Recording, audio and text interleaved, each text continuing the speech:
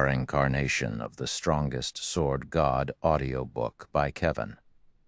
Chapter 1041, Medium Shipyard. When Shi Feng entered the town hall, there were only a few other players in the building. They were all independent players, not guild players. The lands in God's Domain's NPC cities were very expensive. Generally, only guilds could afford them. It was practically impossible to find a lone player who could afford these lands as well. However, it was a different story for NPC towns. The lands here were many times cheaper. Take Ocean Viewing Town, for example. Its normal lands only cost 200 to 300 gold, while the lands around the town center cost 500 to 600 gold. Even the most expensive land, which had an excellent view of the ocean, cost around 900 gold. Generally, expert players of considerable skill could afford these lands after their Tier 2 promotion in the past. Many players who could not afford houses in NPC cities would build their houses on lands in towns with a good view or in prosperous towns. As a port town, even without access to the savage wildland, Ocean Viewing Town's lands were a valuable investment. After all, as players reached higher levels, players would unlock more in-game systems in God's Domain, for example, the Maritime Merchant System. In God's Domain, one could earn money from other players as well as NPCs.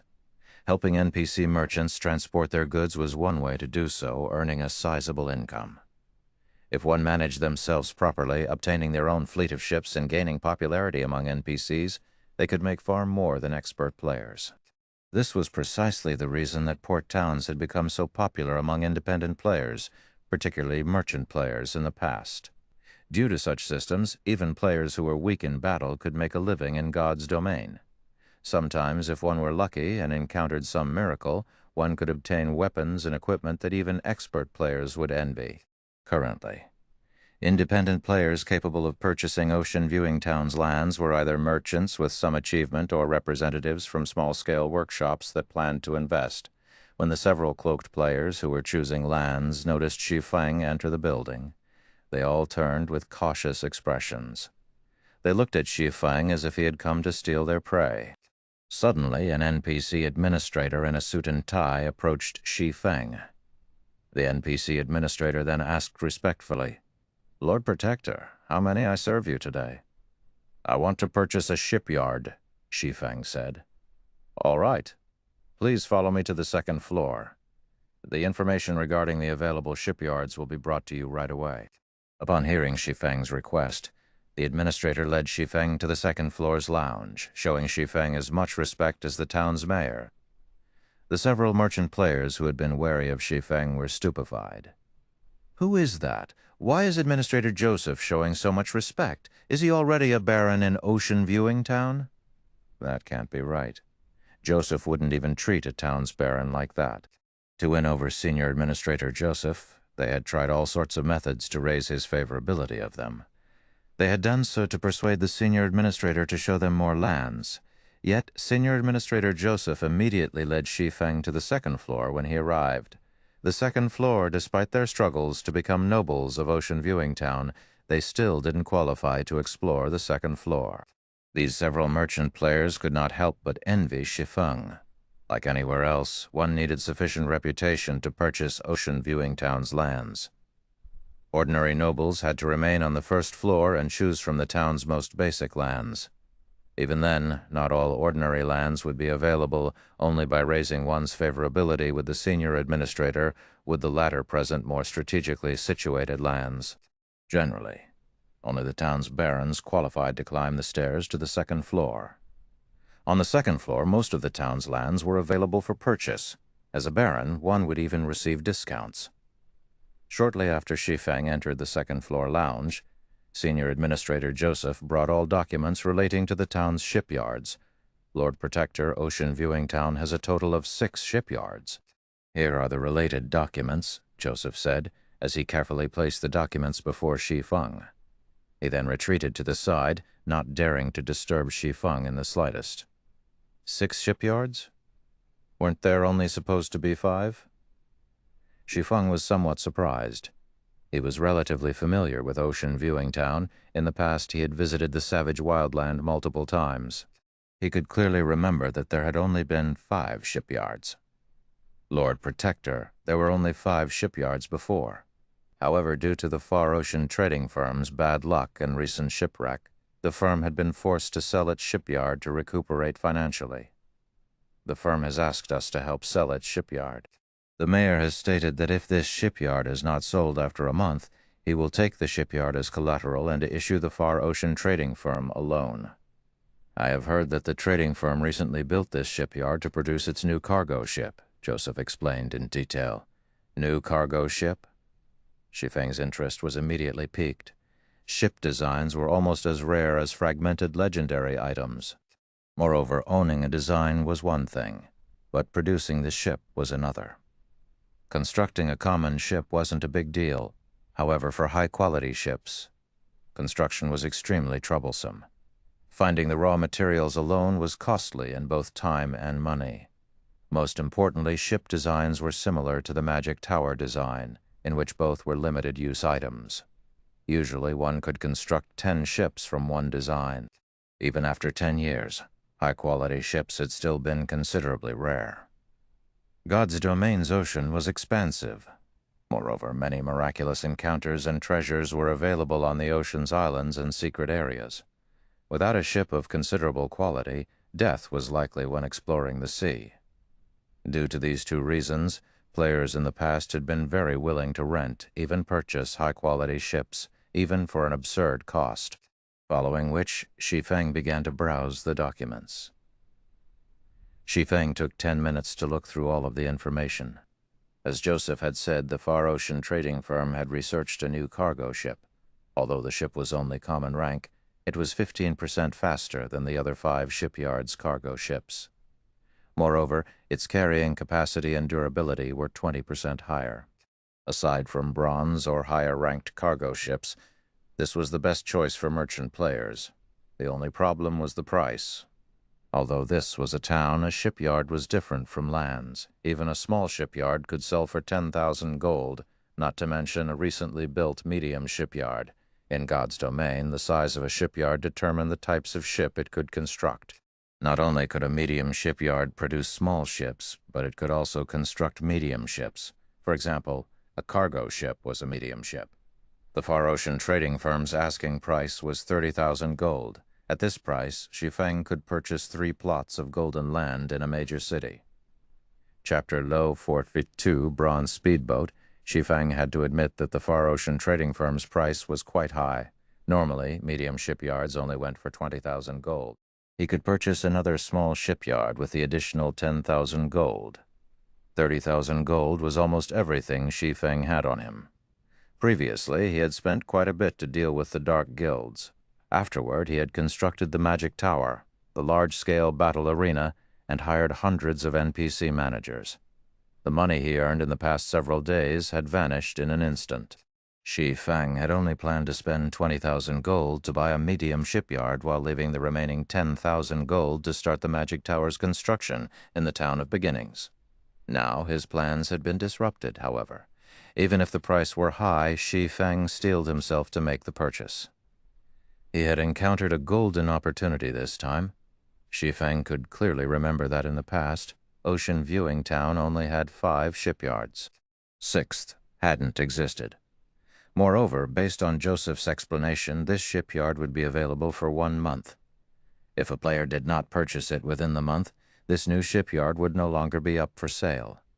In the past, players had likely missed out on this opportunity. As for the Far Ocean trading firm's recent shipwreck, in Shi Feng's opinion, it was very likely due to the activation of the Savage Wildland.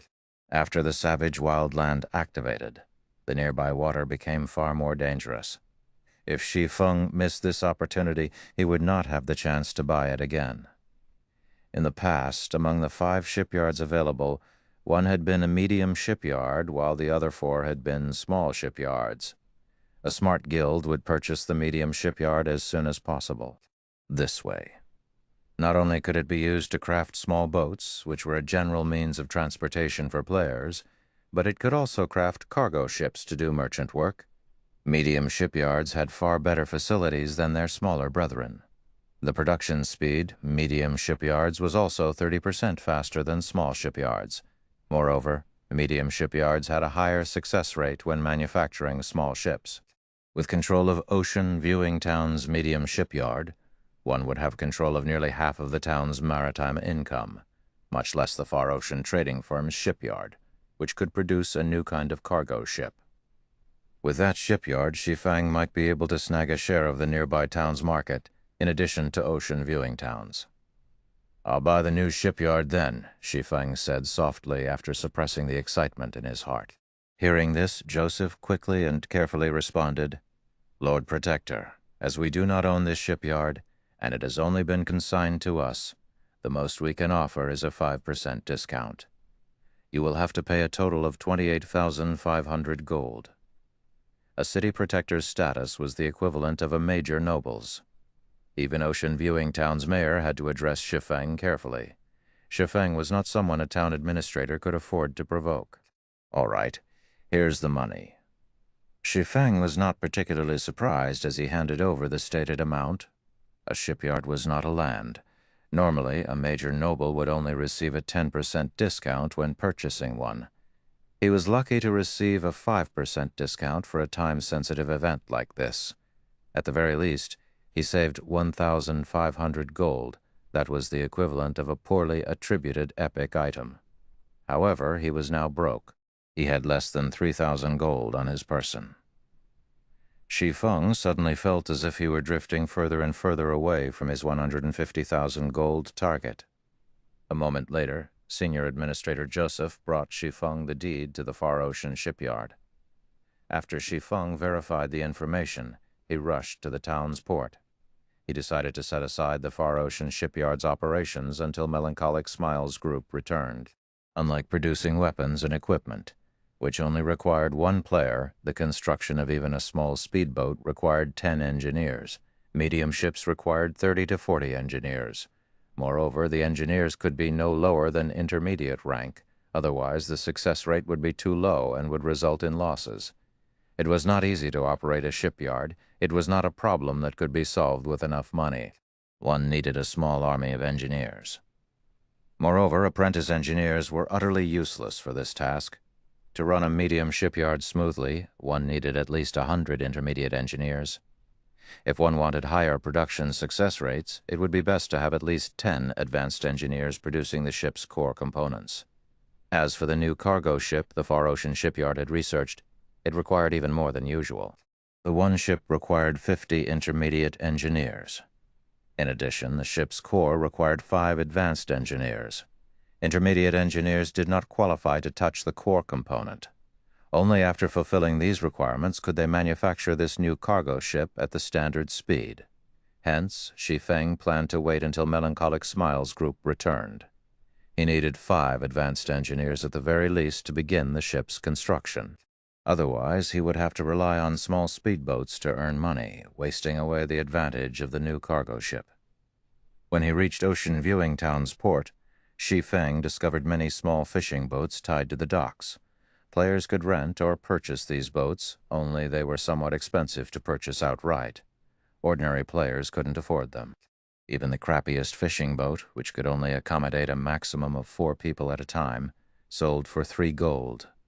A fishing boat that could hold up to 6 players cost 5 gold. As for fishing boats with a small sail, their prices were even more absurd, with the most common selling for 10 gold. However, one had to admit that it was worth every coin. Fishing boats with sails were 10% faster than those without. Moreover, they possessed the passive skill, sail along the wind. Players could increase their speed by another 20% with the wind in their sails. This way, players could escape sea monsters easily, avoiding the risk of losing both their lives and their ship. Renting a boat was far cheaper than purchasing one.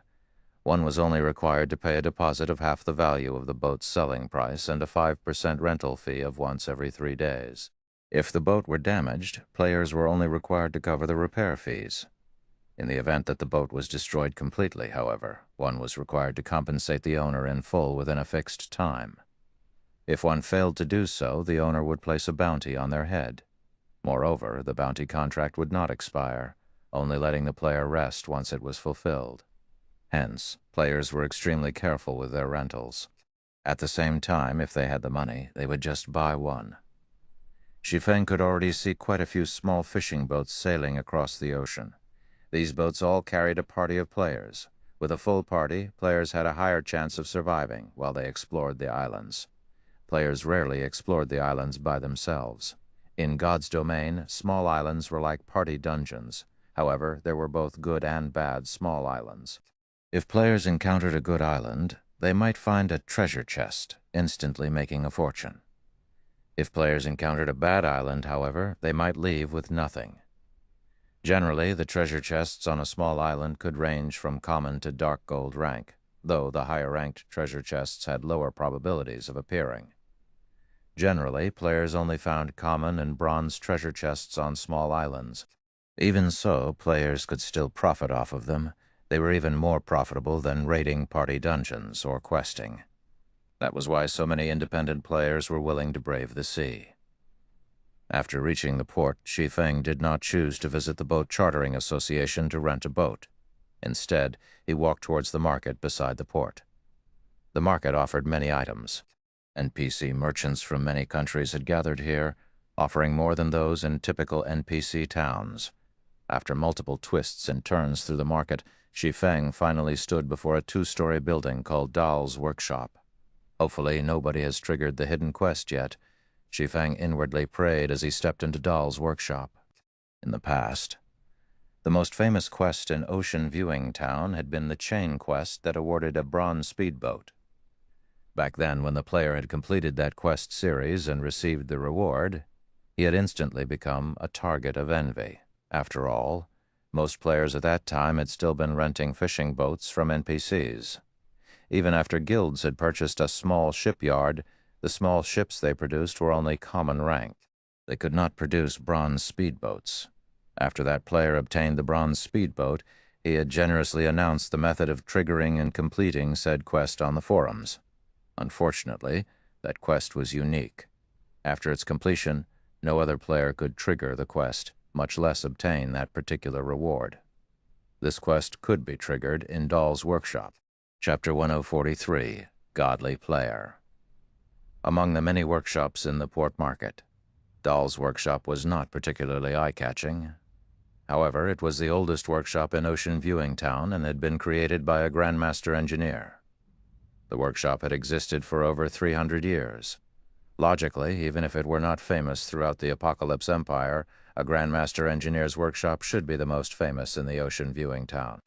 Unfortunately, its decline due to the workshop's inheritors worse with each generation, letting the workshop to fall into its current state. At this point, almost nobody remembered Dahl's Workshop's past glory. However, the workshop's current owner was quite talented.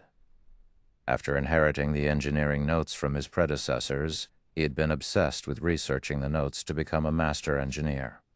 Meanwhile, the hidden quest was helping the current inheritor of Dahl's Workshop, Rodney, become a master engineer. If the player succeeded, they would earn a bronze speedboat in God's domain. The value of a bronze speedboat could rival that of an epic item. A common speedboat could carry up to 2 parties of 6, and it was 20% faster than fishing boats. Moreover, it came with the accelerate skill and braving the winds and waves passive skill. Both were necessary for adventuring on the open ocean. A bronze speedboat could hold a team of 20, and its speed and durability were 15% higher than a common speedboat. A bronze speedboat also possessed offensive capabilities. In terms of life-saving capabilities, the bronze speedboat was multiple times stronger than the common speedboat. The player that had obtained the bronze speedboat had formed a relatively good maritime adventurer group and had ventured into dangerous waters that other players had not dared to explore, becoming quite famous in the Apocalypse Empire. Upon entering Dahl's Workshop, Shi Feng discovered several other players waiting in the basketball court-size workshop as well.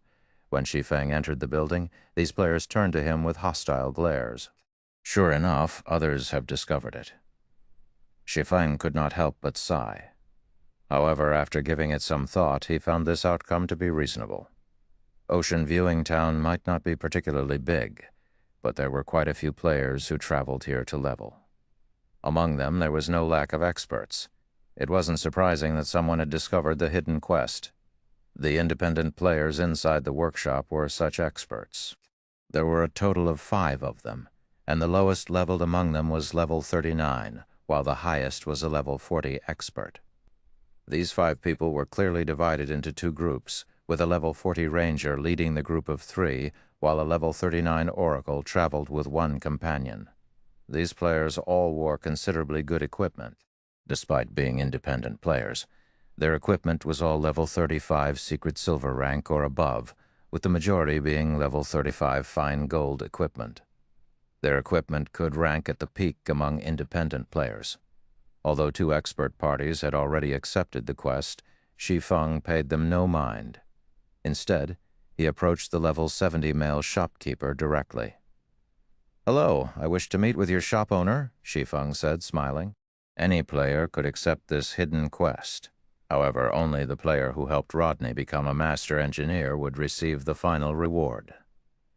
The first step of the quest was to meet with Rodney. However, when Shi Feng mentioned his request, the level 40 ranger snorted with amusement. Trying to meet the shop owner from the get-go was a dream. Ordinary people would assume that the male shopkeeper was an ordinary shopkeeper. In reality, however, the shopkeeper was Rodney's apprentice. If players could not get past this apprentice, they would not be allowed to meet Rodney.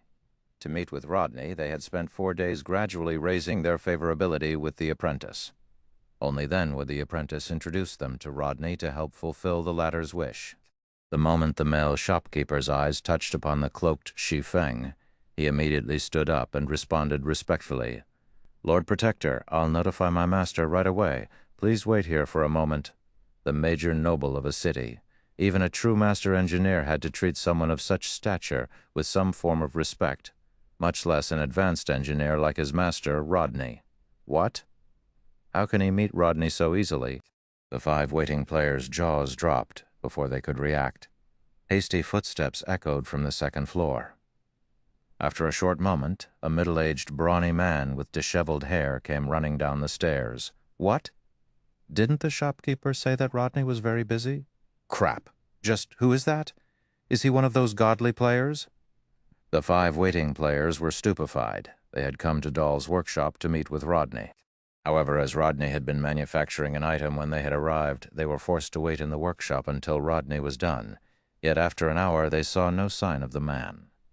On the other hand, Shi Feng had only spoken a sentence to summon Rodney. Upon seeing Shi Feng, Rodney's serious expression transformed into respect as he said, "Lord Protector, I am Rodney, the owner of this workshop. May I know why my lord has come looking for me? I have heard that you've been trying to get promoted to a master engineer for a while. I have a method that can assist you in transitioning smoothly. May I know if you're interested?" Shi Feng was not surprised by Rodney's respectful attitude. The power of an advanced title was no trifling matter. Rodney could not hope to compare to his status. Hence, there was no need to waste time on courtesy, fawning over the NPC. Hearing Shi Feng's suggestion, Rodney's eyes immediately lit up. His excitement was obvious. "Lord Protector, if you can help me with my promotion to Master Engineer, I will pay any price," Rodney answered and bowed, anticipation filling his eyes. Becoming a Master Engineer was his lifelong wish. Moreover, he wanted to revitalize Dahl's workshop with his own hands, following which, Shi Feng heard the sound of a system notification. System, hidden quest, Master's Dream triggered. Quest content, help Rodney become a Master Engineer, rewards unknown. "Let's continue our conversation upstairs."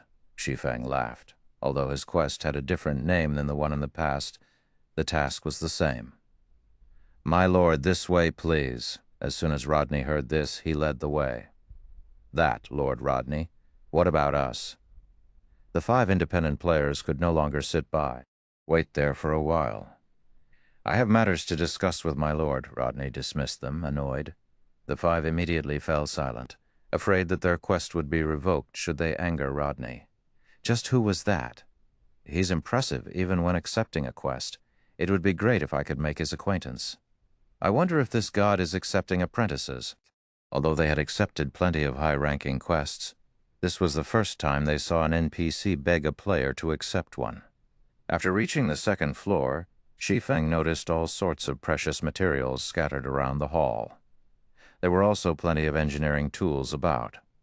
After taking a seat, Rodney asked anxiously, "Lord Protector, may I know what I should do to become a master engineer?"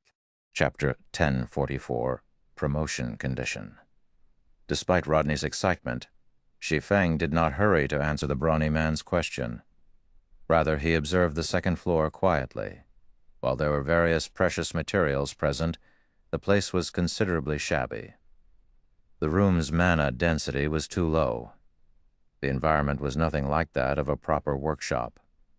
Take Celiora's smithy, for example. Although the woman's smithy looked shabby on the outside, numerous magic arrays coated the building's interior, constantly gathering large amounts of mana and keeping the workplace's mana density high. Yet the second-floor hall of Dahl's workshop did not have any magic arrays. The density of the ambient mana in here was the same as the building's exterior. Even a player would have a difficult time gaining the promotion to Master Engineer, not to mention an NPC. Yet, despite working in such an environment, Rodney had eventually become a Master Engineer in the past. Rodney's talent was obvious back then. Aside from relying on the super-rare materials players had collected, Rodney had become a Master Engineer because of his excellent engineering tools. These were similar to the hammer and flames forgers used. Despite Rodney's inheritance of Dahl's workshop, his current tools were only bronze rank. Hence, the hidden quest's final phase was to collect a set of mysterious iron engineering tools for him. To put it bluntly, Rodney's promotion to Master Engineer had taken so long despite his great talent because he was too poor. What would the deceased Grand Master Dahl think if he learned about this? After catching a glimpse of Rodney's financial situation, Shi Feng shifted his gaze back to Rodney and asked seriously, "Your promotion is simple, but before that, may I know if you are interested in consulting for my trading firm?" In God's domain, players were allowed to hire lifestyle NPCs in the same way that they were allowed to hire NPC managers to manage their shops. Only hiring ordinary lifestyle NPCs was not particularly worthwhile. Lifestyle NPCs' production was slower than players.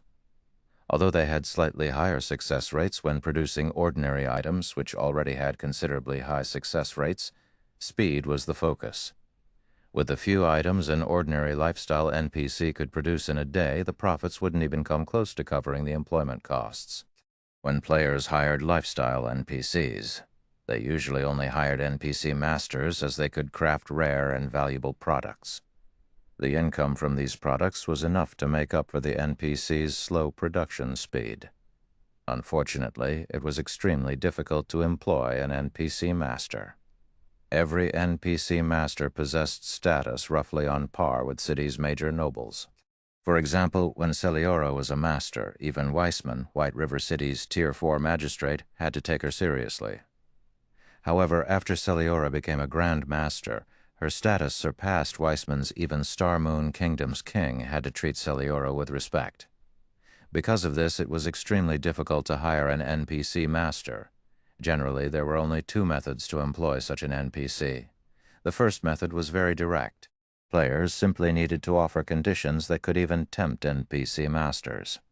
However, very few individuals or guilds were capable of this method.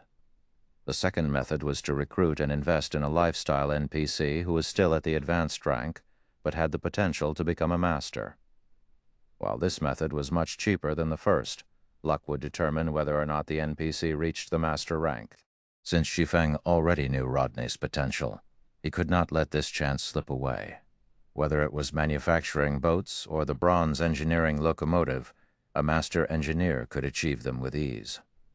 If he had the help of an NPC like this, he could earn all the money he needed whenever he needed. Hearing Shi Feng's proposal, Rodney's passionate gaze immediately cooled. Determinedly, he said, "Lord Protector, as the inheritor to Dahl's workshop, my only wish is to revitalize this workshop. Please allow me to refuse your offer." "Don't be in such a hurry to refuse. I'm not asking you to join my trading firm. I just want you to help me with producing some items." Shi Feng had not expected it to be that easy. Hence, he took a step back and loosened his condition. "No matter how I look at it, Dahl's workshop will need a lot of money to grow strong again. I'll pay the normal employment rates even after I help with your promotion." This. Rodney hesitated. After pondering for some time, he said, "If my lord helps me become a master, I will promise to work for my lord for 3 months. How about it?" "All right, then. 3 months it is," Shi Feng sighed helplessly. He had to admit that Rodney was a tough nut. If he hadn't had the city protector title, Rodney probably wouldn't have even offered 3 months. However, during these 3 months, Beyond the holy city of Titan, the candlelight trading firm should be able to give birth to a master engineer. With Rodney's help, they could make it through the next few months, following which, Shi Feng took out a set of mysterious iron engineering tools and an old design that was as large as a table. He gave Rodney the tools to ensure a high success rate with the new item's production. As for the design, it was the basic mana-gathering magic array.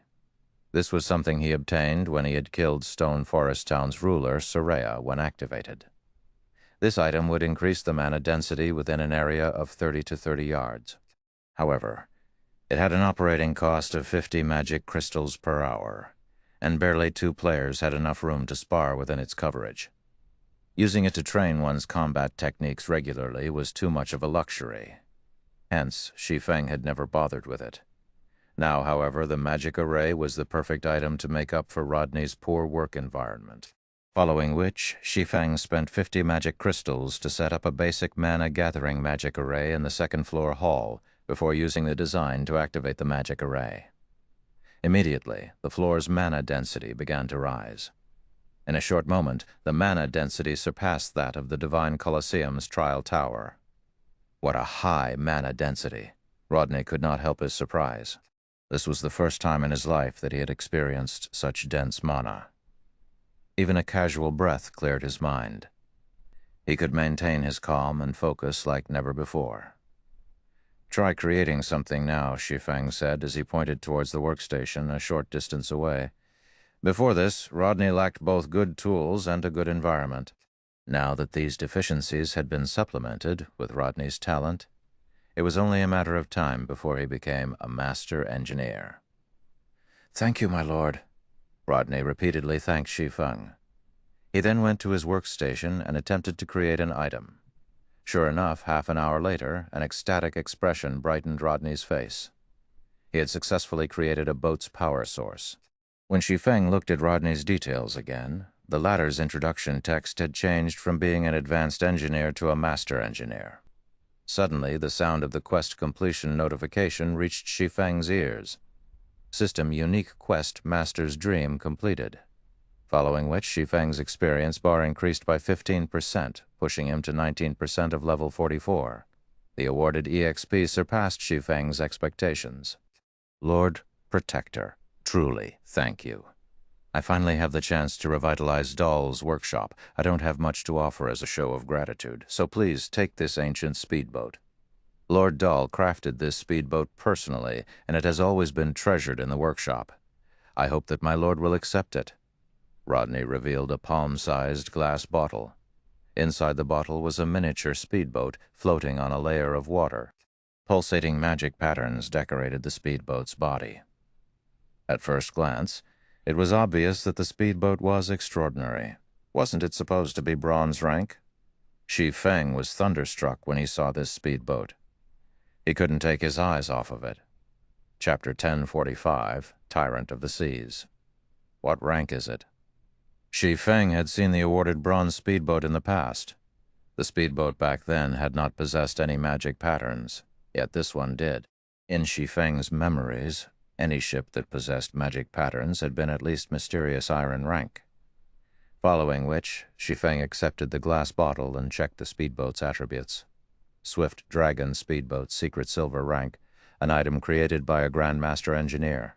Maximum capacity, 30 people durability, 500, additional active skill 1 Dragon Cannon, range 1,000 yards. Deals a devastating blow to a radius of 15 yards. Cooldown, 15 seconds. Additional active skill 2 Energy Pulse, paralyzes all enemies within 50 yards. Cooldown, 1 minute. Additional active skill 3 Accelerate, instantly increases movement speed by 100% for 20 seconds. Cooldown, 2 minutes. Additional active skill 4 Magic Barrier, envelops the ship in a magic barrier, granting immunity to all spells, and reduces physical damage received by 60% for 10 seconds. Cooldown: 30 minutes. Additional passive skill, braving the winds and waves. When sailing with the wind, movement speed increased by 50%.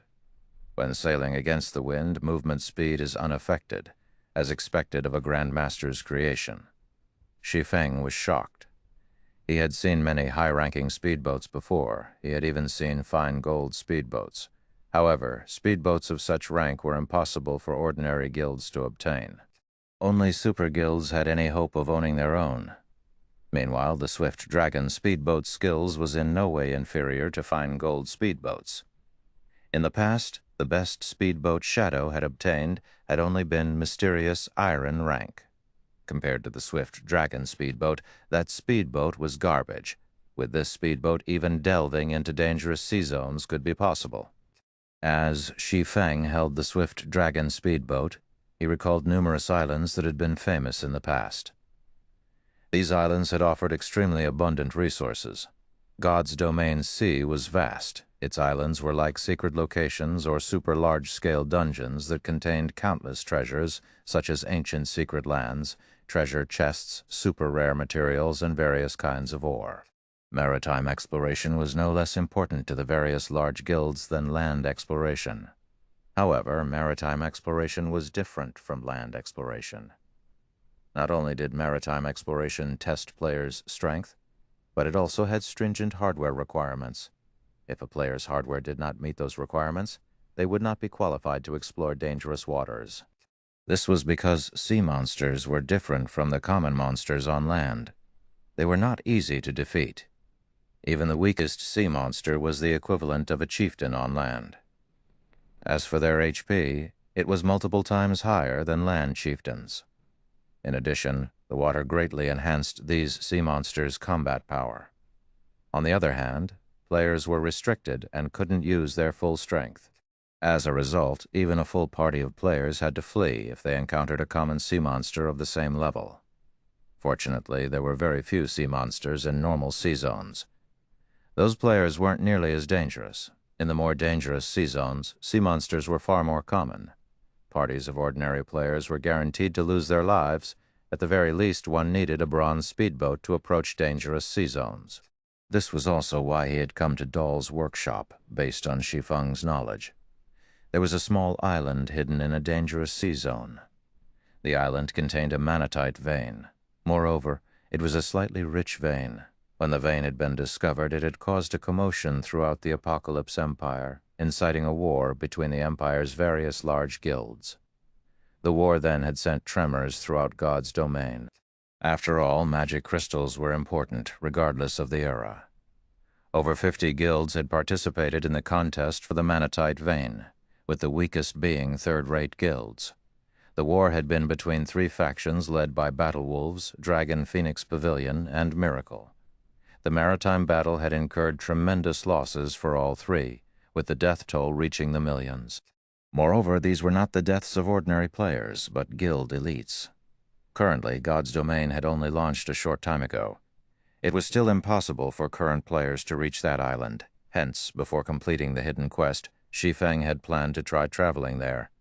If he succeeded and claimed the manatite vein, the development issues that would plague his future city would vanish. One could not complete a city by simply constructing an empty shell. The money and resources involved in a city's operation were astronomical. Even super guilds could barely afford to run a city, much less the current Zero Wing. The most important resource, of course, was the mana crystal. Unlike the magic tower, whose daily operation only cost 500 magic crystals, the mana tower cost 4,000 magic crystals each day. There were also many other establishments that required magic crystals as a power source. Now that the town's safety had been dealt with, he had to deal with the city's construction and developmental problems. He needed to claim a manatite vein. Originally, Shi Feng had not been particularly confident of reaching the island. Now that he had the Swift Dragon speedboat, however, his confidence grew, following which Shi Feng signed a contract with Rodney, stipulating that Rodney would work for Shi Feng for 3 months. The first task he assigned the master engineer was to construct the power source of his shipyard's new cargo ship. After settling his affairs with Rodney, Shi Feng left Dahl's workshop and prepared to make a trip to the savage wildland. As soon as Shi Feng reached the docks, he discovered many players shouting to form parties. 4 waiting for 2. We already have a boat ready. The route is guaranteed to be safe. We'll set off once we have 2 powerful level 39 DPS. Requesting companions to rent a boat together. Level 37 cleric looking for a party. Level 39 powerful MT looking for a strong party. Hundreds of players were trying to form parties. The scene was quite lively. Moreover, their requirements were high. This was nothing like White River City's party-forming area. Most of these parties were looking for players level 39 or above. Moreover, members must have secret silver rank equipment or above. Fellow brother, are you looking to sail? Since you are alone, why don't you join our party? Once we reach an island, we'll split the items equally. As Shi Feng was walking towards the sea, a level 40 male elementalist suddenly approached and sent him an invitation. Although Shi Feng wore a black cloak, he had used the demon mask to adjust his appearance and displayed himself as a level 40 swordsman. Even among this crowd, players who had reached this level were rare. Originally, Shi Feng had thought of rejecting the invitation.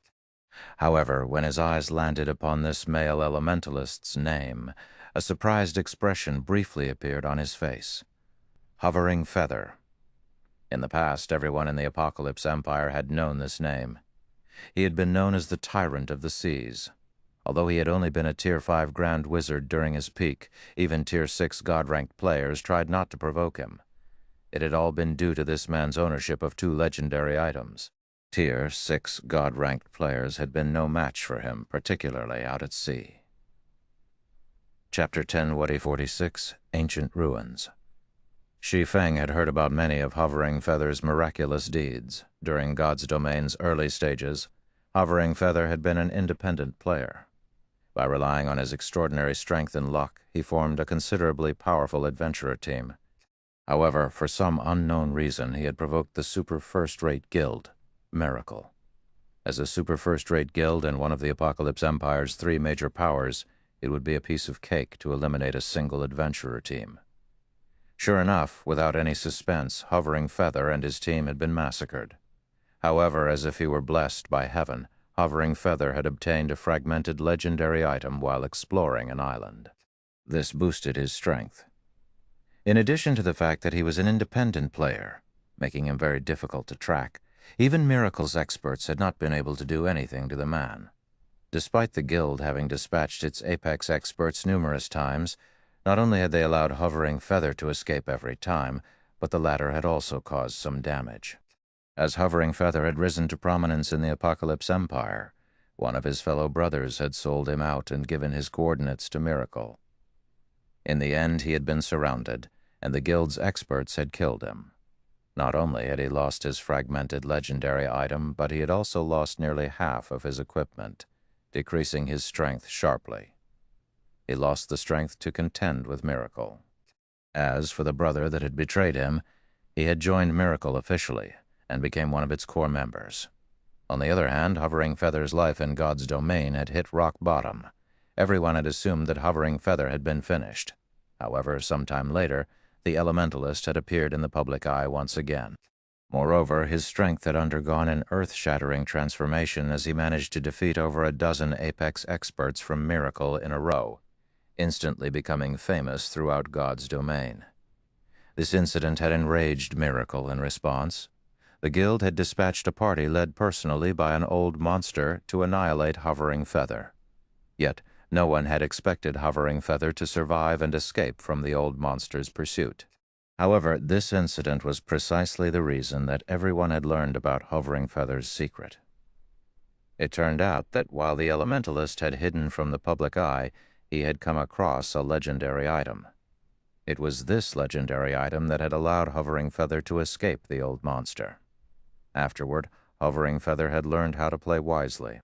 He would not ashore unless absolutely necessary, practically living out his time in God's Domain out at sea. The sea was both vast and extremely dangerous. Even Miracle could not reach the Elementalist. Sometime later, the Battle Wolves took a fancy on Hovering Feather's potential and extended an olive branch. To exact his revenge on Miracle, Hovering Feather agreed to join Battle Wolves and became one of the Super Guild's mainstays. In the end, he had harassed and caused Miracle plenty of trouble during the Guild's maritime exploration. Many independent players had lauded Hovering Feather's exploits as classics in God's domain. Shi Feng then glanced at the 4 players watching Hovering Feather from a distance. Among these 4 players, the lowest leveled was a level 38 Oracle, while the other 3 were all level 39 players, including a level 40 Elementalist like Hovering Feather. The party was quite strong. "Which island are you guys heading to?" Shi Feng asked. Based on the previous timeline, Hovering Feather should only be starting to form his adventurer team right about now. Although it was somewhat difficult to rope him into Zero Wing, there was no harm in getting acquainted. If his route happened to pass by Hovering Feather's destination, he could let the Elementalist's party tag along. "Our destination is the distant Golden Sands Archipelago. Although the way there is somewhat dangerous, very few players have headed that way. The resources are still abundant. Even if we don't find treasure chests or special party dungeons, we can harvest quite a lot of materials for money. As for the route to the archipelago, our party already has a safe route from the secret pavilion. As long as we are careful, nothing will happen on our way." Hovering Feather explained quickly when he noticed Shi Feng's interest. "The Golden Sands Archipelago?" Surprise flashed in Shi Feng's eyes as he looked at Hovering Feather. Shi Feng had visited the Golden Sands Archipelago in the past. The archipelago was a medium-sized island and only a short distance away from the savage wildland. The archipelago was also very close to a dangerous sea zone. With players' current standards, the trip was very risky. However, Hovering Feather's achievements in the past had most likely been closely related to this risk-taking behavior. Had he played God's domain like other ordinary players and only operated around the islands close to Ocean Viewing Town, he'd have to be absurdly lucky to achieve any notable feats. Risk and opportunity came hand in hand when exploring the sea. Meanwhile, the Golden Sands Archipelago included considerably resource-rich islands. The most famous were the ancient ruins in the archipelago's core.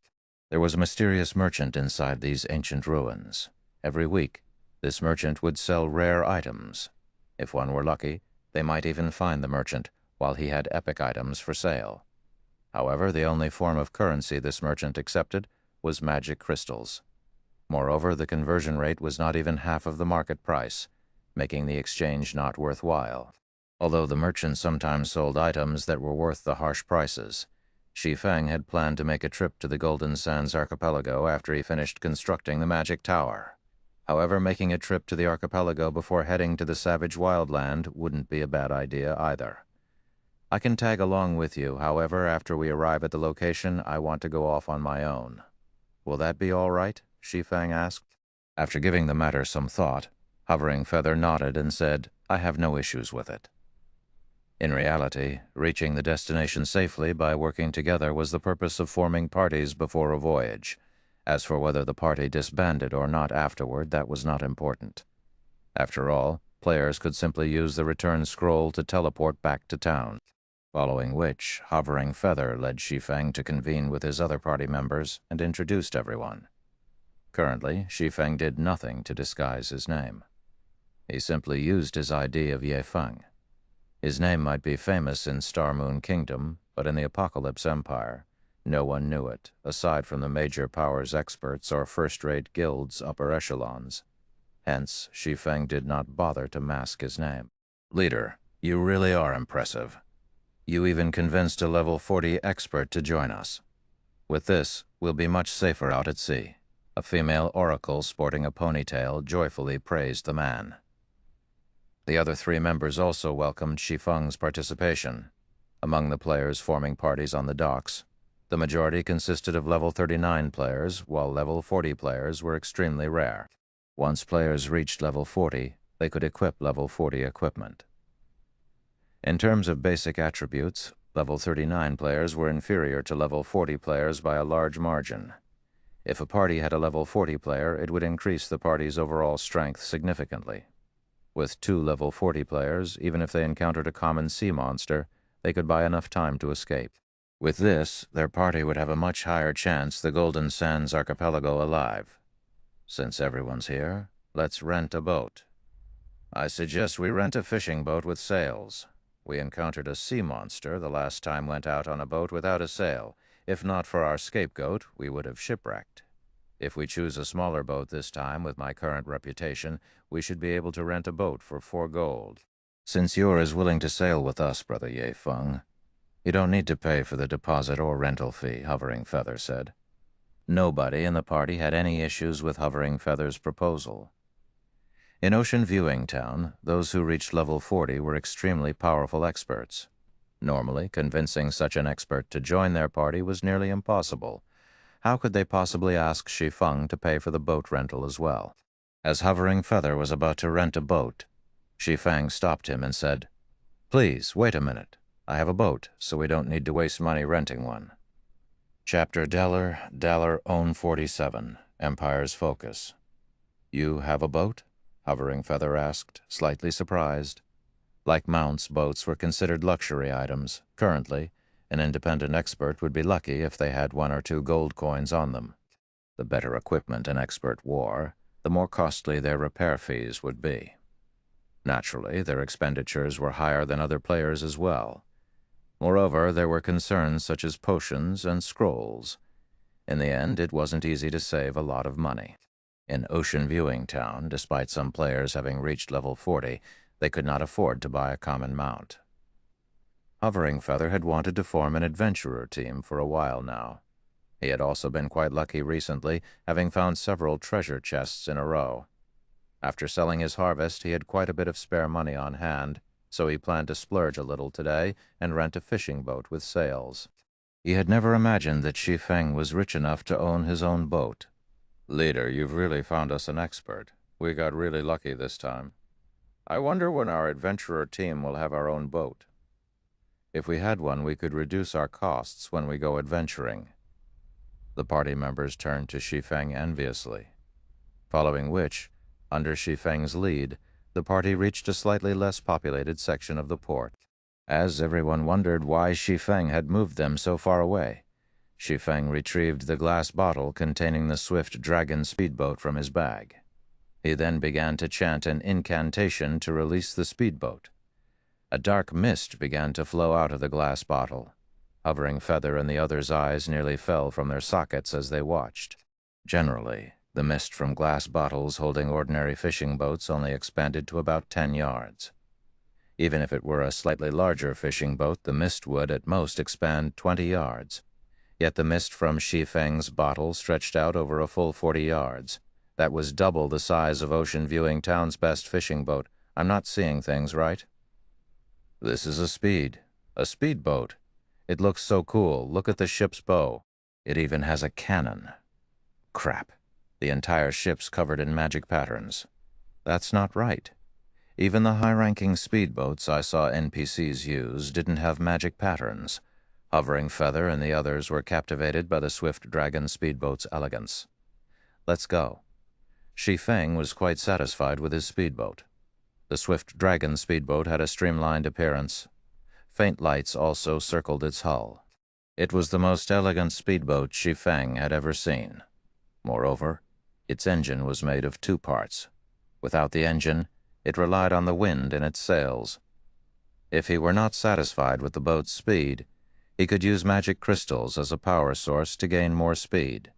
However, this mode cost 1 magic crystal per 10 minutes, which was the equivalent of 25 silver every 10 minutes. That was practically a day's income for an ordinary expert. When Shi Feng finished admiring his speedboat, he led the party to the boat's deck. As Shi Feng released the Swift Dragon speedboat, the distant passers-by were stupefied. "What kind of boat is that? Could some Super Guild's expert team have come to our Ocean Viewing Town? That boat looks amazing. I wonder which Apex adventurer team that is. I have to join them." Swiftly, word of the Swift Dragon speedboat caused a commotion throughout Ocean Viewing Town.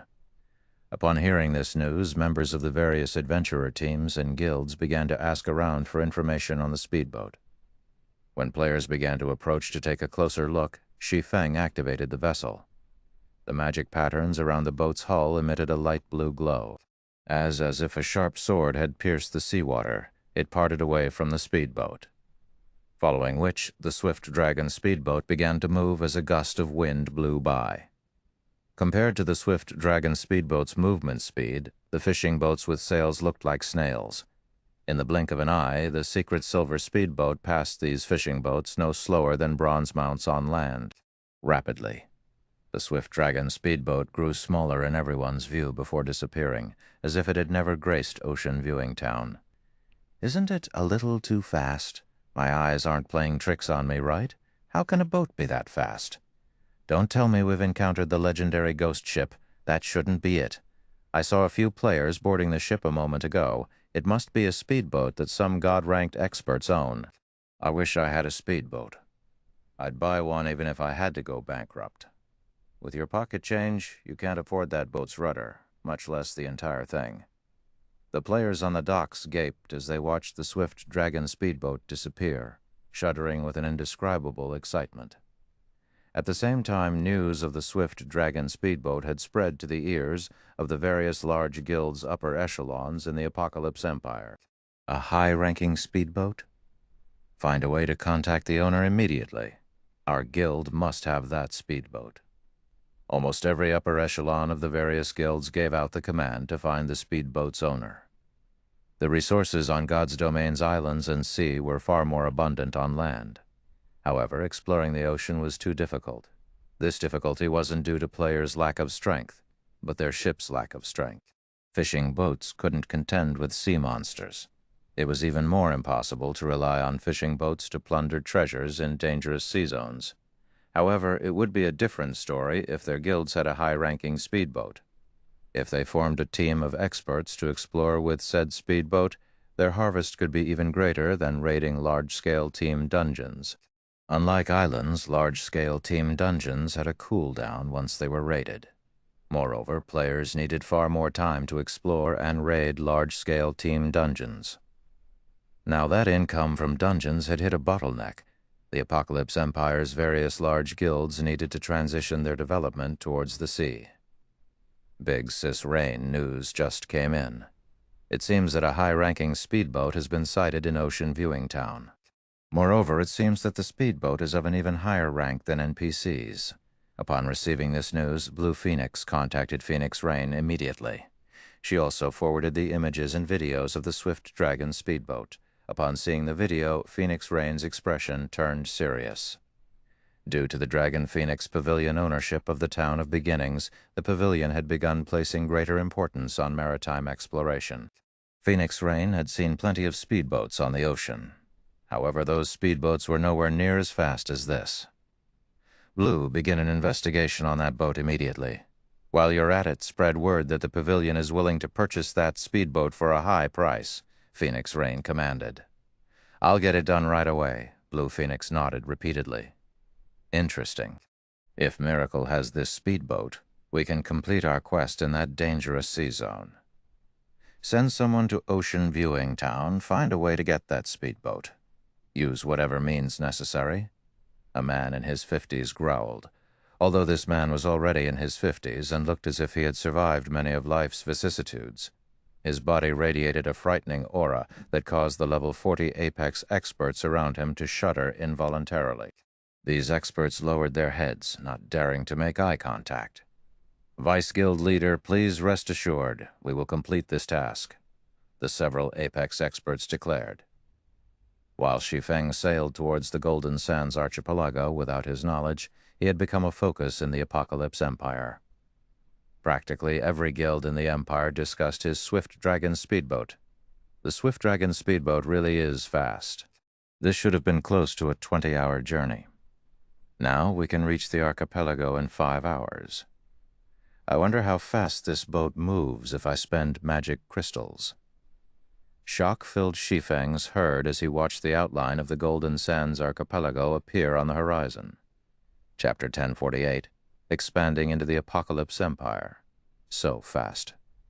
Hovering Feather could not help but rub his eyes as he looked at the massive mountain range in the distance. He found it hard to believe what he was seeing was true, although he could tell from the strong winds pushing against his face that the Swift Dragon speedboat was moving rapidly. He never imagined that the speedboat would actually be this fast. It was definitely much faster than the fishing boats they had used before. Time was money.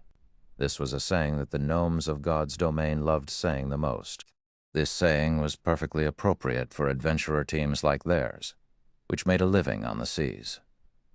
Ordinary players might not understand this, but as a veteran player who frequently fought on the seas, Hovering Feather was quite aware of the terrifying consequences this sort of time savings could bring. Many islands possessed extremely abundant resources. Even the high-resource maps on dry land could not compare. However, they had a very severe drawback. The journey to these islands was simply too time-consuming. Generally, players could remain in God's domain for only 30 hours or so and use the rest of the time for work, studies, and such activities in the real world. On land, guild players might need only 5 or 6 hours to travel to a high-resource map to level up. Afterwards, they would have over 20 hours to spend grinding at the map before having to return to a city to rest. On the other hand, maritime players usually spent around 20 hours just searching for a high-resource island, leaving only 10 hours to grind monsters. Yet, despite this gap in actual grinding time, maritime players still managed to keep up with guild players' levels. One could see just how effective it was to level up on high-resource islands. Meanwhile, players could also come across rare materials and good weapons and equipment more readily on high-resource islands. If one's travel time at sea got shortened to around 5 hours only, they could spend over 20 hours grinding on a high-resource island. With this, their leveling speed would be 2 or 3 times faster than that of players grinding at high-resource maps on land. 2 to 3 times the leveling speed of guild players. Just thinking about it excited Hovering Feather. At that time, it would be child's play to overtake the leveling maniacs on the Apocalypse Empire's ranking list. For now, though, he merely fantasized about this situation. Item like the Swift Dragon speedboat was simply too rare. It was not an item he could get his hands on. Just who is he? Hovering Feather could not help turning to look at Shi Feng and gulping. At this moment, even if he was a fool, he could tell that his party had encountered a true expert. Otherwise, how could Shi Feng possibly possess such a powerful speedboat? Hovering Feather wasn't the only one who realized this problem. The other members of his party had likewise come to a similar appreciation. So this is a real expert. I've always thought that such experts were arrogant and aloof bastards. I never thought that experts were actually such approachable people. I wonder if he has a girlfriend already. I want to introduce him to my younger sister. What? You have a younger sister? Why don't I know about this? What kind of friend are you? We've known each other for so long, yet you didn't even introduce her to a handsome man like myself. Scram. Although she isn't related to me by blood, I can't possibly push her into a pit of fire. All right, enough. Be serious. The expert is walking over. Only after Hovering Feather interrupted their hushed discussion did everyone notice that Shi Feng had already walked over to them at this moment. When they looked at Shi Feng again, they suddenly felt that Shi Feng's figure seemed bigger than before. They also felt a heavy pressure bearing down on their bodies. We've arrived. I had a very good time chatting with you all during the journey. However, I still have some matters I need to attend to, so let's part ways here, Shi Feng said. He could not help but smile as he looked at everyone suddenly taking a cautious attitude towards him. On their way here, they had not encountered any danger. Even when they met with sea monsters, it took very little effort to shake off the monsters with the Swift Dragon speedboat's speed. Hence, during their 5-hour journey, they had mainly been chatting and joking with each other. Through their conversations, Shi Feng had also learned much about the Apocalypse Empire. The information that interested him the most was the Empire's maritime situation. In the past, as he mainly operated around Star Moon Kingdom, he did not know much about the Apocalypse Empire, particularly the Empire's current state of affairs. The Apocalypse Empire was a coastal country. Its development path was slightly different from Star Moon Kingdom's, which mainly focused on land. This divergence was considerably beneficial during the mid-late stage of God's domain. After the game entered its mid-late stage, the competition on land became increasingly intense. The reason for this was the sheer scarcity of high-level maps. Moreover, high-level maps were usually located at the borders between countries, prompting the guilds of various countries to wage war for resources. With so many guilds fighting over a limited number of maps, one could just imagine how little resources each guild could obtain. However, it was a different story for the sea. There were far more islands than there were players and guilds to occupy and harvest them. For coastal countries that had long since developed their maritime power, gaining a large amount of resources and continuously improving their own guilds did not take much effort. As for guilds that realized this only then, how could they possibly contend against these coastal guilds? Hence, it was extremely important for Zero Wing to develop its strength at sea. However, developing a guild's maritime power was not an easy task. This endeavor required massive amounts of resources and manpower. At the same time, said guild also needed to have territory along the coast. The Apocalypse Empire had a total of 26 NPC coastal towns and cities. Of these, 3 were cities, while the remaining 23 were towns. Ocean Viewing Town was the most inconspicuous one. The 3 major powers of the empire had already claimed the 3 coastal cities, leaving no room for other guilds to intervene. Fortunately, these 3 major powers did not pay much attention to the 23 coastal towns. Although other large guilds were contesting for control over these towns, it was not entirely impossible for Zero Wing to try and get a share of the pie. From Hovering Feather and his party members' conversations, Shi Feng had found out that 6 of the 23 towns remained ownerless. Hence, he decided to have Immortal Light, Zero Wing's subordinate guild, come and develop at these towns. In any case, Sind Heart, the guild leader of Immortal Light, had yet to decide where he would develop his guild next. Hence, he might as well serve as Zero Wing's spearhead. If Zero Wing abruptly expanded its influence into these towns, it would no doubt attract the attention of the 3 major powers. In that case, even before Zero Wing could start developing, it would have already been squeezed to death. However, Immortal Light was different. It was a small guild that was not even considered a third-rate guild. None of the local large guilds would pay attention to it if it expanded into these towns. As for the 3 major powers, Immortal Light's existence was no different from air to them. With Zero Wing's current foundations, it was definitely possible to let Immortal Light take advantage of the situation. If Immortal Light could establish its roots at these coastal towns, its presence would be of great help to Zero Wing's development in the future. Afterwards, Shi Feng added Hovering Feather and the others as friends. He also mentioned to them that he was willing to purchase any rare materials the party found for a high price. He was even willing to exchange using high-quality weapons and equipment. This offer fanned Hovering Feather's gratitude towards him. To independent players like them, the most difficult things to obtain were high-quality weapons and equipment. If they had these things, their adventurer team would have a much easier time developing in the future. After parting ways with Hovering Feather's party, Shi Feng found a deserted location and used the 7 Luminaries' Ring's space movement. In the blink of an eye, he arrived before a small cabin beside a lake.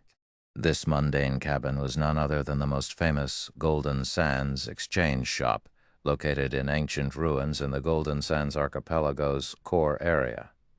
In the past, this place had been crowded with players. Practically every large guild in the Apocalypse Empire would send people over daily to snatch up any rare items in the exchange shop as soon as they appeared. Now, however, there was nobody here to compete with Shi Feng over these rare items. He could take his sweet time making his picks. Just as Shi Feng's hand grasped the handlebar and was about to push the cabin's door open, the sound of a system notification entered his ears. System, congratulations. You are the first person to have discovered the Golden Sands exchange shop. Do you wish to pay 10,000 magic crystals to become a member of the exchange shop? Chapter 1049, Popular Battle Arena. Become a member? Shi Feng's eyes immediately lit up with joy when he received this notification. The exchange shop operated by its mysterious merchant had 2 modes of exchange. One mode was available to all players. The other mode was limited to members of the exchange shop.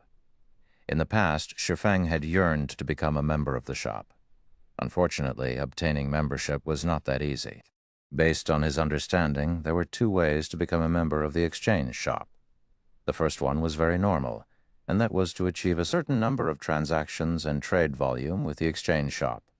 One needed to make 30 consecutive transactions with the shop, as well as attain a total trade volume of 5 million magic crystals. The number of transactions was not calculated based on the number of exchanges made, but on the number of times the Golden Sands exchange shop refreshed its stock. The exchange shop would only refresh its stock of rare items once a week. In other words, one needed to visit the shop for 30 weeks in a row and make a huge purchase every week. If one were to stop even once midway, their count would have to start all over again. However, the number of transactions was only secondary.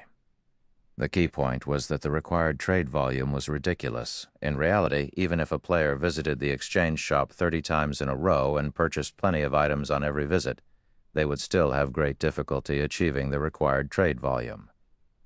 This was true even when they encountered valuable items up for exchange. There also weren't a lot of useful items up for exchange in the shop. Hence, unless one was willing to take a loss and purchase useless items at above market price, it was practically impossible to achieve the required trade volume.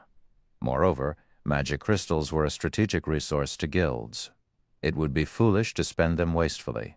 Hence, Shi Feng had never managed to become a shop member in the past. The other method to become a member was through killing the boss monsters inside the ancient ruins, which had a chance of dropping fragments of an ancient stone tablet. If one could complete a set of the fragments and hand it over to the mysterious merchant, one would likewise become a member of the exchange shop. Only the drop rate for the tablet fragments was criminally low. In addition, there were very few bosses in the ancient ruins. The time they took to respawn was also very long. It was practically impossible for an ordinary large guild to gather enough fragments to complete a set. Shi Feng could still clearly remember that in the past, a single tablet fragment had been worth at least 1,000 gold. Even so, the supply was far from enough to meet the demand. As long as a tablet fragment went up for sale, the various large guilds would buy it almost instantly. So there's also such a benefit for the first person to discover the exchange shop. Luckily, I came here before anyone else did. Shi Feng inwardly celebrated. Players who became a member of the Golden Sands exchange shop would enjoy very excellent benefits. The first benefit was that members were allowed to enter the second floor of the exchange shop and exchange for the items there. For the second benefit, members would receive a 20% discount on all items on the first floor. For the third benefit, members would receive a teleportation crystal. In the future, they would no longer need to waste time traveling to the shop. Instead, they could teleport directly to it. Though the crystal had a cooldown of 12 hours, it would still provide great convenience. It could also help players travel quickly to the Golden Sands archipelago, allowing much more time for players to spend on leveling up, following which Shi Feng clicked Agree to become a member of the exchange shop. System: you do not have the required number of magic crystals. You have 48 hours to collect 10,000 magic crystals. If you are unable to collect them in time, it will be considered as you forfeiting this opportunity. What a short time limit. Shi Feng smiled bitterly. Currently, Zero Wing's income for magic crystals was indeed considerable. However, its expenditure of the precious resource was also very high. He had prepared only 3,000 magic crystals for the trip this time. Having no other choice, Shi Feng took out the Abyss Pendant and set a teleportation marker in front of the small cabin. He then took out a guild transfer scroll and activated it. Along with a white flash, Shi Feng disappeared from the Golden Sands archipelago. Star Moon Kingdom, Stone Forest Town, Zero Wing's residence. Why are there so many players here? Shi Feng was surprised by the crowd of members in the main hall. Currently, Zero Wing's residence was extraordinarily lively. Normally, there would only be several hundred guild members lurking around the first-floor hall. Now, however, Shi Feng could see more than 1,000 present. Today's PvP match was awesome. Since coming into the game, this is the first time I've managed to achieve such a high standard with my techniques. I know, right? If I could spar at the battle arena for a few more hours every day, It won't be long before I can give the trial tower's 4th floor a try. At that time, I'll become an elite member of the guild and receive a 20% discount when I visit the battle arena. Forget about it. Didn't you see how many players were crowding into the battle arena today? If not for us being Zero Wing members, we wouldn't get a turn even after queuing up for a day. And you want to fight several times a day? Didn't you notice the looks those independent players were giving us when we entered the combat room? If looks could kill, we would have died multiple times back there. I was just thinking about it. I wonder when our guild will occupy another town? It'd be fine, even if the town's surrounding environment is poor. As long as the guild sets up another battle arena there, we would be able to have some fun there, too, every day. Guild members were chatting merrily in the main hall. When they spoke about the battle arena, their eyes sparkled with excitement. They could not help but wish they could spend more time training there. Unfortunately, there were simply too many players trying to get into the establishment. Hence, the battle arena had limited every player's usage of its combat rooms to no more than 1 hour per day. Moreover, the original price of 1 silver per hour had also risen to 2 silver per hour. Even so, an endless number of players still waited to enter the battle arena. There just was not enough combat rooms to go around. This situation relieved Shi Feng. He could not help but admit that the battle arena was worth every coin he spent on it.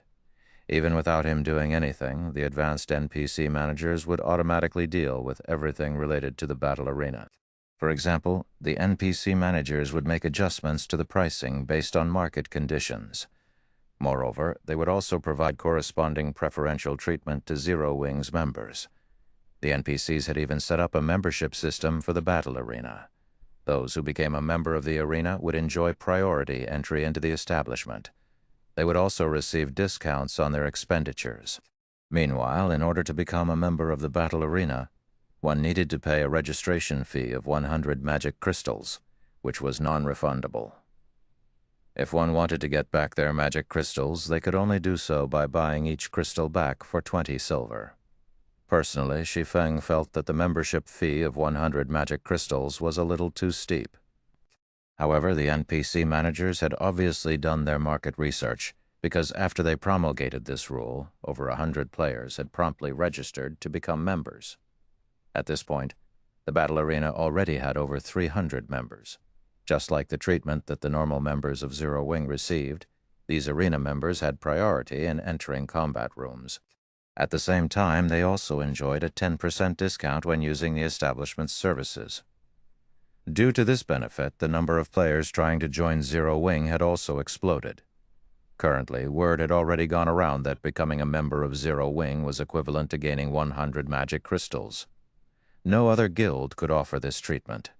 If one managed to become an elite member, the treatment they received was even more amazing.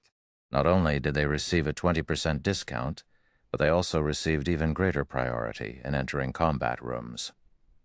Just as Shi Feng stepped out of the residence's main entrance to take a look at today's magic crystal income, a notification came from the system informing him that he had received a message. It seems they're finally unable to continue sitting still. Shi Feng's lips curled up into a smile as he read the message. Chapter 150, Town's Frightening Transformation.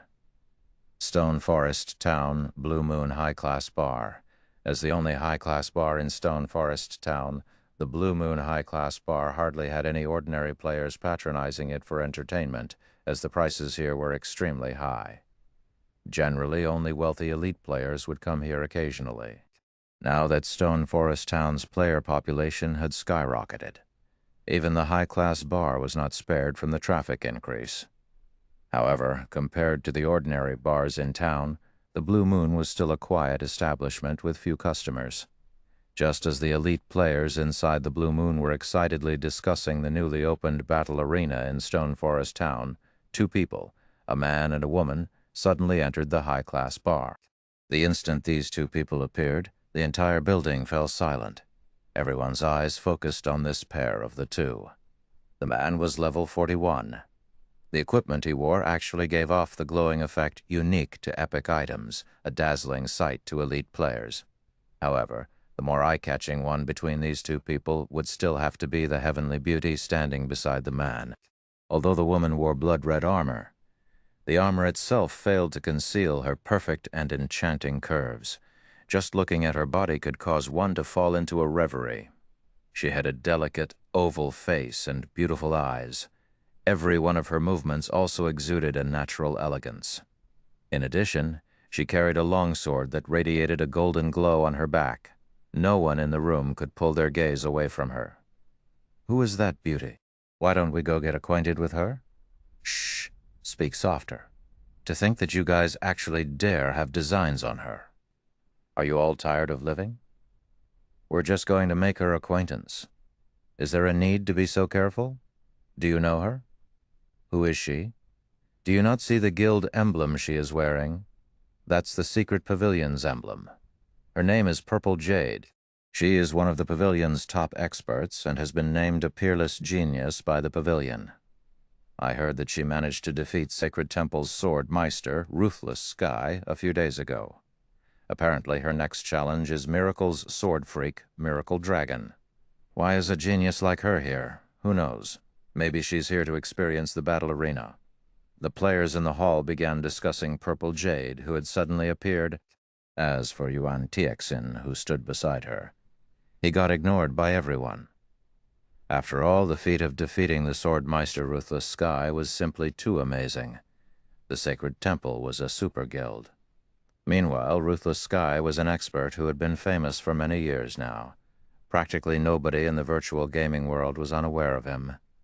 Nevertheless, this young and peerless beauty actually defeated such an expert. This news was far more shocking than if Ruthless Sky had lost to some random nobody. After taking a look around the room, Yuan Texin could not help but shake his head and chuckle as he said, "There are too many people here. Let's go upstairs." Purple Jade simply gave a silent nod in response. As for the gazes everyone inside the bar was directing at her, she paid no attention to them whatsoever. Or to put it in another way, she had long since learned to treat these players as air. After all, she had become the secret pavilion's most dazzling star the moment she joined the pavilion. Normally, there was not a single moment when she was not under close observation. She had grown used to receiving such gazes long ago. Stone Forest Town really is becoming increasingly amazing. I never thought that even a genius from the secret pavilion would come here. I know, right? Just a while ago, I saw several well-known experts of Star Moon Kingdom inside the battle arena. I'm betting that it won't be long before Stone Forest Town becomes the gathering place of expert players. I've decided, from now on, Stone Forest Town will be my main base of operations. I wonder when Stone Forest Town will sell personal houses? Even if I have to bankrupt myself, I must buy one. Stop dreaming. If Stone Forest Town really starts selling houses right now, those experts would buy them up in an instant. I heard that if you want to obtain a personal house in Stone Forest Town, there is currently only one way to do so, and that is by participating in the Battle Arena's tournament. As long as you rank within the top 5 of the 4th floor tournament, you'll get to enter the 5th floor and receive a personal room. Also, I heard that if you rank within the top 10 on the 5th floor, you'll even receive a personal advanced combat room. You don't need to tell me that. I've long since signed up for that tournament, only. The registration fee is somewhat steep. It actually cost me half a magic crystal. If I can't survive 3 rounds, I won't even get to earn back my registration fee. Hee. I'm not aiming high. I'll be happy as long as I can survive 5 rounds and earn some money. As for reaching the top 5, I don't even dare think about it. Most likely, only those famous experts in the kingdom will be able to fight for those positions. Players like us have no chance at all. While everyone was raving about the battle arena, Yuan Texin, who walked by them, could not help but sigh inwardly when he overheard their conversation, a somber expression on his face. Compared to ordinary players, he was much more informed about Stone Forest Town's situation currently. Even ordinary players were optimistic about Stone Forest Town's prospects. One could just imagine how much development potential the town had. Some time ago, Stone Forest Town's value was nothing to the secret pavilion. However, due to the construction of the magic tower as well as the increasingly popular battle arena, the town now had an immeasurable future. Even Yuan Tixin had to admit that. Hence, he and Purple Jade had also come to Stone Forest Town. Despite their having been gone for only a few days, Stone Forest Town had undergone an earth-shaking transformation. Even he had received a fright when he arrived in town just now. Practically all the players roaming the streets were at the standard of elite players. Among them were many level 38 and level 39 experts.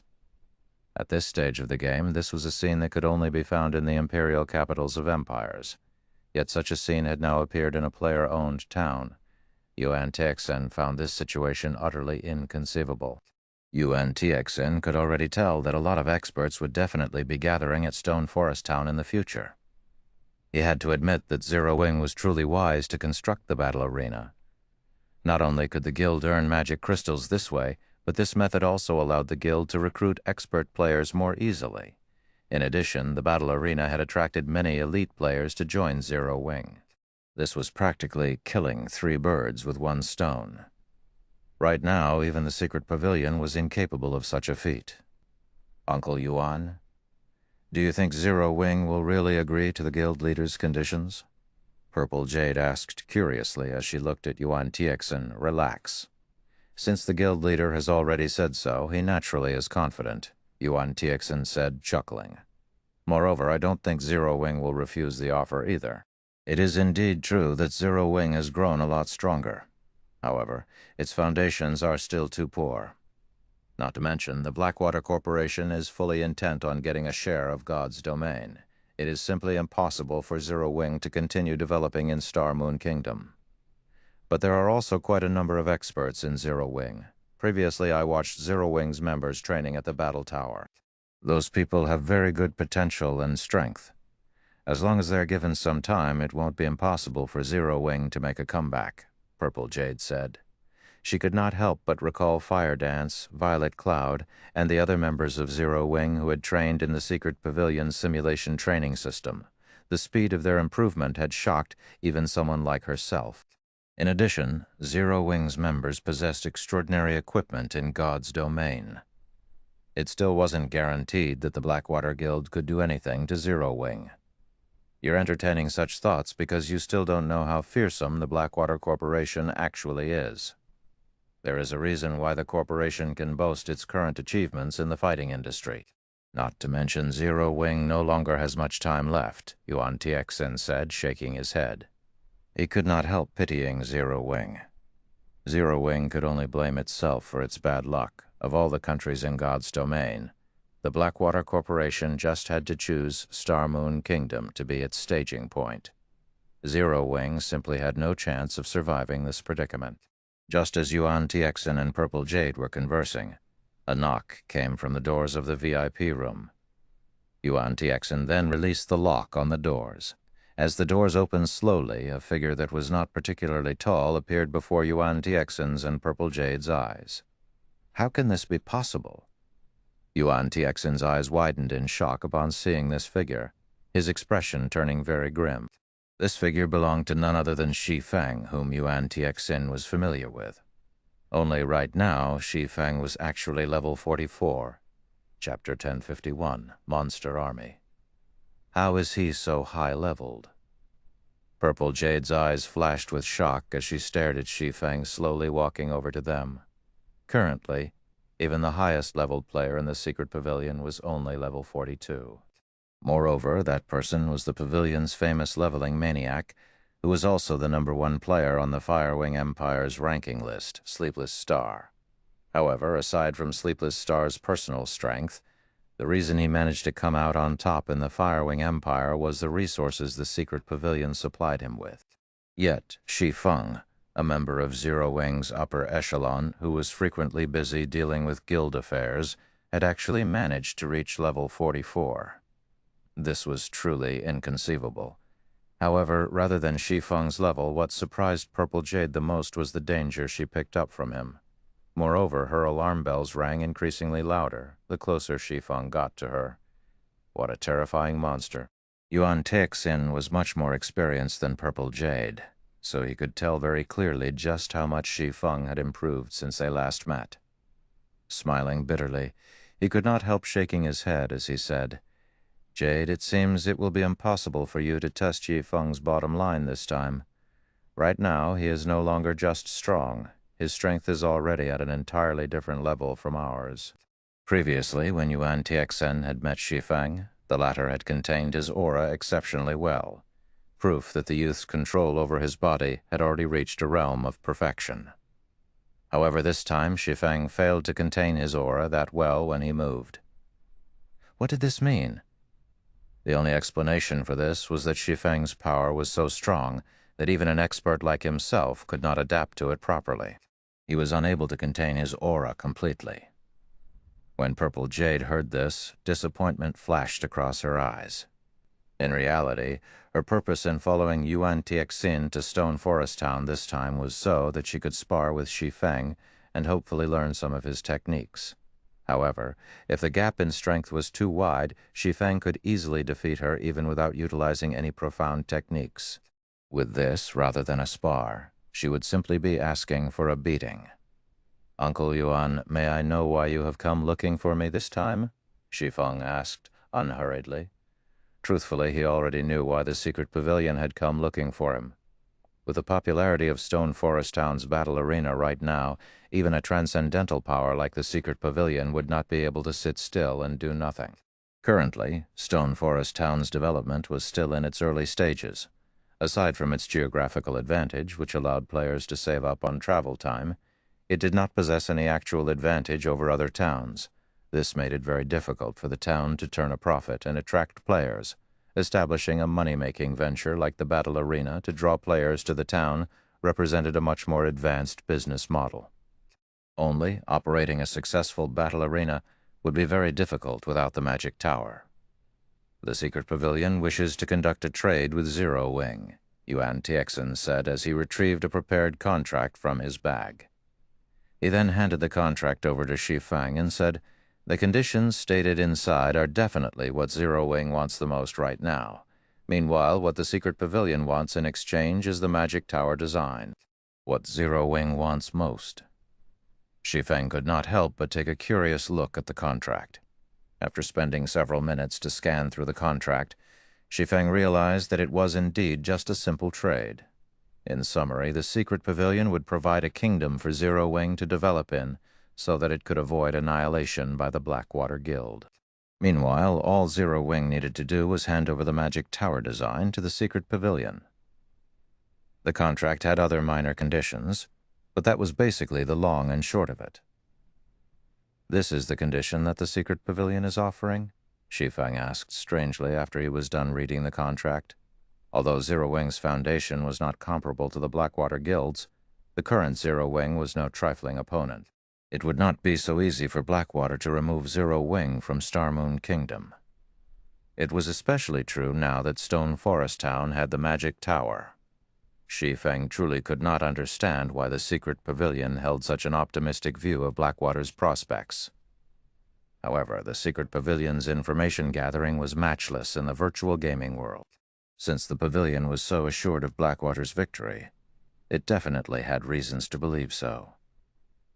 Shi Feng just did not know what those reasons were. "That's right. This is the condition the secret pavilion is offering. This is a trade that will bring only good and no harm to Zero Wing," Yuan Tixen said determinedly.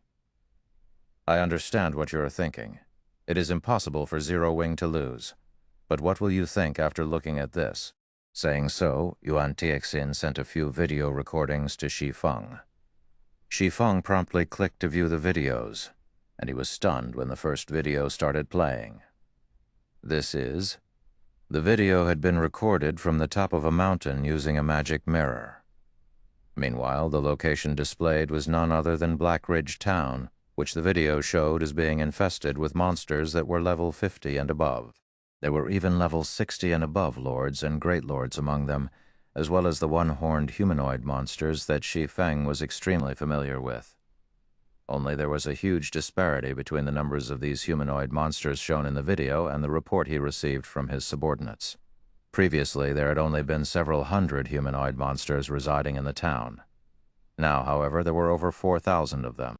Moreover, a few of these humanoid monsters had even reached level 60 already, their HPs breaching 30 million, equivalent to a level 60 Great Lord, and there were actually 5 of them. The development speed of these monsters made even Shi Feng shudder. Aside from these monsters, Shi Feng could also vaguely make out a figure wearing a black cloak. Meanwhile, the next few videos showed a mysterious cloaked person conversing with Blackwater's guild leader, Abandoned Wave. Unfortunately, as the person recording these videos had been too far away, the video did not include the contents of their conversation. However, the appearance of this mysterious person was somewhat similar to the figure wearing a black cloak in Black Ridge Town. "Are you trying to say that these monsters are under the Blackwater Guild's control?" Shi Feng asked Yuan Tixin. "That's right. Although we're not sure what kind of relationship the two possess, those monsters should support Blackwater's overall direction. Moreover, just recently, we've also received news that Blackwater has secretly joined hands with Pantheon. Knowing this, how long do you think Zero Wing will be able to hold on? Moreover, the longer this stalemate lasts, the more disadvantageous it will be for Zero Wing. After all, those monsters are simply developing too quickly," Yuan Tixin said earnestly. "Not to mention Zero Wing, even the secret pavilion might not be able to hold off all those monsters. The common beast-type monsters might be manageable, but those one-horned humanoid monsters were a different story. They possessed not only very high combat standards, but also similarly high intelligence. It would already be very troublesome dealing with one of those humanoid monsters at the level 50 Lord standard, let alone a level 60 Great Lord. With 5 of these Great Lords leading them, the 4,000-plus humanoid monsters could easily flatten a player town. What was more, there was still the endless horde of beast-type monsters. This was a force that current players simply could not contend with. In addition, the Blackwater Guild had its own forces. Combined with the monster army, Blackwater was practically invincible in Starmoon Kingdom. The only way out for Zero Wing right now was to shift its base of operations to another location. Avoiding a confrontation with Blackwater was the best option. Chapter 1052, War Approaches. Yuan Tixin had anticipated seeing an expression of fear on Shi Feng's face after his explanation. However, even after some time had passed, Shi Feng's expression remained unchanged. "Aren't you worried about Stone Forest Town's safety?" Yuan Tixin asked. "You should know that Black Ridge Town is only a short distance away from Stone Forest Town. If those monsters take action, they need only 10 hours or so to gather at Stone Forest Town's entrance. With the strength of those monsters in addition to Blackwater's various experts, it is impossible for you to hold them off without level 150 guards using just the defense turrets you've built. I believe you also know that the attacks of those turrets are very easy to see through and are short range.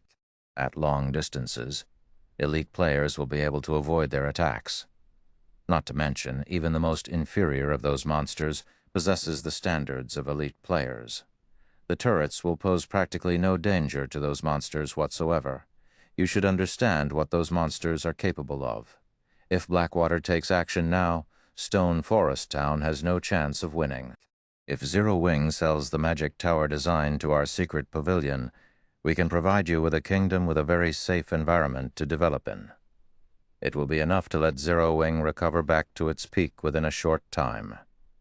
Right now, the longer you delay your decision, the greater the losses you will suffer. Hopefully, Zero Wing makes a decision soon. If you wish to negotiate the conditions, contact us at any time."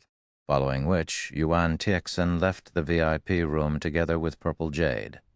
In Yuan Tixin's opinion, Shi Feng could not make a decision on such an important matter. The youth definitely needed to discuss things with that mysterious guild leader of Zero Wing, Black Flame. Uncle Yuan, has Pantheon really joined hands with Blackwater? Purple Jade could not help but ask. Pantheon was a bona fide super guild. If it had indeed entered into an alliance with Blackwater, Zero Wing would have no chance of victory whatsoever in the upcoming war. Although Zero Wing had a lot of powerful experts for an upstart guild in front of Pantheon, a guild whose history spanned several decades, that number of experts was not worth mentioning. The war this time would be different from when Zero Wing went up against the Star Alliance's elite army and the experts of the Flower of Seven Sins. Previously, Zero Wing's weapon of war had caught the Star Alliance's army by surprise. The Star Alliance's elite army had no way at all of defending against it. Currently, Pantheon could easily annihilate Zero Wing's experts by dispatching any one of its core legions. Moreover, Pantheon's resources were far superior to the Star Alliance's.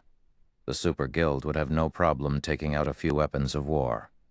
In fact, just recently, Pantheon had relied on weapons of war to take down a town heavily protected by the Dark Forces, instantly establishing its position in an empire.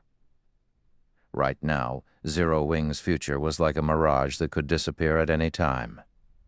This information has already been confirmed. As long as Blackwater starts moving, Pantheon will dispatch 3 of its core legions to support Blackwater. If Zero Wing doesn't come to a decision in time, it will suffer even greater losses later on, Yuan Tixin said, nodding. Hopefully, Zero Wing decides as soon as possible. It seems I've truly underestimated the Blackwater Corporation. Shi Feng revealed a bitter smile as he scrutinized the information from Yuan Tixin several more times. Not to mention the current Blackwater Corporation, even in the past, despite the corporation having had such a late start in God's domain, it had still managed to develop a super guild within a short time. Moreover, he never imagined that Pantheon would actually stick a hand in Starmoon Kingdom's business. With Zero Wing's current state, the guild truly did not possess many means of retaliation. It could only rely on the magic tower to defend Stone Forest Town now. However, defending against so many monsters was impossible with just a single magic tower. Fortunately, the situation was still salvageable. At the very least, he had found out the Blackwater Corporation's trump card in advance. Even if Blackwater decided to take action right this instant, its armies would need over 10 hours to reach Stone Forest Town. Following which, Shi Feng contacted Melancholic Smile and instructed, "Melancholic, have everyone return to the Candlelight Trading Firm right now. I have something that I need you all to do. But, Guild Leader, we still have quite a lot of time remaining." "It would be a huge waste if we return now," Melancholic Smile argued, reluctance written her face. Living in Titan City felt like heaven.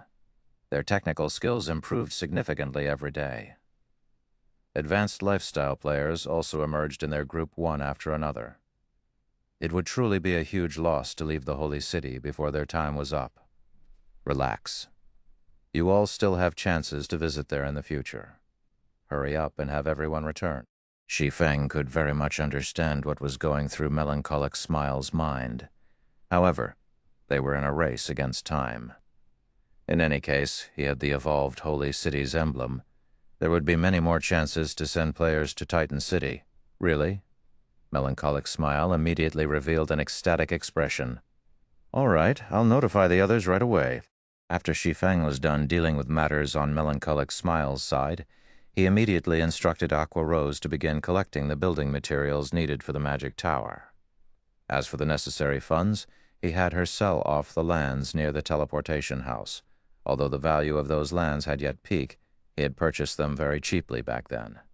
Once they all sold, he should be able to earn over 10,000 gold at the very least.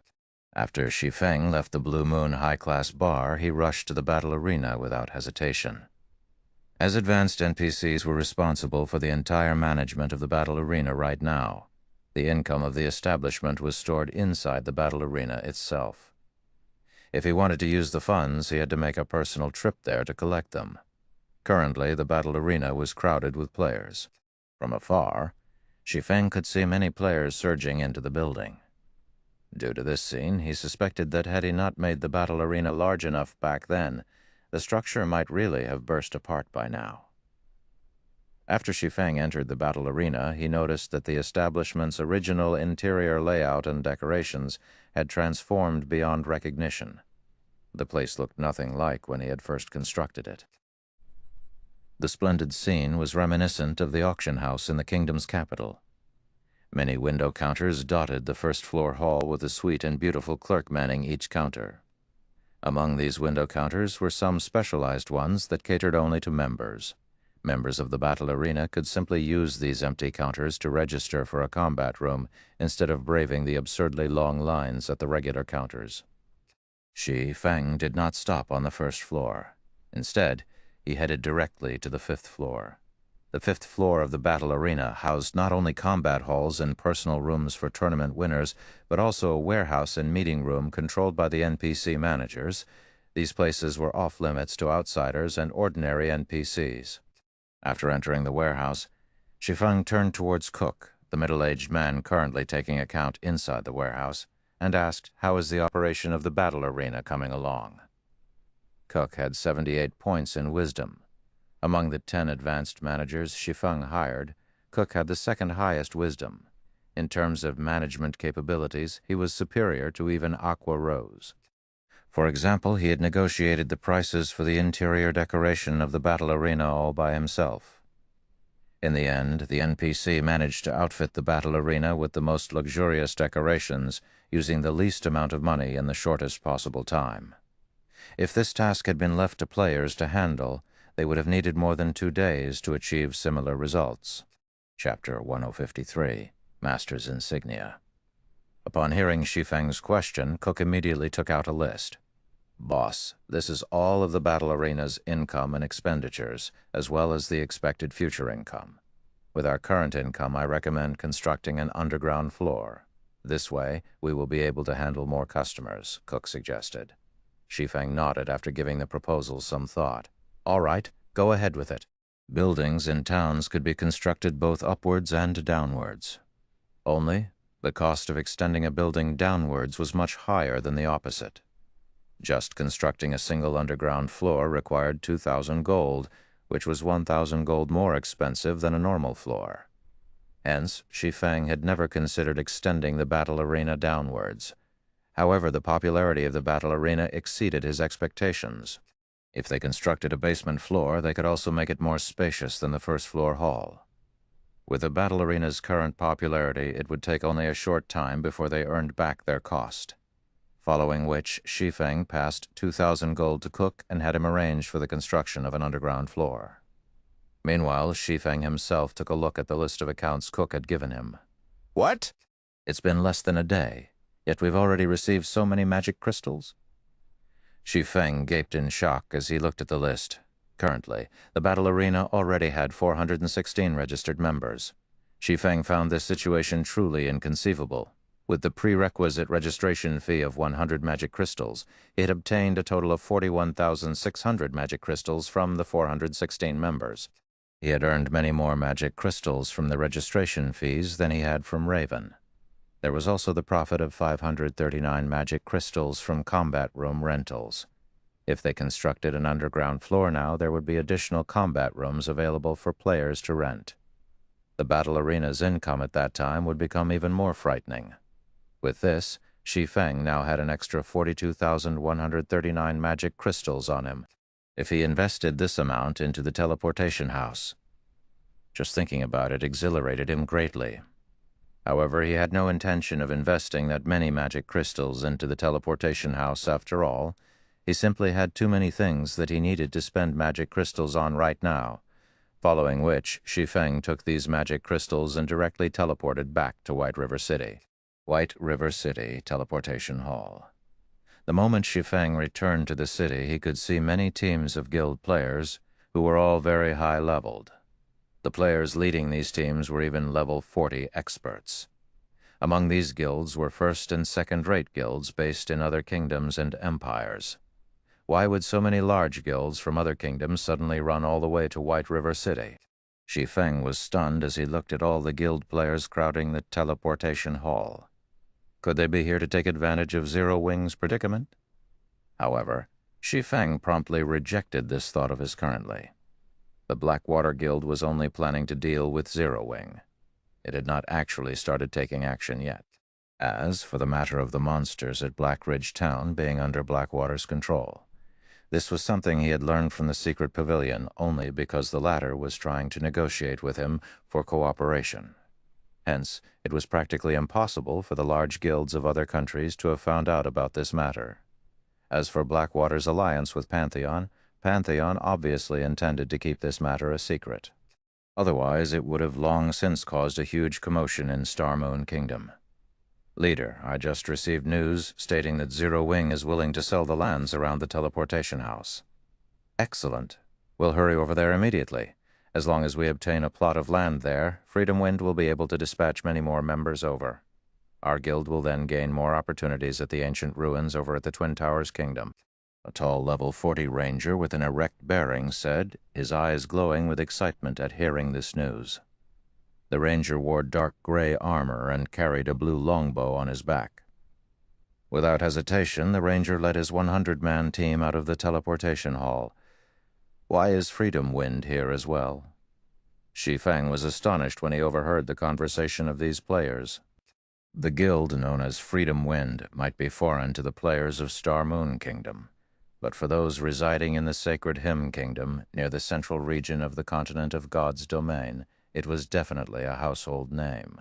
The reason for the guild's fame was the thrashing it gave the only first-rate guild to settle down in the Sacred Hymn Kingdom, despite being only a second-rate guild. This feat instantly crowned it the overlord of the entire kingdom. This could be considered a legend in God's domain. Many large guilds had even suspected that Freedom Wind possessed a powerful corporation behind it. In fact, as far as Shi Feng knew, Freedom Wind's backers included not only a major corporation but also a well-known dojo in the real world. The guild could nurture experts rapidly, batch after batch. Even a relatively strong first-rate guild would readily fall to Freedom Wind. However, the Sacred Hymn Kingdom was very far from Star Moon Kingdom. The distance between the two kingdoms was even greater than that between Star Moon Kingdom and the Apocalypse Empire, which made the teleportation fee extraordinarily expensive. Despite that, Freedom Wind had still dispatched a team of 100 players over. Ancient ruins over at the Twin Towers Kingdom? Shi Feng could not help but silently ponder on the words of Freedom Wind's members. If we're talking about ruins that can attract so many large guilds over it, seems the heaven-worshipping maze has been activated then. The Twin Towers Kingdom was very close to Star Moon Kingdom. Hence, he was quite knowledgeable about it. There were not many ancient ruins in the Twin Towers Kingdom. In fact, Shi Feng could count them on the fingers of both hands. If he had to name the ruins that current players could explore, then it could only be the heaven-worshipping maze. Since the heaven-worshipping maze was ancient ruins, the drops inside were naturally impressive. Particularly, players could exchange for mounts inside the maze. This was one of the methods for obtaining high-ranking mounts. However, entering the heaven-worshipping maze was not that easy. The maze had a very high requirement for players' individual strength. At the very least, players needed to be capable of clearing the Trial Tower's 6th floor in order to enter the maze. This requirement was impossible for many expert players. In other words, only large guilds could dispatch some players to the maze. As for small guilds, they could only stare at the maze from outside. That's right, there's still the heaven-worshipping maze. An idea popped into Shi Feng's head. The heaven-worshipping maze was divided into 3 layers. The layer with the lowest difficulty was the outer area. Players could obtain tablet fragments, which they could then exchange for high-ranking mounts from the monsters killed there. After the outer layer was the Black Fog area and the Temple area. At the Black Fog area, players could exchange for siege weapons used during ancient times, as well as for even better high-ranking mounts. Although these were no match for current siege weapons, they were still much better than low-end tools like the defense turret. The only problem was the large number of tablet fragments required to exchange for these siege weapons. Thinking up to this point, Shi Feng continued on his way to the Candlelight Trading Firm.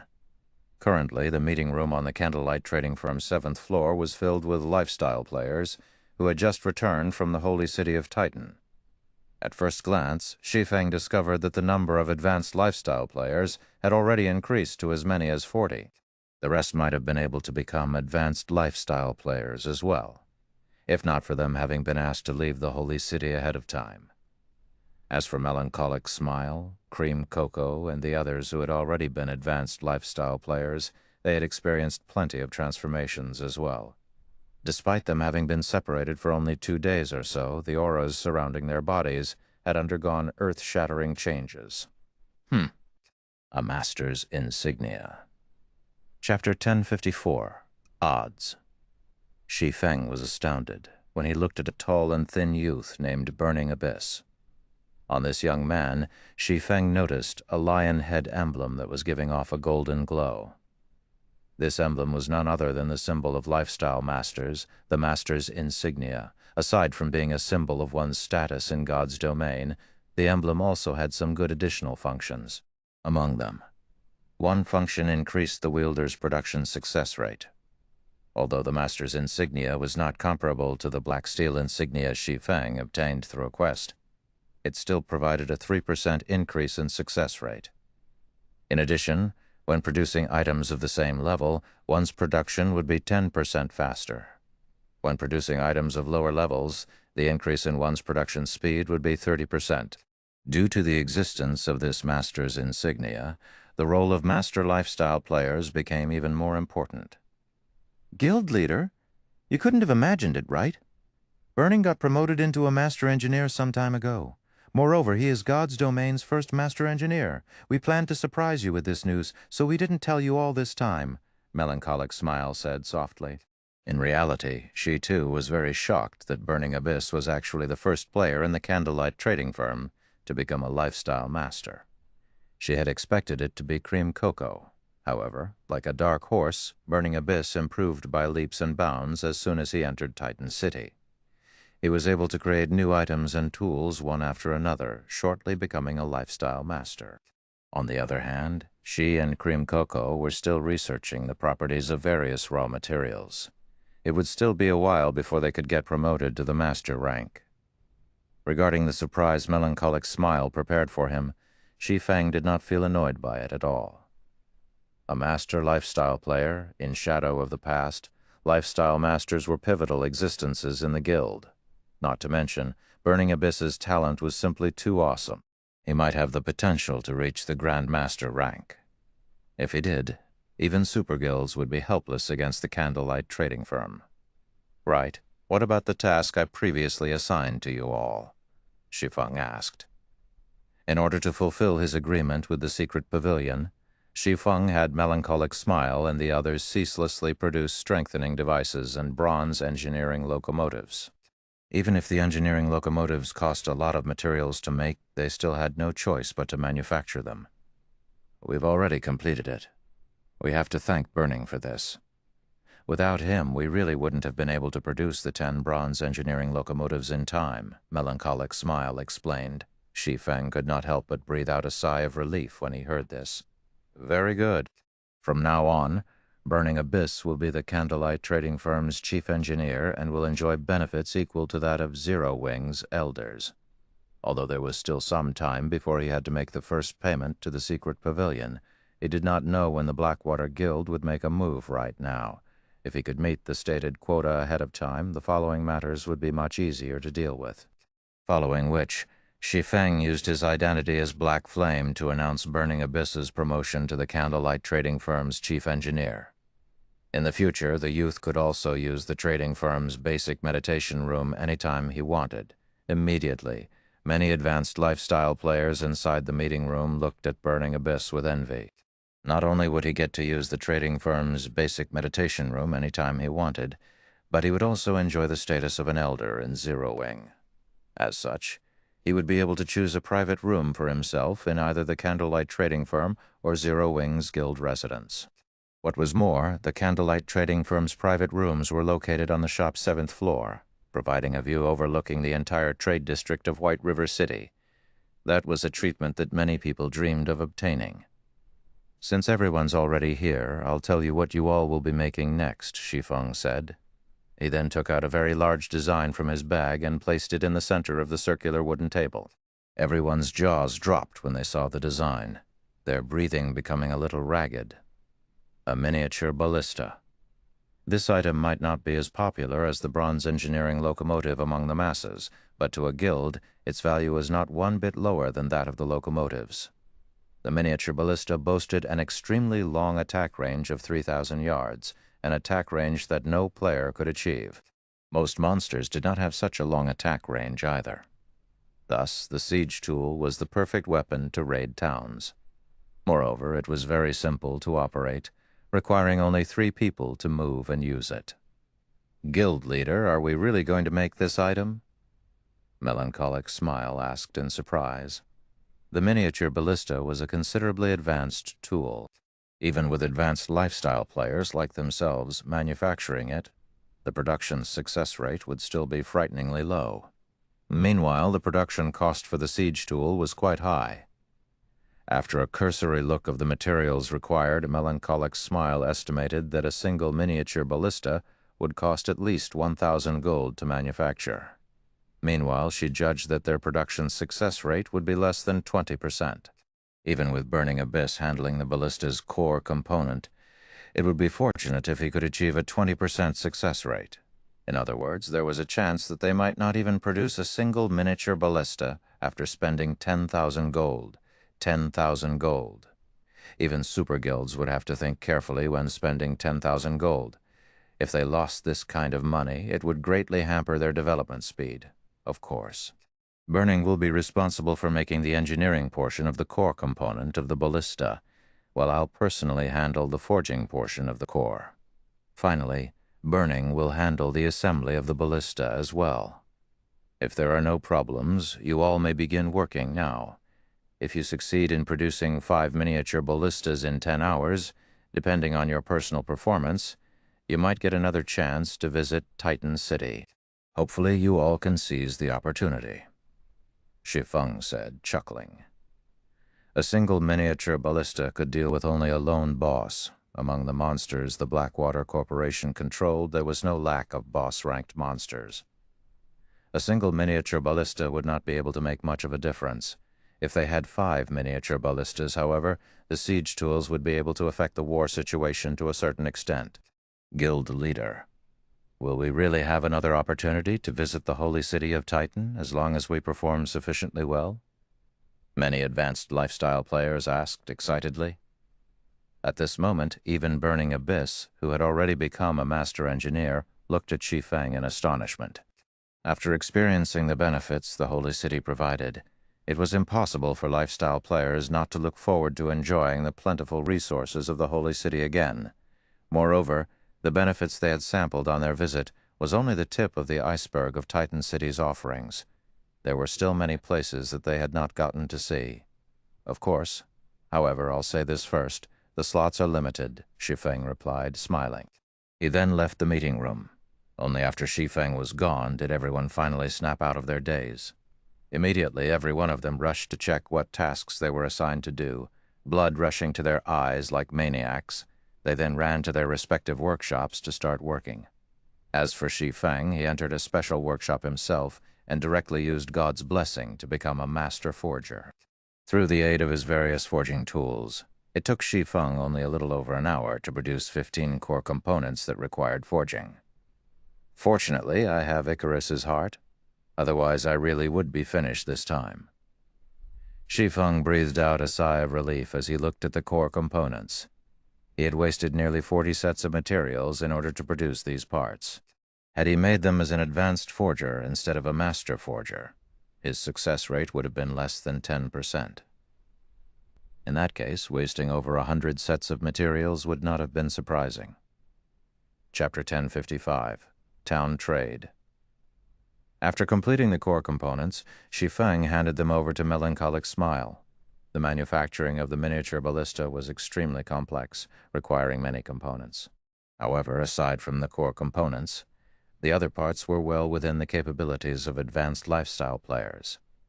As for the final assembly work, with Burning Abyss's standards, the master engineer would be more than capable of handling it. As for Shi Feng himself, he still had many things he needed to do. Guild leader, both the Blackwater and Heavenly trading firms are buying increasingly fewer light stones from us recently. Yet the amount they are selling on their side has been continuously increasing. It is likely they have already obtained plenty of light stone designs. Should we start lowering our selling price as well? Melancholic Smile asked worriedly. After she had returned and took up the reins of the candlelight trading firm again, She suddenly discovered that the trading firm's position in Star Moon Kingdom had become increasingly precarious. Setting aside the fact that both the Blackwater and Heavenly trading firms possessed exclusive products, just the competitiveness of the Candlelight trading firm's hottest-selling product, the Light Stone, was already growing progressively weaker. In addition, unlike the Candlelight trading firm, which only had shops covering several of Star Moon Kingdom's important NPC cities, both the Blackwater and Heavenly trading firms had shops covering the entire Star Moon Kingdom. At this rate, it would only be a few days before they overtook the Candlelight trading firm. If that happened, Candlelight's income would take a significant hit. So even the Light Stones are unable to hold out any longer? Looking at the list melancholic smile handed to him, Shi Feng smiled as he said, "Since it's no good already, it's about time we switch to a new main product." Change our main product?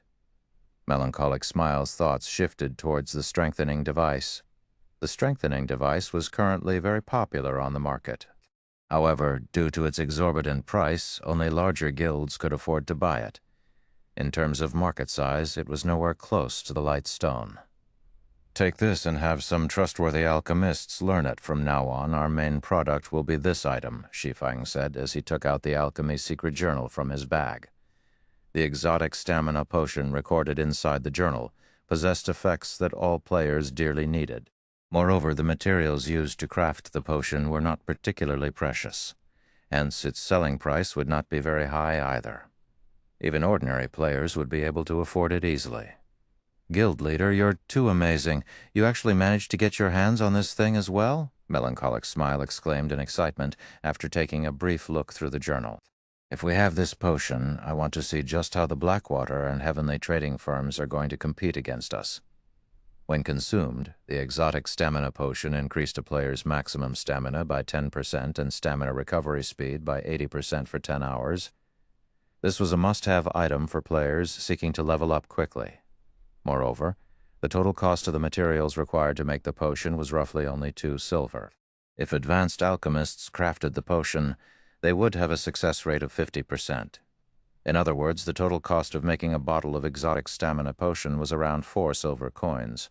With the excellent effects of the potion, even if they sold each bottle for 10 silver, there would still be swarms of players willing to buy it.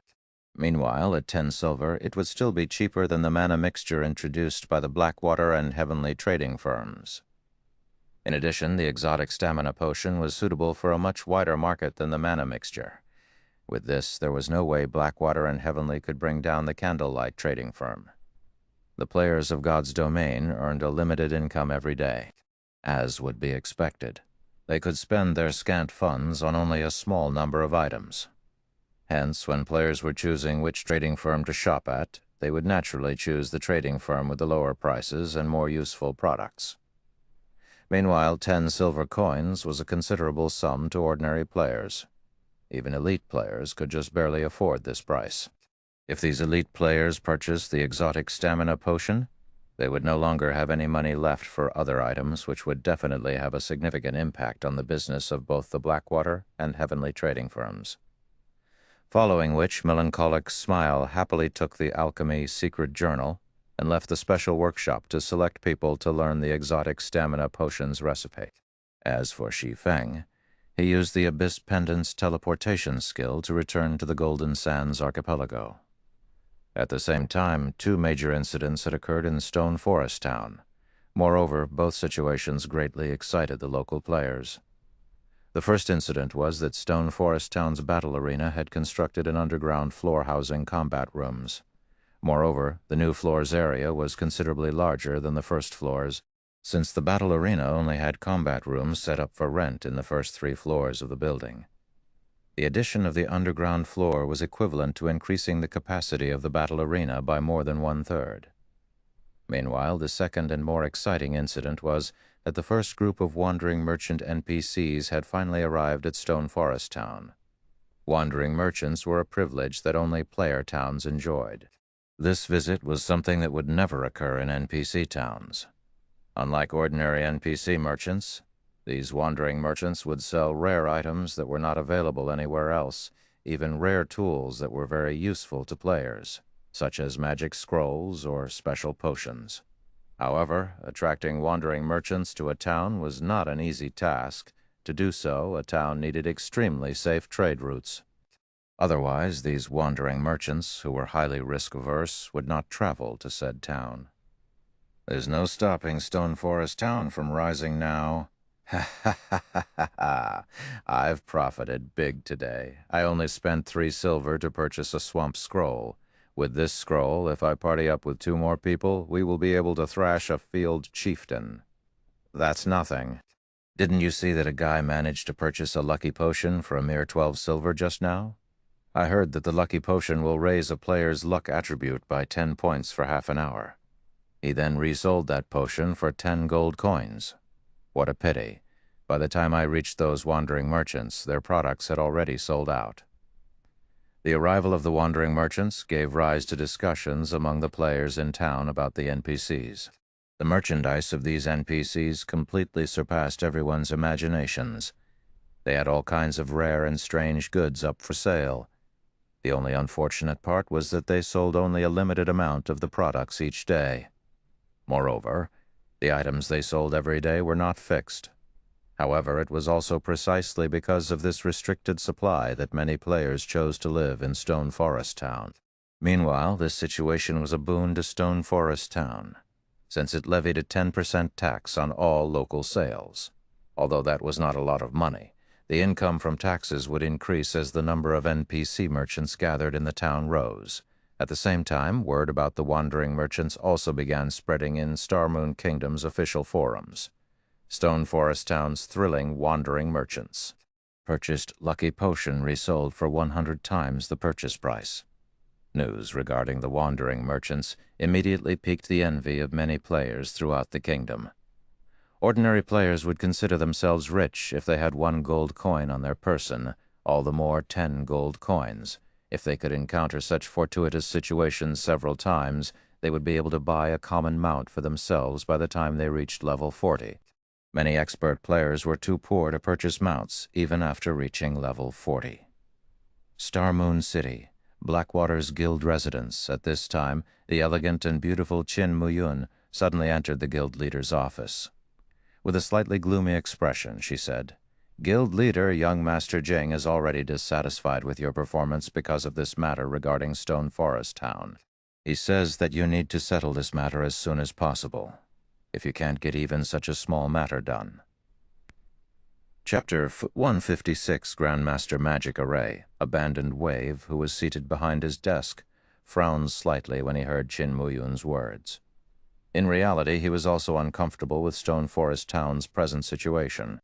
Due to the construction of the Magic Tower in Stone Forest Town, many of Zero Wing's elite and expert members had gathered there, instantly raising the difficulty of raiding the town significantly. With the addition of the wandering merchants now, most likely, there would be many more independent players trying to join Zero Wing. As long as these players became Zero Wing's members, not only would they enjoy the membership perks at the battle arena, but they would also have the convenience of much shorter travel times to Stone Forest Town due to the guild transfer scroll. The time savings from joining Zero Wing had tempted many independent players with good standards and strength. He had already received news that soon after the battle arena appeared, the number of players trying to join Zero Wing had started increasing exponentially. Moreover, practically every elite and expert player that recently joined Zero Wing had promptly migrated to Stone Forest Town to develop themselves. "I understand. Tell young Master Jing that as long as he gives me a little more time, Stone Forest Town will very quickly become the Blackwater Guild's property," Abandoned Wave said, nodding. "Also tell Black Robe that the sacrifices he asked for are already ready." He had to admit that Zero Wing's strength was ramping up quite rapidly. Unfortunately, the guild had the misfortune to meet him. Otherwise, there truly wouldn't be anybody in Starmoon Kingdom capable of stopping Zero Wing from becoming its overlord. However, now that the Blackwater Guild had arrived, Zero Wing could only perish. Upon hearing Abandoned Wave's reply, Qin Muyun turned around and left the office. At the same time, using the Abyss Pendant, Shi Feng appeared once more before the small cabin inside the ancient ruins at the core of the Golden Sands archipelago. This time, Shi Feng immediately opened the wooden door and entered the cabin. Although the cabin looked small on the outside and appeared to have only a single floor, stepping into the cabin was like entering a completely different world. The inside was just like a player-constructed building, where the internal space was usually larger than what was visible on the outside. Only, the disparity between the wooden cabin's frontage and interior space was much more grandiose.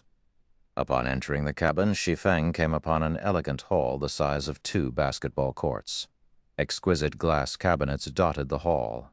There were all sorts of rare items on display inside these cabinets, and no lack of items that could tempt even expert players. Meanwhile, 10 level 200 NPCs stood guard around the hall, with 4 stationed by the staircase leading up to the cabin's second floor. In addition to these guards, there was also a handsome and beautiful young man who seemed to be the manager of the establishment. The youth's appearance could fascinate even men. When Shi Feng looked at the youth, he could only see the youth's name, Harold, displayed. He could not see any other information about him. However, if one used an advanced identification skill on the youth, they would discover that the young and beautiful Harold was not a human at all. Harold, High Elf, Grand Wizard, level, HP, HP. In the past, many players often discussed which NPC in God's domain they thought was the strongest. They would also make strength rankings for NPCs according to the NPC's tiers. In other words, only NPCs of the same tier would be compared with each other. Meanwhile, as a Tier 5 NPC, Harold's strength had always been a mystery to everyone. After reaching level 200, many players had attempted to use extremely powerful identification skills to examine Harold. In the end, however, they still failed to discern Harold's level and HP. In addition, nobody had ever seen Harold's true strength. Although there had been 6 Tier 5 experts who had attempted to rob the Golden Sands exchange shop in the past, Harold had instantly annihilated them in a single move. After those experts died, not only did they each lose 10 whole levels, but they also got jailed for over half a month. From then on, nobody else dared to provoke Harold. They only knew that this high elf was exceedingly puissant. After all, it was simply impossible for an ordinary Tier 5 NPC to defeat 6 Tier 5 players so swiftly. Even the Windbreaker Kite had not possessed this kind of strength at his peak. Hence, Harold's strength had always been a mystery. Regardless, his strength was publicly acknowledged to rank within the top 5 among the various Tier 5 NPCs of God's domain. After Shi Feng entered the exchange shop, Harold slowly made his way over to him. In a very friendly manner, Harold handed a delicate corolla flower-shaped emblem over to Shi Feng and said softly, "Sir, congratulations on becoming a member of our exchange shop. Here is our establishment's member's emblem in the future. You may use this emblem to visit our shop anytime you want. In addition, you may visit our shop's second-floor hall. The items up for exchange there are all treasures carefully selected by our shop." "Thank you. I wish to take a look at the second floor, then. May I know what are the best products available for exchange this week?" Shi Feng asked, speaking as if he were an old customer after storing the exchange shop's member's emblem. After he had obtained the large quantity of magic crystals from the battle arena, he had directly paid 10,000 crystals to the system, although he had felt a slight sting at the loss, compared to using the other methods to become a member of the exchange shop. It was already the best option. "Please follow me, sir," Harold said before leading Shi Feng upstairs. The size of the second floor's hall was somewhat smaller than the first floor's. Moreover, the number of glass display cabinets here was only 1/10 of that of the first-floor halls. Even so, the 30,000-plus magic crystals Shi Feng had on him right now was most likely insufficient to buy even 1/10 of the items displayed here. Even the cheapest item on display was priced at 2,000 magic crystals. Taking a casual glance around, Shi Feng had also discovered many items priced above 10,000 magic crystals. Sure enough, the second floor isn't a place for normal people. Shi Feng was rendered speechless by what he saw. Currently, 100 magic crystals could be used to exchange for 25 gold coins on the market. 10,000 magic crystals would be equivalent to 2,500 gold. In other words, among the items displayed, there were many valued above 2,500 gold. 2,500 gold. With that kind of money, one could already purchase an epic item. Sir, of the many products that have arrived in our shop this week, these 5 items are the ones our shop is proudest of. Hopefully they are to your liking, Harold said, very confidently as he brought Shi Feng over to a glass cabinet protected by a magic array. This is a Grandmaster magic array. Shi Feng could not help his shock when he saw the magic array protecting the 5 items. He had done his fair share of research into magic arrays in the past and could even draw intermediate magic arrays. Although he was not a master at crafting magic arrays, he could more or less discern their standard. As for the magic array Shi Feng was currently standing on, he had only seen the likes of this around the palaces in imperial capitals.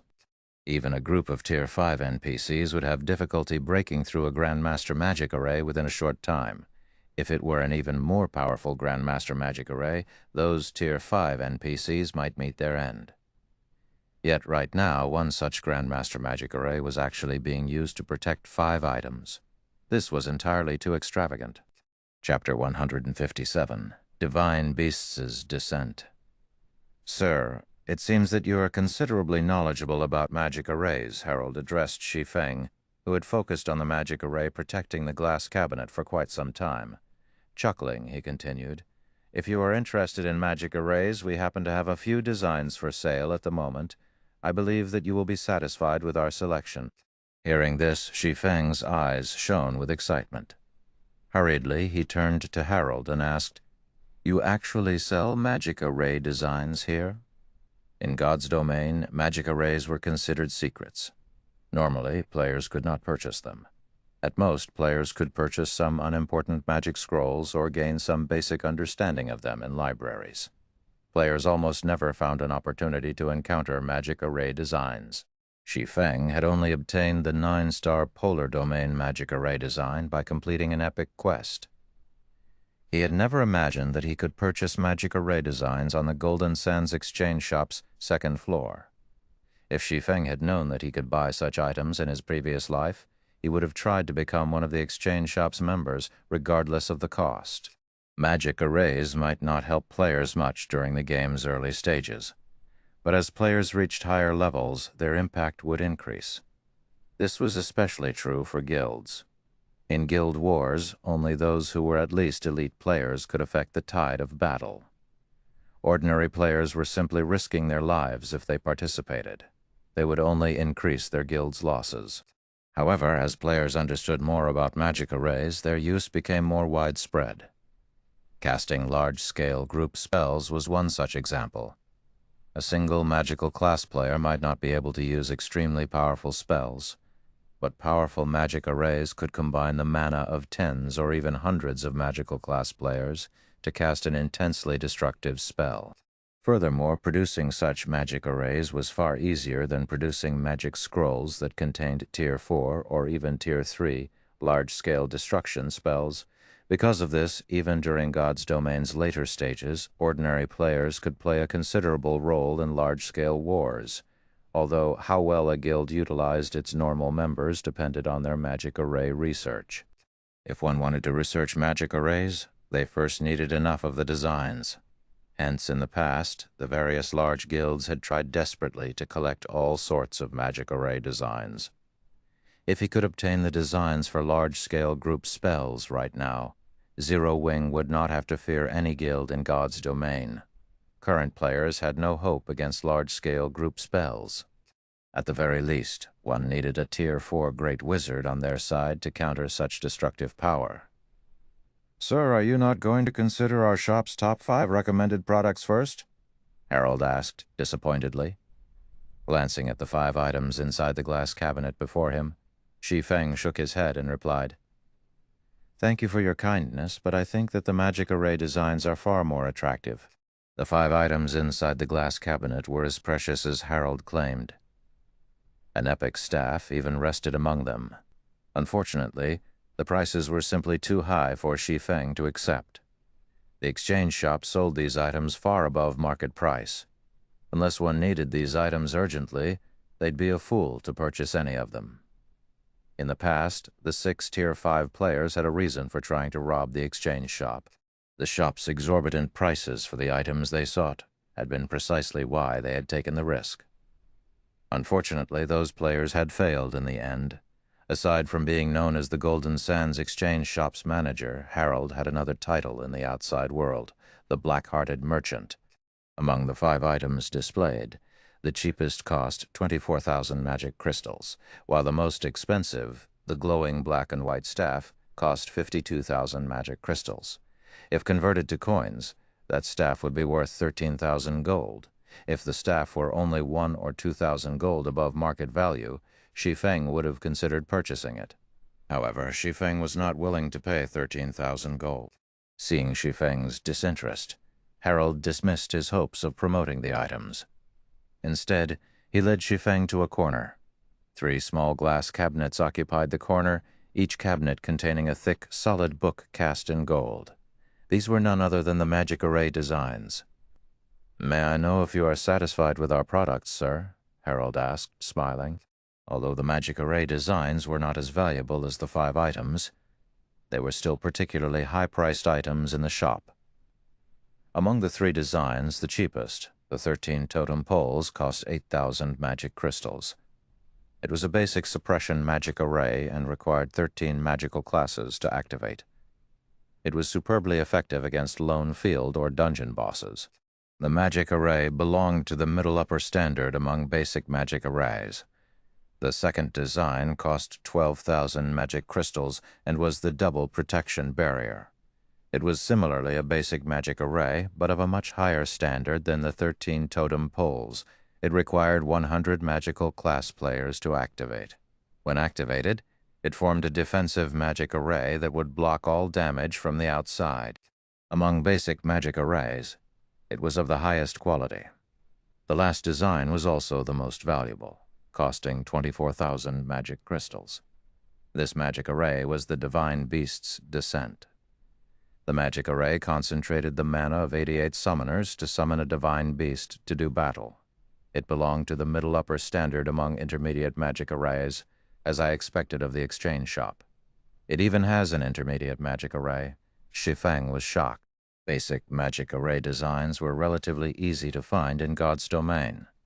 However, after reaching the intermediate rank, magic array designs became extraordinarily rare. Even large guilds found them quite difficult to obtain. Thus, it was truly surprising to find one in the exchange shop. Although the Divine Beast's Descent magic array cost far more than its market value, the magic array would play a massive role in guild wars. The 9-star Polar Domain magic array he currently possessed was a suppression-type magic array. Its main purpose was to weaken bosses.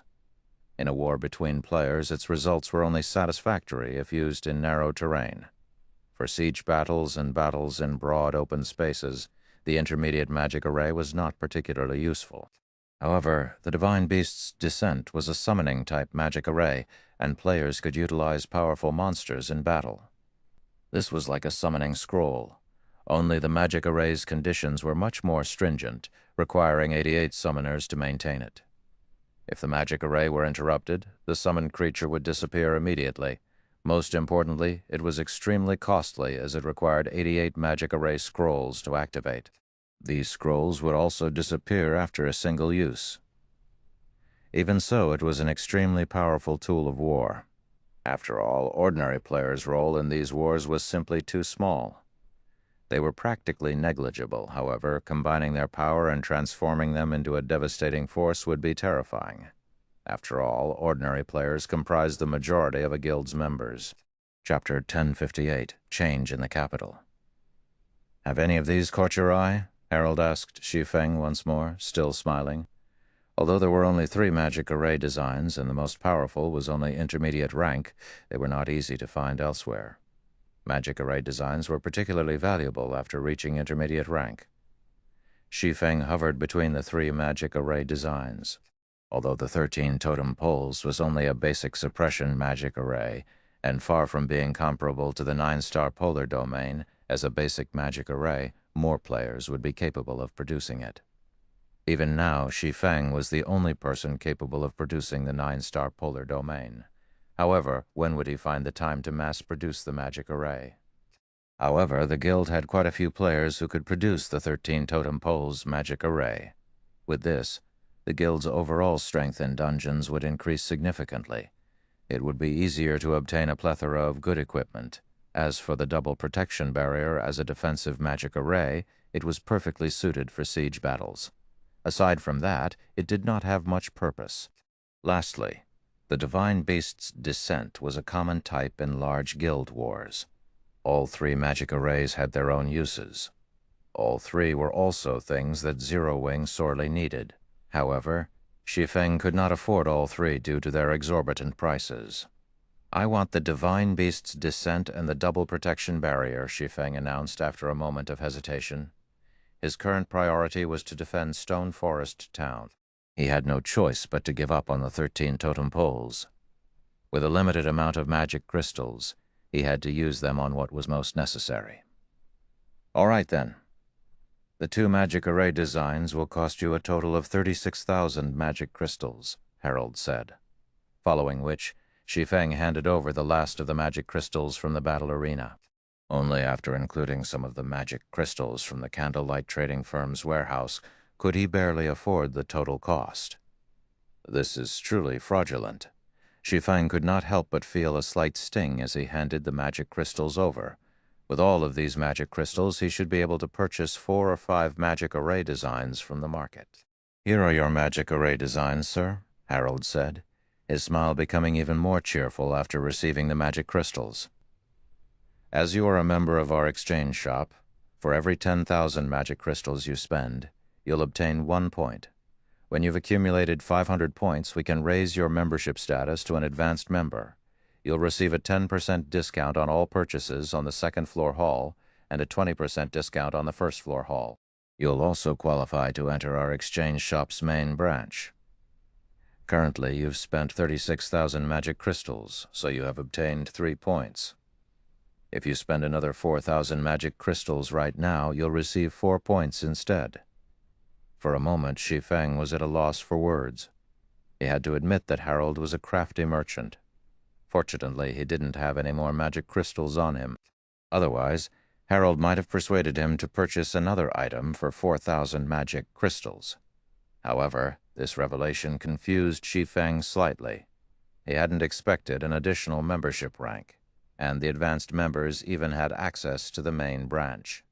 However, as far as he could remember, there had never been any mention of an advanced membership in the past. Although rare, some players had become normal members of the Golden Sands Exchange Shop. Moreover, there was no real benefit in hiding this fact. "Excuse me, but can every member of the Exchange Shop be promoted to an advanced member?" Shi Feng asked curiously. Harold shook his head, chuckling before he explained. "Not everyone receives this privilege, as you are the first heaven-blessed person to visit our shop. We have extended this benefit. Normally, members have to spend an additional 10 million magic crystals before we notify them of this option. So that's why nobody knew about the advanced membership in the past." Realization dawned on Shi Feng, following which Shi Feng took the 2 magic array designs and left the exchange shop. As for becoming an advanced member, it was too early to bother with. Although if he secured the manatite vein in that dangerous sea zone, he could consider becoming an advanced member. Otherwise, not a single guild throughout God's domain could afford the promotion requirement of 5 million magic crystals. After leaving the exchange shop, Shi Feng used the 7 Luminaries Ring space movement to reach a distant beach. He then released the Swift Dragon speedboat and traveled to his final destination, the Savage Wildland. As the Savage Wildland was very close to a dangerous sea zone, it was easy for players to encounter sea monsters. Although these sea monsters' levels only ranged between level 40 and level 50, the threat they posed surpassed that of ordinary level 40 to level 50 High Lords. The Dragon Phoenix Pavilion's plan of using the magic tower to lure players to the Town of Beginnings wouldn't be nearly as effective as doing so with a town on the mainland. After all, traveling to the Savage Wildland was simply too dangerous for current players. However, this had allowed Shi Feng to spot a business opportunity. Traveling to the Savage Wildland in a fishing boat was undoubtedly dangerous. However, if one used a speedboat, the danger would decrease significantly. What he needed to do was to open a sea route between Ocean Viewing Town and the Savage Wildland, starting a transportation business. If he charged each person 2 silver, a flood of players would brave the journey. Even if there were only 10,000 players trying to reach the Savage Wildland each day, he could still earn 200 gold daily. However, this was a conservative estimate. Take Stone Forest Town, for example. Even though the town was over 10 hours away from the nearest teleportation point on foot, a large number of players made the trip. Moreover, by the time the Town of Beginnings developed into a medium-sized town and unlocked the Savage Wildland's true value, at that time it would not be surprising if hundreds of thousands of players attempted the trip every day. The income he could gain from the transportation business might even match the income from the Town of Beginnings. Shi Feng could still remember that when the Town of Beginnings had developed into a small-sized city, the city's permanent player population had already neared 1 million. As for city's floating population, that was well over 5 million. If that came to pass once again, counting each day's earnings would become laborious. Time passed quickly. The trip, which should have taken over an hour, was over in only 10 minutes or so, thanks to the swift Dragon speedboat. From a distance, the Savage Wildland looked like a new continent. At first glance, the island seemed to have no end. The island was roughly the size of a major city's jurisdiction on the mainland. However, even the island's outer region was not easy to reach, following which, Shi Feng found a place to dock before storing the Swift Dragon speedboat. He then unsheathed the abyssal blade and activated Phantom Kill, his doppelganger splitting from his body. The 7 Luminaries' ring's space movement was quite convenient. However, he was no god. He could not remember the exact coordinates of the Otherworld transfer gate. He could only determine its general location on the map. But how dangerous was the core area? As a precaution, he could use the Replace skill to avoid dying should he find any powerful monsters during his journey. As Shi Feng was about to use space movement, he received a call from Aqua Rose. "Guild leader, this is bad. I just received a report from the secret pavilion stating that 3 of Pantheon's core legions have snuck into Star Moon City." Chapter Note 059. Passage established. On the semi-transparent screen, anxiety pulled at Aqua Rose's fair, dainty face. When Shi Feng had told her that Pantheon had joined with Blackwater to deal with Zero Wing, she had doubted his words. Moreover, even if it were true, it should have been quite some time before Blackwater attacked Zero Wing directly. She had never imagined that Blackwater would move this quickly. If Blackwater and Pantheon had truly come for Zero Wing, she was not certain that Zero Wing could hold its ground against the guilds. After all, Pantheon was a bona fide super guild. She was not ignorant as she had once been. After experiencing the secret pavilion's simulation training system, she understood just how terrifying super guilds were. The strength these guilds normally revealed was the tip of the iceberg. However, this tip was more than enough to frighten any first-rate guild. It seems that they can no longer wait. The news didn't particularly surprise Shi Feng. They could have flown under the radar if Stone Forest Town's popularity had been the only thing growing. However, Zero Wing benefited from the town's growth. Right now.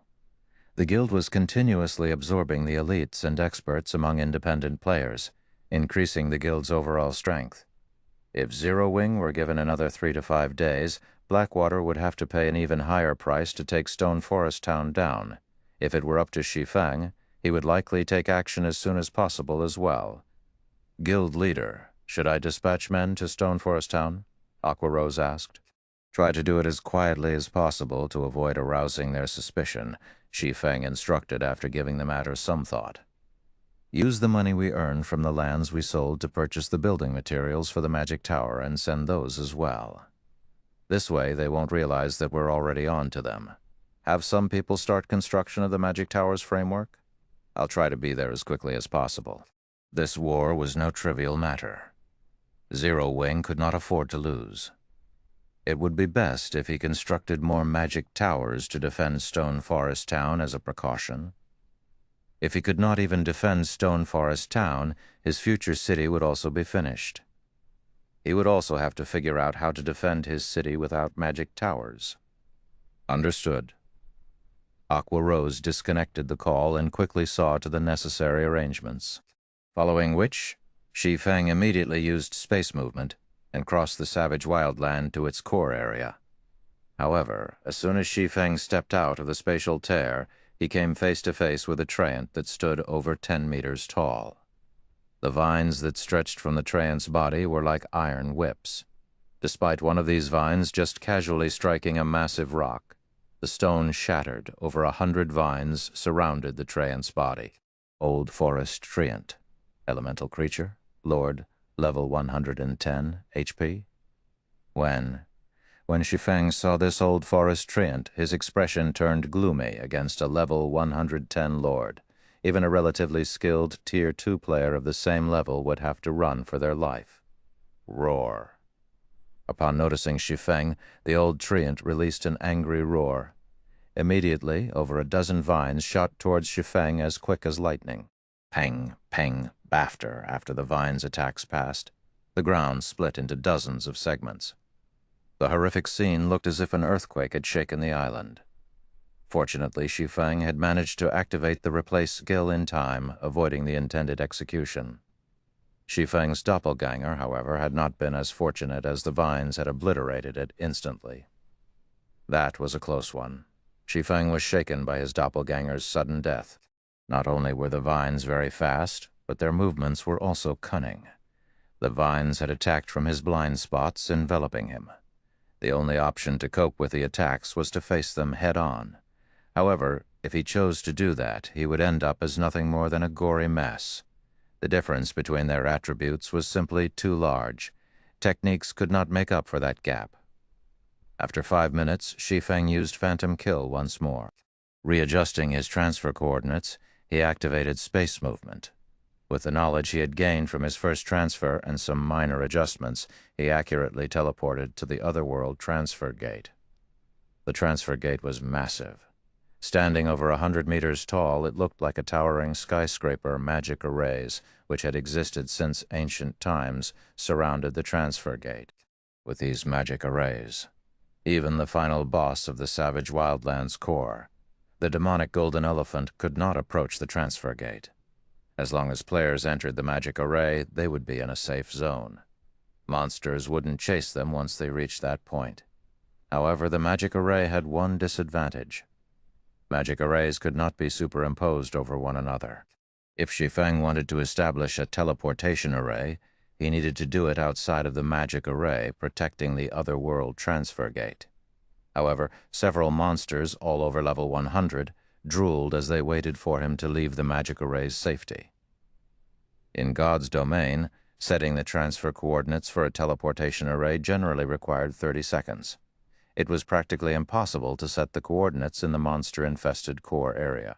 In the past, players had only established the coordinates for a teleportation array because Super Guild's members had cleared the area's monsters. Once the coordinates were established, Super Guilds had stationed experts near the Otherworld transfer gate to contain the monster population, allowing players to reach the transfer gate safely. Shi Feng wasn't yet strong enough to kill the surrounding monsters, much less clearing them out periodically. Although Shi Feng wasn't strong enough, he did have the monster repellent scroll. The monster repellent scroll would disperse the monsters within a fixed area. Once the monsters were gone, establishing the transfer coordinates would be easy. The only problem was that when players teleported here in the future, they still had to deal with the guardian monsters. However, if players reacted quickly enough and could cross into the other world in time, those monsters would be helpless to stop them. Scatter. Shi Feng unfurled the monster repellent scroll. Immediately, the monsters around the Otherworld transfer gate began to flee, and the area fell silent. Taking this opportunity, Shi Feng immediately began to establish the transfer coordinates. With the transfer coordinates established, Zero Wing's members could teleport here using a teleportation magic array and train inside another world to improve their strength. Even Super Guild's Apex experts didn't enjoy such perks. After Shi Feng finished with the transfer coordinates, he retrieved a return scroll and returned to White River City. Now that Blackwater had shown signs of movement, he needed to use what little time he had left to produce magic array scrolls. Unfortunately, when Shi Feng arrived before the candlelight trading firm, Aqua Rose called. When the video call connected, Shi Feng noticed the woman's grim expression. What happened? I'm not sure what's going on exactly, but just a moment ago, our guild members couldn't use their guild transfer scrolls to transfer to Stone Forest Town. Players in Stone Forest Town couldn't use their transfer scrolls to return to White River City either. Even their return scrolls have stopped working. Aside from that, Blackwater has surrounded the closest NPC town. And in Lakeheart City, the Dragon Phoenix Pavilion's members have begun to slaughter ours. Gentle Snow's people have been badly pummeled. Aqua Rose was extremely anxious. Although she had sent a lot of the guild expert and elite members to Stone Forest Town, there was still too few members there right now. Now that their members couldn't use their guild transfer scrolls, Zero Wing couldn't send more reinforcements. Chapter 1060. Action. Shi Feng's expression darkened upon hearing Aqua Rose's report. The guild transfer scrolls can't be used? Shi Feng pondered the situation. Could they have used a sealing magic array? The various large guilds had commonly used sealing magic arrays to raid towns and cities in the past. However, such magic arrays were extremely rare. Generally, players only had a chance of coming across one in level 60 and above secret locations. With the guild's current strength, it was impossible to obtain one. Guild leader, should I lead some experts to take charge of the situation? Afterward, you can lead the guild's army to support us. I believe that, with Stone Forest Town's defensive advantage, we should be able to hold out until the army arrives, Aqua Rose suggested. Blackwater and Pantheon had acted too quickly. Although they had begun to prepare, they had never expected Blackwater to pull such a card.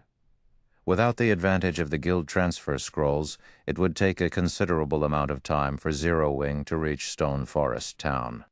By the time the army arrived, the siege would be underway. However, there were very few Zero Wing upper echelons in Stone Forest Town right now. Without anyone taking charge of such a large-scale guild war, the town could easily fall. Hence, they quickly needed to dispatch experts capable of leading the defense. All right. Lead the members who have mounts and start on the town's fortifications. However, be careful of ambushes from Blackwater. Since they have gone to the trouble of sealing the entire map, they definitely have plans to prevent anyone from reaching the town, Shi Feng said, nodding. Currently, mounts were still far from being common in God's domain. Even in super guilds, only very few experts had obtained a mount. Aqua Rose's group only needed to break through Blackwater's defensive line, and they could reach Stone Forest Town without trouble. Players without mounts had no hope of catching up to them at all. Moreover, due to a fortuitous encounter, Aqua Rose had obtained and completed a quest that had awarded her with a secret silver-ranked flame horse. With the speed of a secret silver mount, even Super Guild's players with mounts would not catch up to her. After all, secret silver mounts were very rare. After Shi Feng finished assigning Aqua Rose's tasks, he entered the candlelight trading firm's basic meditation room and activated God's blessing. Using the materials that Melancholic Smile had prepared for him, he began to produce one magic array scroll after another. Even if Blackwater's army traveled towards Stone Forest Town from the nearest teleportation point, they would have to run for over 10 hours. Moreover, after such a long run, they would have to rest before joining the battle. Otherwise, ordering an army that had nearly exhausted its stamina to raid a town would be the epitome of foolishness. Meanwhile, if Shi Feng hurried towards Stone Forest Town, he could arrive far more quickly. The sealing magic array created mana fluctuations in the affected area and prevented teleportation magic arrays from functioning properly. However, Shi Feng had the 7 Luminaries ring. Space movement was different from teleportation. Even if there were mana fluctuations in an area, the skill would not be affected. Hence, he could simply teleport to the nearest town and continue towards Stone Forest Town. In terms of speed, even someone riding a dark gold mount would be no match for him. He now had over 10 hours to prepare for war. Right now, his priority was to make as many magic array scrolls as he could. Everything else was secondary. As for organizing an army to reinforce Stone Forest Town, he had no intentions of doing so. If it came down to a direct confrontation, even if Zero Wing were 10 times stronger, it would be no match for Blackwater, as the latter controlled those one-horned humanoid monsters. Sending players against those monsters was the equivalent of sending them to their graves. Furthermore, how could Zero Wing outmatch Pantheon's expert count? Zero Wing's only hope relied on magic array scrolls and the town's defenses. Shortly after Blackwater sealed off the map surrounding the Stoneclaw Mountains, many players noticed the scent of gunpowder in the air. As Blackwater and Heaven's Burial's elite armies began pouring into the town nearest to Stone Forest Town, the various large guilds around Star Moon Kingdom realized that Blackwater intended to steal Stone Forest Town. Meanwhile, a commotion shook Star Moon Kingdom's official forums. What? They're starting to fight already? I wonder who will win this war. Do you even need to ask? It will definitely be Blackwater. Didn't you see how many players the guild has gathered? Moreover, I heard that even Pantheon is getting involved. How could Stone Forest Town be that easy to raid? Don't forget that Zero Wing has stationed many NPC guards in Stone Forest Town. In addition, the town has the normal guards that belong to the guild's members as well as the defensive turrets.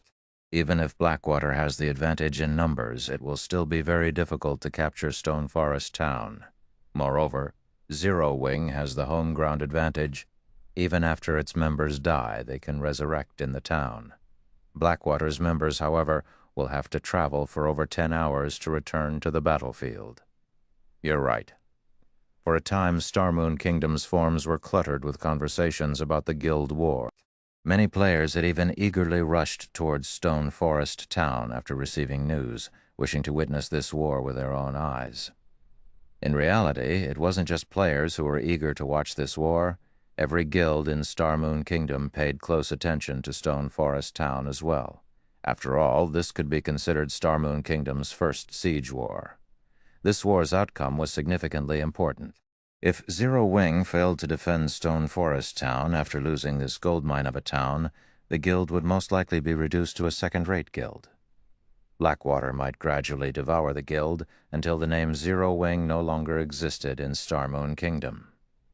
On the other hand, if Zero Wing repelled Blackwater's assault after this war, Zero Wing's influence in Star Moon Kingdom would reach unprecedented levels. Within a short time, Zero Wing's strength would undoubtedly climb by leaps and bounds. Many players in Star Moon Kingdom had felt that the Blackwater Guild, which had the support of the Blackwater Corporation, had massive potential and thought that it was guaranteed to become Star Moon Kingdom's ruler. Hence, many players and companies paid close attention to this war. If Zero Wing came out victorious, it would be impossible for Blackwater to organize further effective assaults in a short time. For a long time to come, Zero Wing would remain as Star Moon Kingdom's ruler.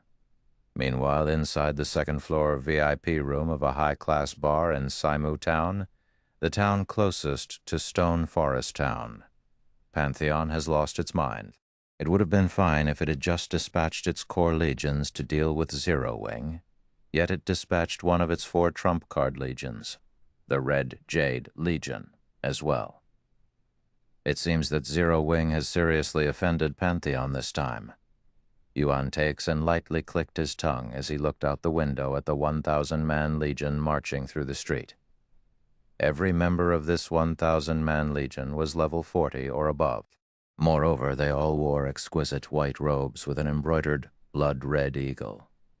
This blood-red eagle was none other than the Red Jade Legion symbol.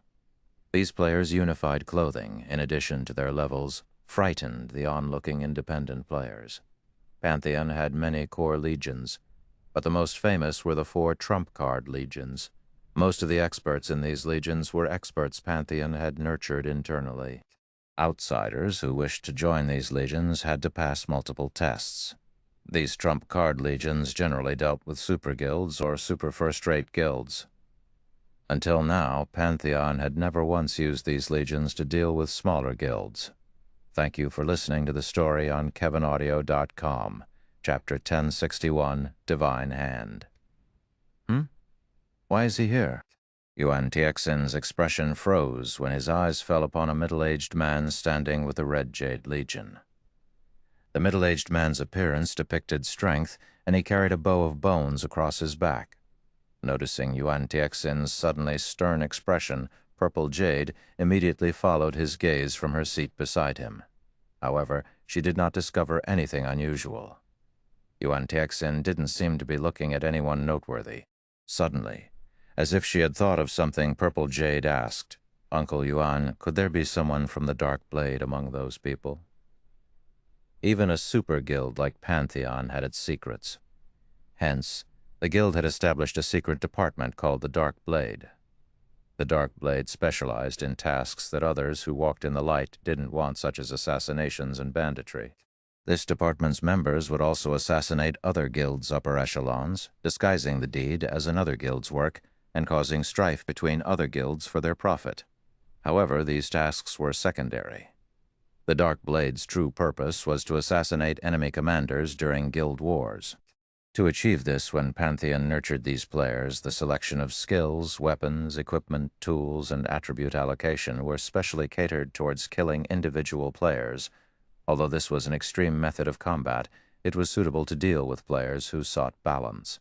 In a one-on-one battle where both sides had equal combat standards and similar quality of weapons and equipment, the Dark Blade's members could trample such players. Of course, with such an extreme combat method, the members of the Dark Blade fared poorly against monsters in the field or a dungeon. This, in turn, greatly impacted their leveling speed. Hence, they needed other players to power level them. That's right. I'm familiar with the man wielding the massive bone bow. He is the Vice Commander of Dark Blade, Divine Hand 9 Kills, Yuan Tixin said, rage filling his gaze as he watched the distant, bow-carrying player. The bow-carrying man's name was 9 Kills, while Divine Hand was a title he had been given by others in the industry. In a past large-scale virtual reality game, due to 9 Kills successfully assassinating the Secret Pavilion's third Vice Guild leader at the time, the Pavilion had lost a major war against Pantheon. Yuan Tixin had been one of the guards protecting the third Vice Guild leader. In the end, however, 9 Kills had pulled off the assassination attempt. Due to that loss, the Secret Pavilion had been forced to withdraw from that virtual reality game. That incident had become one of Yuan Tixin's lifelong embarrassments, and he had hungered for revenge. However, the trail of Pantheon's Dark Blade members was too difficult to track. Yuan Tixin had not expected to encounter the man here. Although 9 Kills had modified his appearance somewhat, Yuan Tixin recognized him. So, he is the rumored Divine Hand. Purple Jade carefully observed 9 Kills as well. However, no matter how much she watched 9 Kills, she could not sense anything special from the man. He looked like any other expert in the Red Jade Legion. Since 9 Kills is making a move, the other members of the Dark Blade should be hidden among the Legion as well. Zero Wing has no chance of victory, Yuan Tixin said, sighing. Setting aside the army of high-intelligence monsters, just the presence of Dark Blade could ruin Stone Forest Town. If the town didn't have any commanders, it would be a piece of cake for Blackwater to raid the town, although he believed that Shi Feng was quite strong. The Dark Blade's members, who had undergone special training to kill other players, were no trifling opponents. The Secret Pavilion's Vice Guild leaders were not just figureheads. Without sufficient strength and talent, it was impossible to achieve this position, not to mention becoming the third Vice Guild leader. Yet, even with 3 guards by his side, the third Vice Guild leader had been killed. Although the 3 guards had eventually killed the Dark Blade member, their victory had held no meaning. Outside of Saimu Town's entrance, a large number of elite members belonging to both Blackwater and Heaven's Burial waited for their orders. These players were all level 37 or above. The independent players watching from afar were shocked by this scene. There should be at least 100,000 players, right? 100,000? Aren't you underestimating Blackwater and Heaven's Burial too much? Both guilds recruited that alone during their last 2 recruitment campaigns. Not to mention, Blackwater annexed Ouroboros. Many of the experts I know are now wearing Blackwater's emblem. What's going on? The Blackwater Corporation is supporting Blackwater. The guild isn't hurting for money at all. Moreover, the Blackwater Corporation is prepared to invest into God's domain fully. If one joins the guild and obtains a good position, their future could be limitless. The income of the guild's core members already rivals the Blackwater Dojo's newly hired instructors. Do you know how many people are vying to become an instructor in the Blackwater Dojo each year? It's a pity that only a handful of people get chosen. I guess you're right. It's a pity that I'm not strong enough right now. Otherwise, I would try to join Blackwater. I know, right? I have heard that since Blackwater established its guild, several thousand of Star Moon Kingdom's independent players have joined. However, they only received the treatment of elite members. It is extremely difficult to become a core member. This war is a good opportunity for them to display their skills. If they perform well, they might even be promoted to a core member. At that time, they could afford to live without worrying about basic necessities. I have also heard that the team leaders and vice-team leaders among Blackwater's core members received incomes that rival the Blackwater Dojo's basic and intermediate instructors. If one manages to reach those positions, they wouldn't have to worry about money for the rest of their lives. Just as the players in Saimu Town discussed the current atmosphere, a row of players atop high-ranking mounts began to lead the elite army towards Stone Forest Town. Even the most inferior among these mounts was bronze rank, while the two people in the lead rode mysterious iron mounts. Miss Muyun, I have truly underestimated your Blackwater Guild. I had never thought that you would dispatch so many elite members. I believe that even Zero Wing will be surprised. Singular Burial, who rode a black cheetah, commented, laughing. Previously, Singular Burial had thought that Blackwater could dispatch at most 100,000 elite members. After all, the guild still faced many management issues after annexing Ouroboros. The guild still needed some elite members to maintain order in the towns and cities it ruled over. However, contrary to expectations, Blackwater had dispatched 200,000 elite members. It was very hard to imagine that Blackwater already possessed such strength, despite establishing only a short time ago. In terms of the number of elite members, even the Star Alliance was no match for Blackwater. Blackwater also had plenty of experts. If the guild were already this strong after recently joining God's domain, it was hard to imagine how powerful it would become in the future. Whether Zero Wing is shocked or not is no concern to Blackwater. In any case, ours won't be the main force raiding the town. We are simply here to pick up the pieces, Chin Muyun said indifferently. If Zero Wing uses everything it has against us, excellent. As for hindering Zero Wing's reinforcements, I'll leave that to Guild Leader Burial. Please, rest assured. Heaven's Burial will prevent Zero Wing's army from setting foot in Stone Forest Town. Heaven's Burial confidently declared. Although Blackwater had dispatched an army of elite members, Heaven's Burial had dispatched quite a few of its own. With a total of 120,000 elite members in addition to their terrain advantage, the town would have new owners before Zero Wing's army reached it. After that, Heaven's Burial simply needed to work with Blackwater to encircle and annihilate Zero Wing's army. Guild Leader, a report just came in. Several cloaked players riding mounts have been sighted leaving Saimu Town. By the looks of it, they seem to be heading towards Stone Forest Town. Daybreak Fog, who stood to a side, suddenly announced, "They should be Zero Wing's upper echelons. Should we dispatch some of our experts to get rid of them?" Chapter 1062, Forceful Breakthrough. Hearing Daybreak Fog's deduction, Singular Burial fell into deep thought. Have Ghost Shadow's group stop them? Remember, don't let a single player escape, Singular Burial said strictly. We're sending Ghost Shadow's group? Daybreak Fog was momentarily stunned. Aren't we making a big fuss over something so small?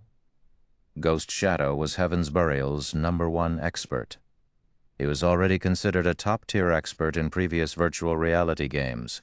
Now, during his time in God's domain, he had come across a fortuitous encounter which allowed his techniques and strength to undergo a qualitative change. Only Ghost Shadow had been improving himself away from the public eye all this time, so not many people knew about his current strength. They had originally planned to use him to surprise Zero Wing's army. Yet Singular Burial intended to expose Ghost Shadow's strength to hunt down a few players. I don't think so. Even now, Zero Wing has yet to arrange an army to head over to Stone Forest Town. Instead, they are sending a few experts with mounts over first. The only reason they would do so is most likely because there are no good commanders in Stone Forest Town right now. Among the Zero Wing members heading towards Stone Forest Town, a commander is likely among them. I believe that Ghost Shadow will be very interested in them. He might even come across Zero Wing's #1 assassin, Fire Dance, singular Burial explained. Of course, this was only a guess. However, to make their raid on Stone Forest Town easier, he would rather mistakenly kill 1,000 players than let one escape. I'll head over as well, then. Daybreak Fog could not help her growing interest. It was a popular belief that Star Moon Kingdom's strongest female experts were in Zero Wing. Meanwhile, Aqua Rose was the most famous female player in Zero Wing. This was because she had once been an honorary elder of the first-rate guild, Twilight Echo. Following Aqua Rose was Fire Dance, who had displayed frightening strength in several past battles. However, Daybreak Fog did not agree with this sentiment. Without having fought each other, how could she know which among them was the strongest? If she came across either one of these women, she would initiate a proper fight. They dare to rush at us with so few people. They aren't taking Heaven's Burial seriously. A strong, muscular level 40 assassin wearing a black mask scowled, sneering at the 5 players rushing towards him from a distance. Leader, you must leave one for me. I want to show these people that the real experts aren't in Zero Wing. They are in Heaven's Burial's Ghost Shadow Legion. Although Heaven's Burial was an upstart guild, it possessed an extraordinary background. Otherwise, Blackwater would not have bothered to cooperate with the guild. Meanwhile, in Heaven's Burial, the Ghost Shadow Legion consisted of experts from many well-known workshops. Only this matter was never made public. The Ghost Shadow Legion's members leveled up and trained in secret. The guild had even invited some of the virtual gaming world's apex experts to spar and train them. In the real world, the Legion's members specifically gathered in a training complex which Heaven's Burial used to nurture its experts there. Members of the Legion sparred with other members and underwent all sorts of vigorous training methods each day. It felt like a living hell. Correspondingly, however, their strength had undergone earth-shattering changes.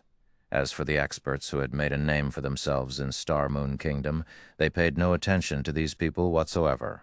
After all, even the best among those experts was only strong enough to reach the 6th floor of the Divine Colosseum's trial tower.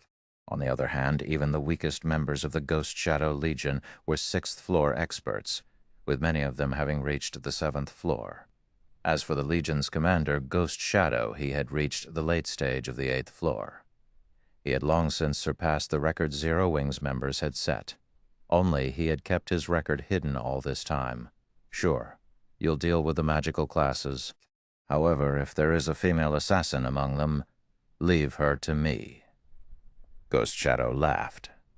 In reality, he didn't care about the several Zero Wing members heading towards him.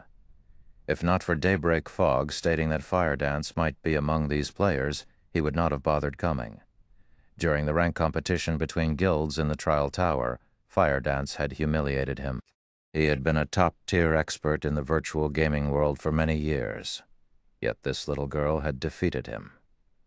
After that incident, he had vowed that he would, sooner or later, pay back the humiliation he had suffered after a fortuitous encounter.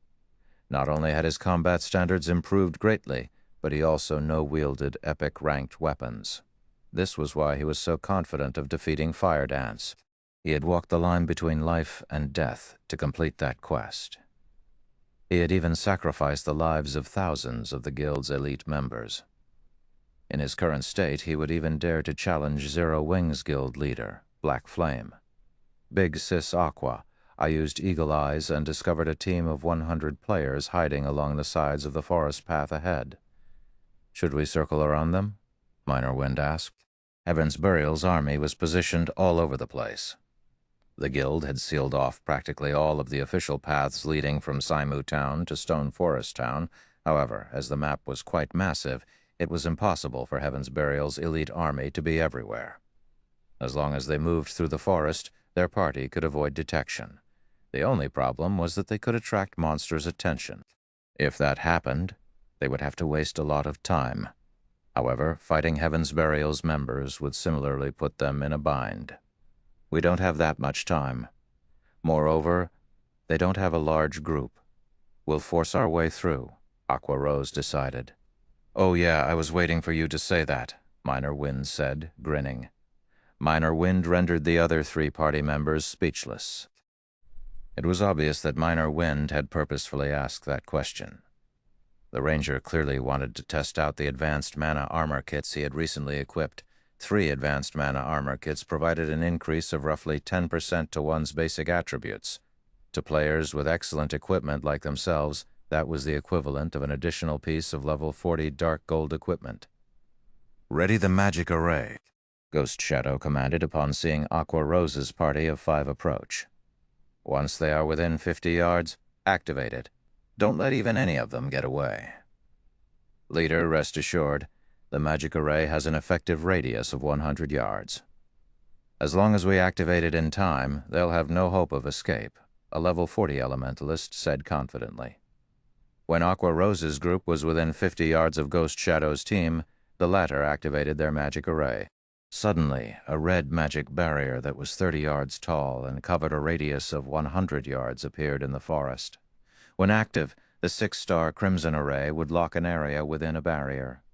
It was a basic magic array meant for ambushing enemies. The only way to break free was to attack the barrier and deplete the caster's mana. "Charge!"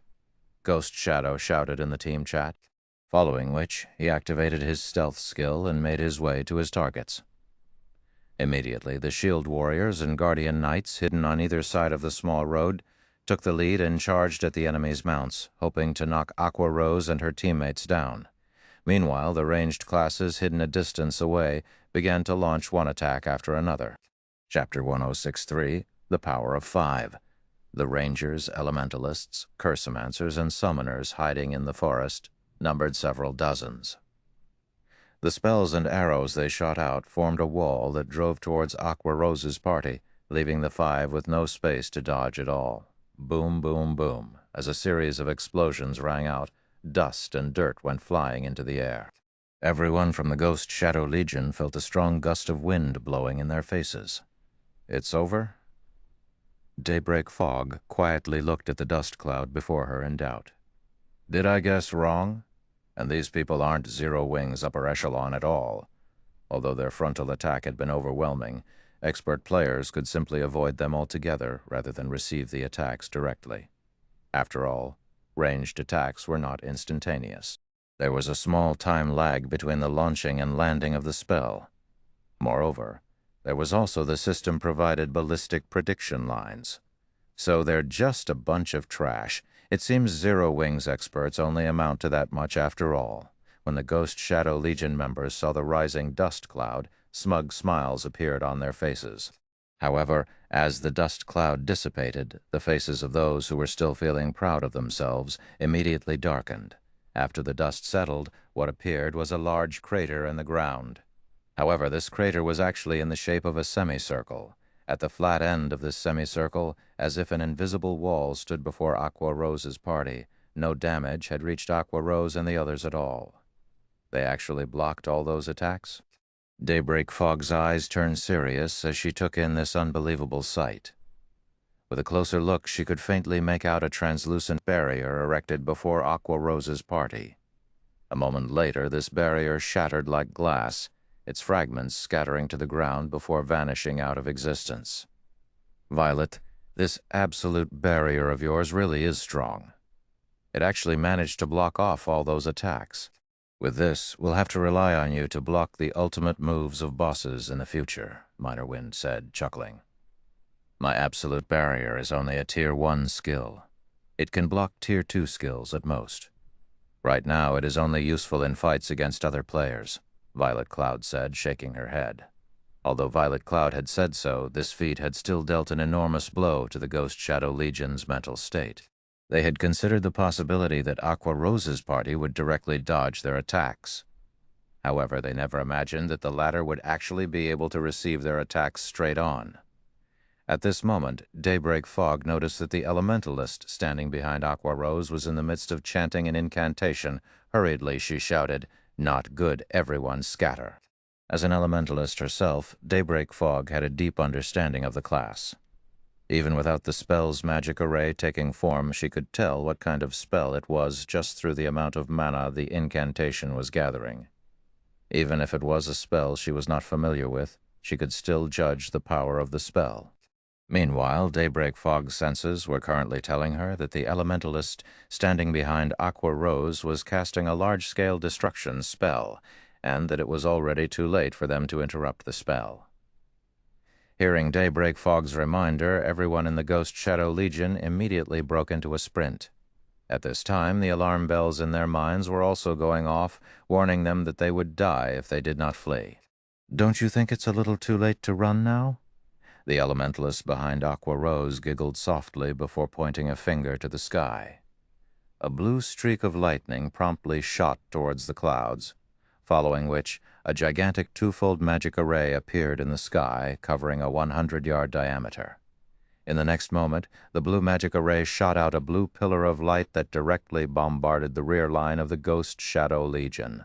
Then the light pillar began expanding in size and devouring the escaping players one after another. Damn it, it's too fast. Although Daybreak Fog had used Blink to get away, she still could not escape the expanding light pillar. In the end, she had no choice but to use Ice Barrier, becoming immune to all damage. However, her body also couldn't move as a result. As the light pillar faded, it left a plot of scorched earth in its wake. Black smoke wafted up from the blackened ground. This scene stupefied the Ghost Shadow Legion members standing at the front lines. This scorched landscape was simply too terrifying. If not for them charging ahead, they would have already turned into ash and dust by now. "Isn't this a little too strong?" Minor Wind fell breathless despite himself. "Big Sis Aqua, just what kind of person is your friend?" This was his first time seeing a large-scale destruction spell that could expand to cover such a large area so quickly. Just this single attack had annihilated over half of the 100-man team before them. Her? Aqua Rose looked over her shoulder to give Alluring Smile a glance. Chuckling, she said, "She's just a battle maniac." Upon hearing this, Alluring Summer could not help but stretch out her hand and pinch Aqua Rose's waist. Not only had her friend forcefully dragged her all the way out here, but she also actually called her a battle maniac. "All right, enough. We don't have much time to waste here. Let's hurry up and move," Aqua Rose said hurriedly as she tugged on her mount's reins. At this moment, the members of the Ghost Shadow Legion were already frightened stiff by Alluring Smile's attack. Although they had seen videos showing large-scale destruction spells in use, experiencing one in person was something else altogether. When they felt the might of the large-scale destruction spell, a feeling of helplessness overwhelmed their bodies. "Everyone, get a grip. Large-scale destruction spells are extremely rare. They can't possibly have another one. Even if they do, as long as we close in on them, they won't be able to use it." Daybreak Fog shouted as soon as her ice barrier ended. Although Aqua Rose's party had caught them off guard, their advantage remained unchanged. Moreover, now she was even more certain that someone of Zero Wing's upper echelon was definitely among the party of 5. Otherwise, it would simply have been impossible for them to use a large-scale destruction spell. As long as they managed to hold back these 5 players, they would have a much easier time conquering Stone Forest Town later on at daybreak. Fog's words. Everyone from the Ghost Shadow Legion immediately snapped out of their daze. The melee players standing at the forefront started moving once more. Charge. Previously, it was a wall of spells and arrows that had assaulted Aqua Rose's party. Now it was a wall of players, with shields defending them from attacks and the healers in the rear line providing them with heals and protection buffs. Even Minor Wind's arrows could do little against them. At this time, Shadow Sword, who was in front of Aqua Rose, took the initiative, saying, "Let me." Shadow Sword unslung the blood-red greatsword hanging on his back. This greatsword was the new weapon Shadow Sword had obtained after saving up guild contribution points every way he could. He had even traded in his previous weapon for this greatsword. Meanwhile, this greatsword was none other than the holy weapon Shi Feng had obtained from killing the demonic Ape King, Crimson Moon. Currently, Shadow Sword had already upgraded Crimson Moon to fine gold rank. As a result, his level had dropped to just barely over level 40. If he were to upgrade the weapon to dark gold rank, his level would fall below level 35. He dares to come at us all by himself. Let's surround him and beat him to death. Seeing Shadow Sword charging towards them, the melee players of the Ghost Shadow Legion immediately sprang into action. As for the bronze warhorse Shadow Sword was riding, they paid no attention to it whatsoever. Individually, their power might not be a match for the bronze warhorse. However, they could easily hold it back if several of them worked together. It would be just like fighting against a boss monster. Thud. Along with the sound of an impact, 3 MTs blocked the warhorse Shadow Sword rode, just as the other melee players were approaching Shadow Sword from both sides. I was waiting for this. Shadow Sword grinned as he tightened his grip on Crimson Moon. He then abruptly swung it, Whirlwind Slash. Immediately, a crimson storm sent the 8 melee players approaching him flying. Even the 3 MTs blocking the warhorse had to retreat 3 steps, damage of over 2,000 points appearing above their heads. Such powerful strength. Daybreak Fog was stunned. The members of the Ghost Shadow Legion were not your ordinary expert. Whether it was in terms of combat standards or weapons and equipment, they were top-notch. Yet, now Shadow Sword actually beat these powerful experts and sent them flying by as if they were common monsters. However, the Ghost Shadow Legion members were all experts. After their first assault got repelled, they coordinated their movements even more closely with each other for their second assault. Moreover, with Shadow Sword's Whirlwind Slash on cooldown, how was the Berserker going to defend against an attack coming from all sides? Scram. Seeing his enemies crowding around him once more, Shadow Sword brandished Crimson Moon again. Unlike the previous attack, Crimson Moon radiated a faint red glow this time, having successfully triggered the blood-boiling effect. At fine gold rank, the blood-boiling effect increased Shadow Sword's strength by an additional 1,000 points for 12 seconds. With Shadow Sword's current strength, even a high lord of the same level would be no match for him. This time, although Shadow Sword could not attack using Whirlwind Slash, he could use the active skill that came with the Tier 1 set equipment for Berserkers, Bladestorm. In the next moment, a red storm raged. All players within a 15-yard radius got blown into the air, invisible wind blades cutting their bodies time after time. In the end, these players transformed into streaks of white light and disappeared one after another. Then weapons and equipment rained down on the ground. Chapter 1064. The few cannot fight the many. Just who are they? Daybreak Fog's eyes stayed glued on the 5 cloaked figures. She couldn't guess the identities of Aqua Rose's party of 5 at all. Among the information she collected, there were no records of such a powerful elementalist or berserker in Zero Wing. Particularly, the berserker's strength was truly incredible. With just a single attack, he had directly killed over a dozen nearby melee players, including several MTs with over 20,000 HP. The destructive force of the Bladestorm he used could practically rival the large-scale destruction spell used by the elementalist before. With such strength, how were other players supposed to contend with him? Faring worse than Daybreak Fog, the members of the Ghost Shadow Legion were stunned, speechless. Just a meager party of 5 had killed over half of their Ghost Shadow Legion in mere moments. Moreover, this party of 5 remained completely unharmed. If they recounted this situation in Heaven's Burial, nobody would believe them. "Leave that berserker to me. All melee players prioritize killing the 4 in the rear," Daybreak Fog commanded. Shadow Sword was too powerful. It would be suicidal to have their melee players go up against him. Only a ranged player like herself could possibly pin him down. Obeying Daybreak Fog's words, everyone promptly avoided Shadow Sword. He was only a berserker. Even if he wanted to hold them back, he could detain only 1 or 2 people at most. The remaining dozen or so players could easily steer clear of him and charge at Aqua Rose and the others. "Get them!" The dozen or so melee players that managed to get past Shadow Sword's blockade immediately charged at Aqua Rose and the others. When only 10 yards separated Aqua Rose's group and the melee players, over a dozen arrows shot towards the berserker leading the charge. All the berserker saw were several streaks of light coming at him. Knowing that he could no longer dodge or block the oncoming attacks, he instinctively raised his battle axe and executed Whirlwind Slash. However, when the Berserker's battle axe came into contact with the first arrow, the powerful impact forced him to take a step back, causing his body to stiffen momentarily. Following which, the remaining dozen or so arrows struck the Berserker one after another.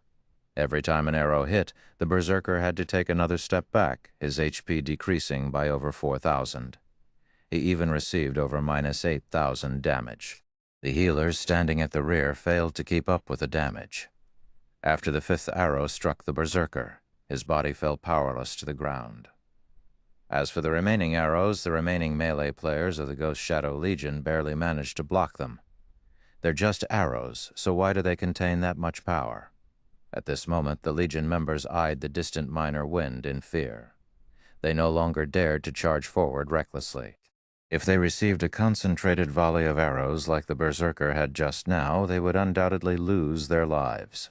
They were no ordinary players. They were experts of Heaven's Burial from defending against Minor Wind's attacks. They fully realized just how frightening the Ranger was. Although it seemed as if Minor Wind had shot these dozen or so arrows very casually. In reality, every one of these arrows was accurately aimed at their blind spots, which made defending against the attacks extraordinarily uncomfortable. Moreover, their reactions toward such attacks would be slower and delayed compared to defending against other attacks. If they had to go up against 5 of such blind spot attacks simultaneously, with their standards, they could defend against 3 or 4 of them at most.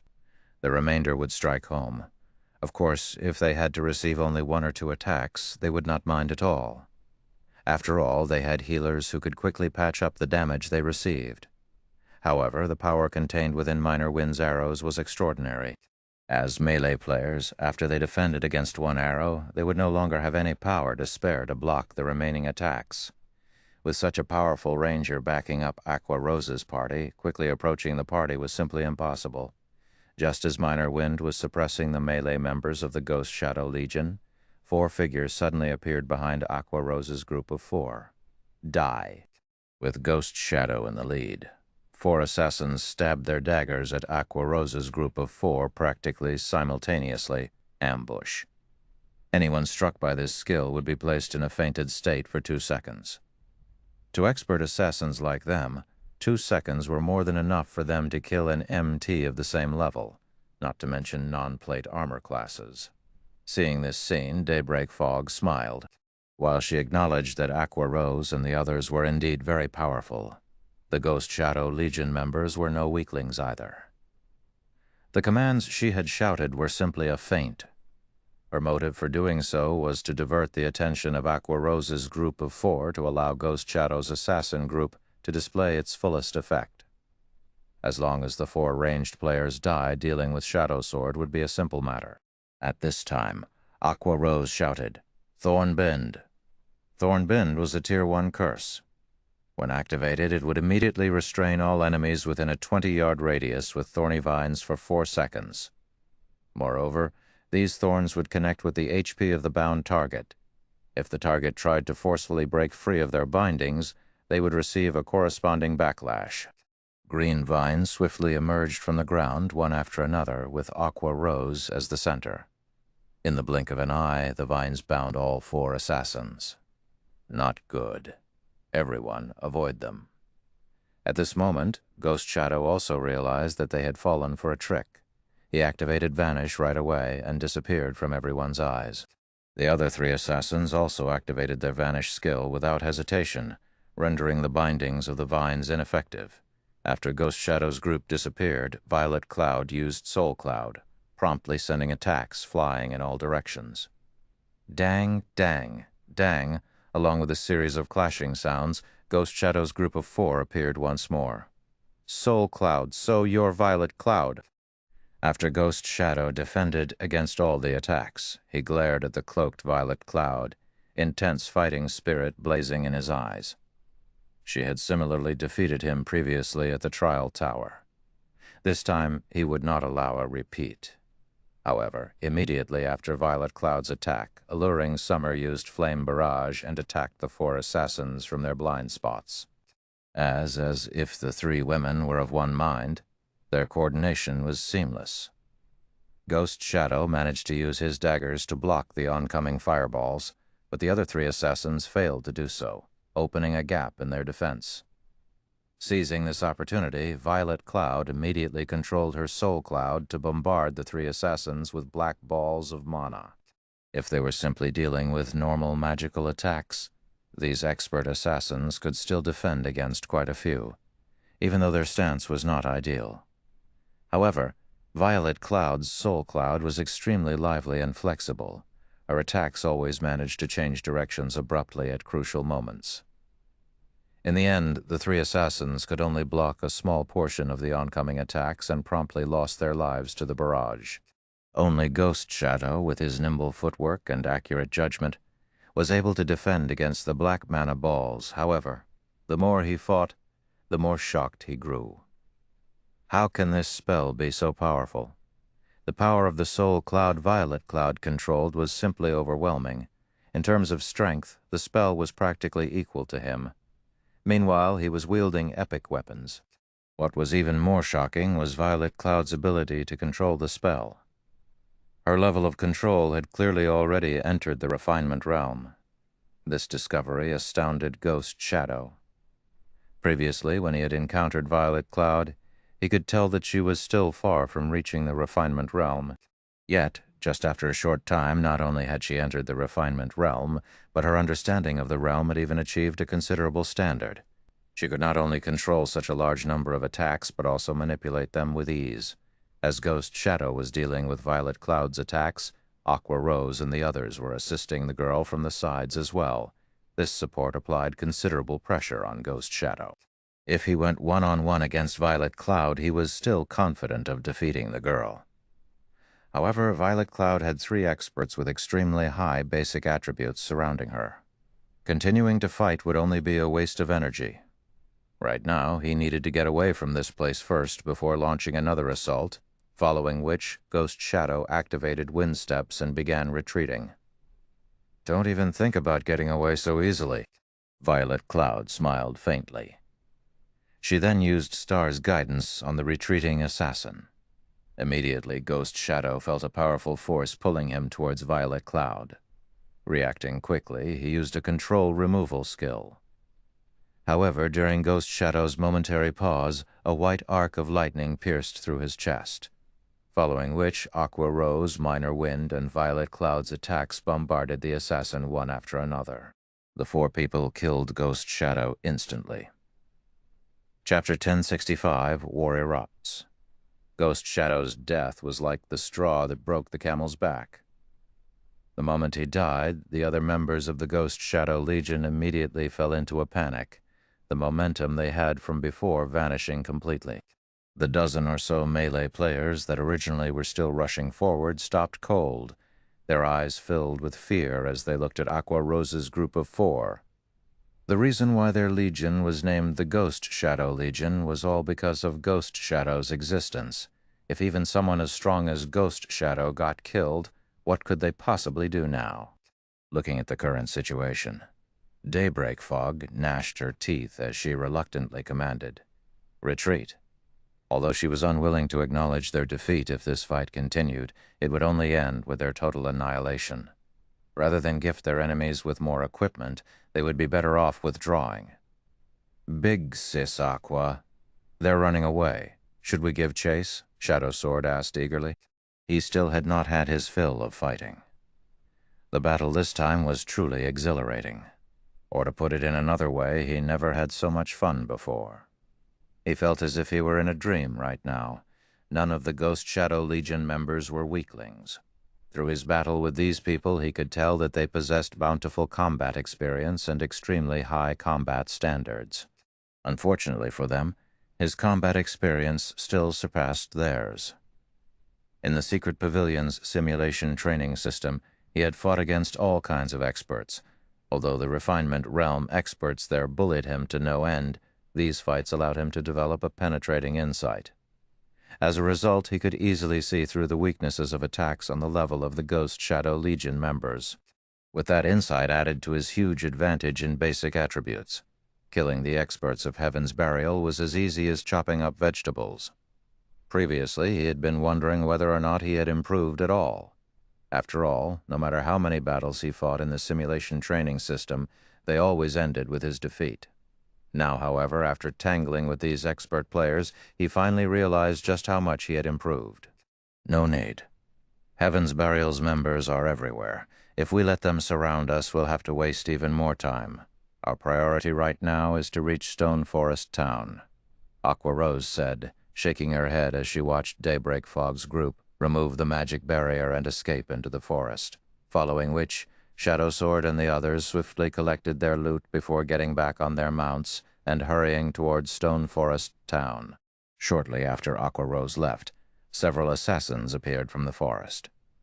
These assassins did not bear any guild emblems on their persons. They were all independent players who were planning on sneaking to Stone Forest Town to observe the upcoming war. The first siege war in Starmoon Kingdom, one which pitted Blackwater and Heaven's Burial's joint army of 300,000 elite players against Starmoon Kingdom's #1 guild, Zero Wing, was a major event. If they did not personally witness this war, they would surely regret it for the rest of their lives. Only due to them coming across Aqua Rose's party on their way to Stone Forest Town, they decided to follow after the party and take a look at what the party was up to. However, they never imagined that they would actually encounter such an expert battle on their journey. Did you guys record everything? Do you take me for a fool? Of course I've recorded everything. What about your side? Relax. I didn't miss out any of the exciting moments. Our luck is really good. I never thought that we would come across such a fight. Zero Wing's members are too cool. Just 5 of them managed to go up against a team of 100 experts. I really wonder just how strong are those 5 people. If I can become as strong as any one of them, I wouldn't have wasted my time playing God's Domain. All right, enough dreaming. Let's hurry up and post these videos on the forums. This message will definitely shock everyone. Following which, these several assassins posted their recorded videos on Starmoon Kingdom's official forums.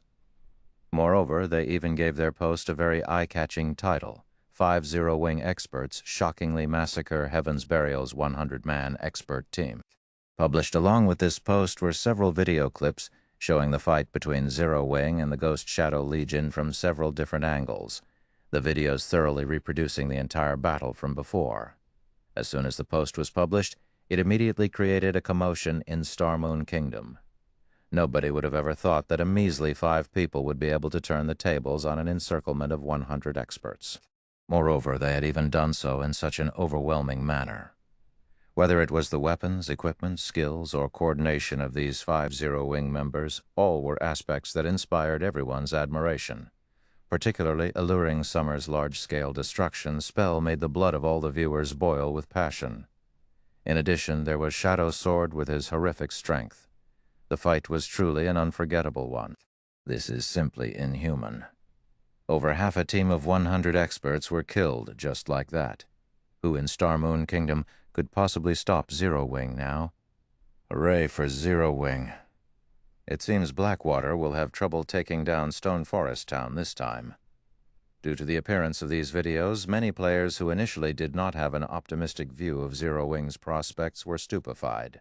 Meanwhile, the various large guilds that were happily and eagerly anticipating Zero Wing's fall could not help but start reevaluating Zero Wing's strength now. However, the ones most affected by these videos would still have to be Zero Wing's members. Previously, they all thought that Stone Forest Town was finished. However, after seeing at the performance of Aqua Rose's party of 5, they finally understood the views that their guild leader, Black Flame, advocated.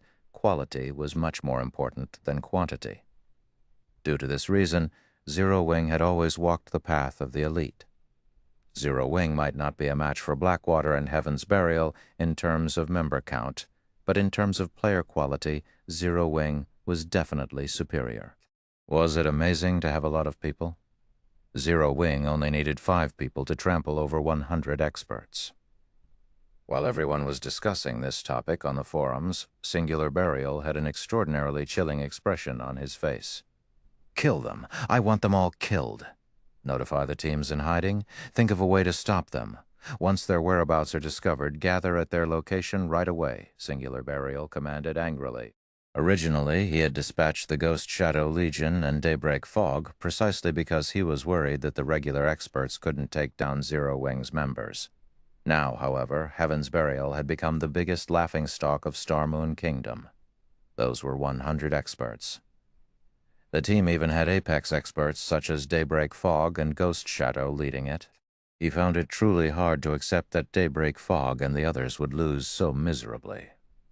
However, from the battle video, Singular Burial was able to clearly identify 2 of the 5 players. One was naturally Violet Cloud, whom Ghost Shadow had also identified, while the other one was Aqua Rose. If the Cursemancer leading the party wasn't her, then Singular Burial truly could not figure out which Cursemancer in Zero Wing had the qualifications to command Violet Cloud. As long as they managed to hold back Aqua Rose, not only would they be able to repay the humiliation they suffered, but taking down Stone Forest Town would also be a piece of cake. Nevertheless, after watching the battle video, Singular Burial felt a deep chill crawling down his spine.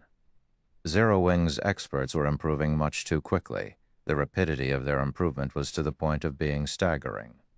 Only after paying a huge price did Heaven's Burial manage to nurture a batch of experts. However, compared to Zero Wing's experts, those experts Heaven's Burial nurtured were practically garbage. So many Apex experts had already appeared in the current Zero Wing. If they really gave Zero Wing a little more time, then the consequences would be unimaginable. Unfortunately for Heaven's Burial, its pursuit and interception mattered very little to Aqua Rose and the others. Their speed when riding mounts was unmatchable by players running on foot. Moreover, the mount Aqua Rose rode was a secret silver mount. In the end, the party of 5 managed to arrive at Stone Forest Town safely, and they promptly began commanding Zero Wing's members in Stone Forest Town to take the appropriate defensive measures. As time went by, the atmosphere in Stone Forest Town also grew increasingly more oppressive. The usual liveliness in the streets was no longer present. To avoid getting dragged into the war, many players had chosen to leave Stone Forest Town and observe the battle from a distance. Only some daring players remained in town. Big Sis Aqua, the magic tower, has just sensed a large number of creatures approaching Stone Forest Town. By the looks of it, they should be those monsters, Violet Cloud reported, her complexion slightly pale. The map displayed by the magic tower showed a swarm of creatures heading towards Stone Forest Town, the exact number incalculable. So they finally arrived. Aqua Rose, who stood atop the town's defensive walls, turned to look into the distance. She knew plenty regarding this upcoming war. Rather than the player armies of Blackwater and Heaven's Burial, their true enemies were the endless number of monsters. Immediately notify the guild leader. Inside the distant White River City's candlelight trading firm, Shi Feng was still desperately making the magic array scrolls for the Double Protection, Magic Array, and Divine Beast's Descent. They've arrived already? After receiving the message, Shi Feng had to stop his actions, a slight frown appearing on his face. Blackwater's monster army had arrived much sooner than he expected. He immediately used a return scroll to teleport to the city's teleportation hall, then took a teleportation array to Saimu Town. Chapter 1066, Black Flame appears. Standing at the top of Stone Forest Town's magic tower, Aqua Rose and her companions noticed dust clouds rising in the distance as they finished taking care of the town's defense. Upon closer inspection, they would discover swarms of monsters beneath the dust. How can there be so many monsters? Blackie watched the black patch approach Stone Forest Town from a distance, shock filling his heart. It looked as if a swarm of locusts was advancing on the town. Blackie wasn't alone in his surprise.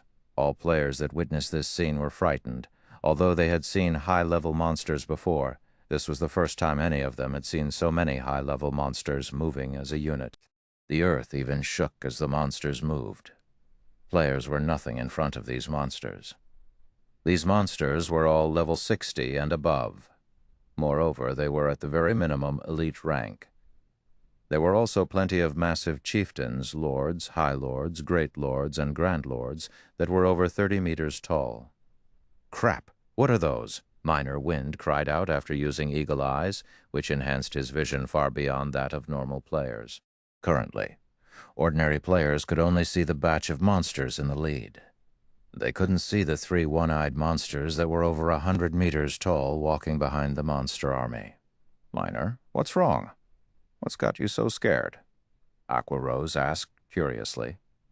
Mythic monsters. Minor Wind stuttered, his complexion paling. There are 3 of them. To current players, mythic monsters were insurmountable. They were the equivalent of Tier 4 classes among players. Currently, the strongest monsters players would encounter were Grand Lords. Even then, Grand Lords required a lot of planning and sacrifice to raid, not to mention mythic monsters. Everyone already discovered that a level 60 mythic monster resided in Black Ridge Town. They were forced to realize just how powerless they were against such an existence. Even 10,000 players were nothing in front of the mythic monster. All 3 mythic monsters were level 65. They were even stronger than the mythic monster in Black Ridge Town. How can this be? Wasn't there only supposed to be one of them? Aqua Rose frowned. To ensure their victory against Blackwater's mythic monster, she had used her connections to obtain 5 Tier 3 summoning scrolls. She had even negotiated with the secret pavilion and traded a large amount of Tier 3 gemstones for 3 Tier 3 summoning scrolls. With 8 Tier 3 summoning scrolls, they should be able to pin down a mythic monster. Yet now, there were 3 of them. Big Sis Aqua, Blackwater's vanguard, has arrived, Minor Wind reported. There seem to be 50 of them, and the leader looks like Blackwater's guild leader, Abandoned Wave. Pantheon's members are also with them. Ordinary players needed to run for over 10 hours to reach Stone Forest Town. However, players could reach the town in around 4 hours on mounts. As soon as Minor Wind announced the incoming army, everyone saw over a dozen massive magic arrays appear in the distant sky. As these massive magic arrays began to gather a frightening amount of mana, monsters that were around 20 to 30 meters tall emerged from these magic arrays. Why do they have so many Tier 3 summoning scrolls? Blackie could not help but panic. Zero Wing had only obtained 8 of such scrolls after much difficulty. Yet Blackwater had easily prepared a total of 17 Tier 3 summoning scrolls. Moreover, unlike the monsters in the monster army, players controlled these summoned creatures. The threat they posed to Stone Forest Town far surpassed that of an ordinary Great Lord. Standing atop a hill some distance away from Stone Forest Town, Abandoned Wave and Peerless, the commander of Pantheon's various legions for this war, laughed as they watched the monster army before them. Against so many monsters, even an NPC city would fall. I want to see how Zero Wing deals with this. Abandoned Wave revealed a confident smile. Brother Wave, you are too excited. How can an NPC city possibly be that easy to raid? Just the level 200. Tier 4 NPCs stationed in the city could easily obliterate us several times, Peerless said, rolling his eyes at Abandoned Wave. However, he had to admit that the monsters Abandoned Wave had called forth were incredibly powerful. With current players' strength, it was impossible to defend against these monsters. I was only joking, Abandoned Wave laughed. However, even now, Black Flame hasn't shown himself. I'm guessing that Zero Wing has already given up on Stone Forest Town. That shouldn't be the case. Stone Forest Town is Zero Wing's gold mine. Unless absolutely necessary, they won't abandon it, Peerless said sternly. Let's hope that's the case, then. That way, I'll get to use some of the trump cards I worked hard to prepare, Abandoned Wave casually replied. To assure his victory in Stone Forest Town, he had planned very carefully. No matter how Zero Wing struggled, Stone Forest Town would eventually belong to Blackwater. Starmoon City region, Saimu Town. Inside the second-floor VIP room of a high-class bar, 20 people had gathered inside this room. These people were all level 40 or higher. Moreover, they were all assassins. As for Fire Dance, this group's leader, she was level 44. Guild leader, you really don't need us to go over and help? Fire Dance worriedly asked as she watched the cloaked Shi Feng enter the room. She already understood the gist of the situation due to Aqua Rose. To put it simply, Stone Forest Town's situation was grim. Over 200,000 monsters surrounded Stone Forest Town. Moreover, the lowest-leveled monster among them was level 60. There were even plenty of chieftains, lords, and great lords in the mix as well. The measly 20,000 plus elite Zero-Wing members, NPC soldiers, and guards stationed in Stone Forest Town were not enough to deter this army. These monsters acted under the command of a player. To better capture Stone Forest Town, the player controlling these monsters would be close to the battlefield. If their team of assassins could eliminate that player, the monster army would fall into disarray. This would make it easier for Zero-Wing's members to defend the town. "No, I have another task I need you all to do," Shi Feng said, shaking his head. He then took out 10 silver magic scrolls and dozens of Tier 2 magic scrolls, handing them over to Fire Dance. The silver magic scrolls are probing scrolls. They can sense all monsters within a 3,000-yard radius. Your task is to find the anchor points for the magic array sealing the Stoneclaw Mountains. These anchor points are easy to find. As long as you see a large gathering of monsters, I'm 90% certain that it'll be an anchor point. However, Blackwater's people are not fools. They will have heavy security there. It is also very difficult to destroy those anchor points. When destroying them, use these Tier 2 magic scrolls once the seal lifts. Our people can teleport to Stone Forest Town in droves. After issuing his instructions, Shi Feng used space movement to reach Stone Forest Town. Shi Feng's sudden appearance immediately attracted everyone's attention in the town. Shi Feng had already used the demon mask to disguise himself as Black Flame. Even if people tried not to pay attention to him, the horrific aura he radiated made it difficult to ignore him.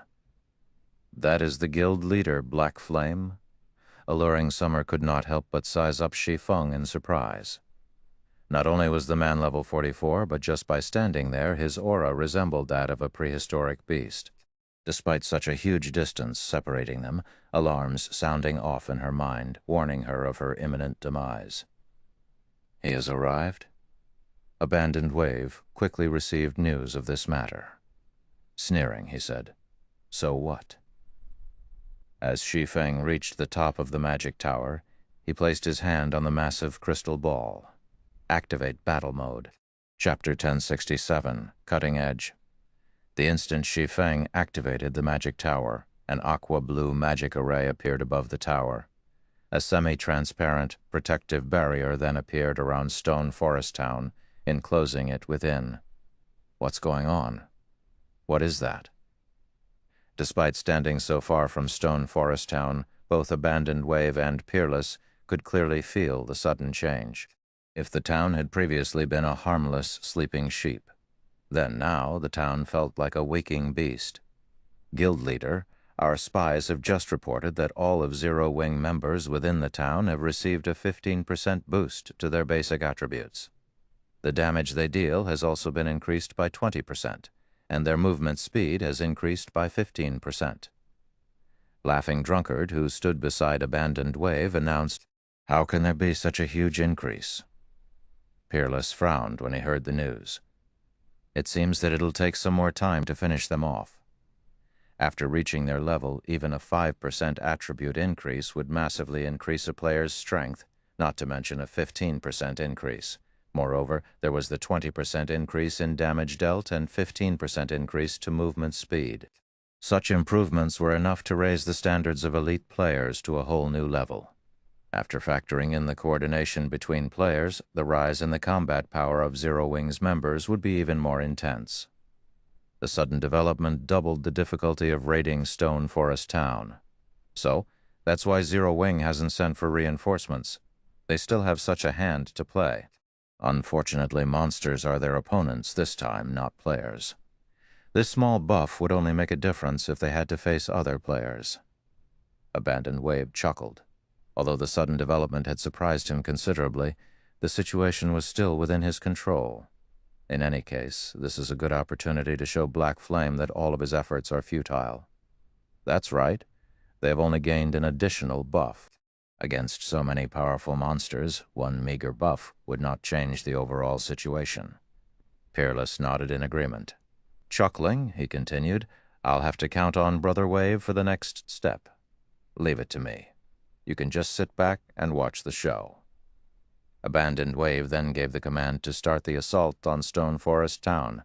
He ordered the monsters to attack the town from all sides. When players raided a town in order to minimize losses, they would generally launch a powerful assault on a single location. However, these players were not concerned about the monsters' deaths. Hence, they could launch an all-around assault without worry, making Stone Forest Town even harder to defend. As the monster army began to circle the town, the Zero-Wing members inside the town grew nervous. The monsters assaulting the town were different from the monsters they normally fought in the fields.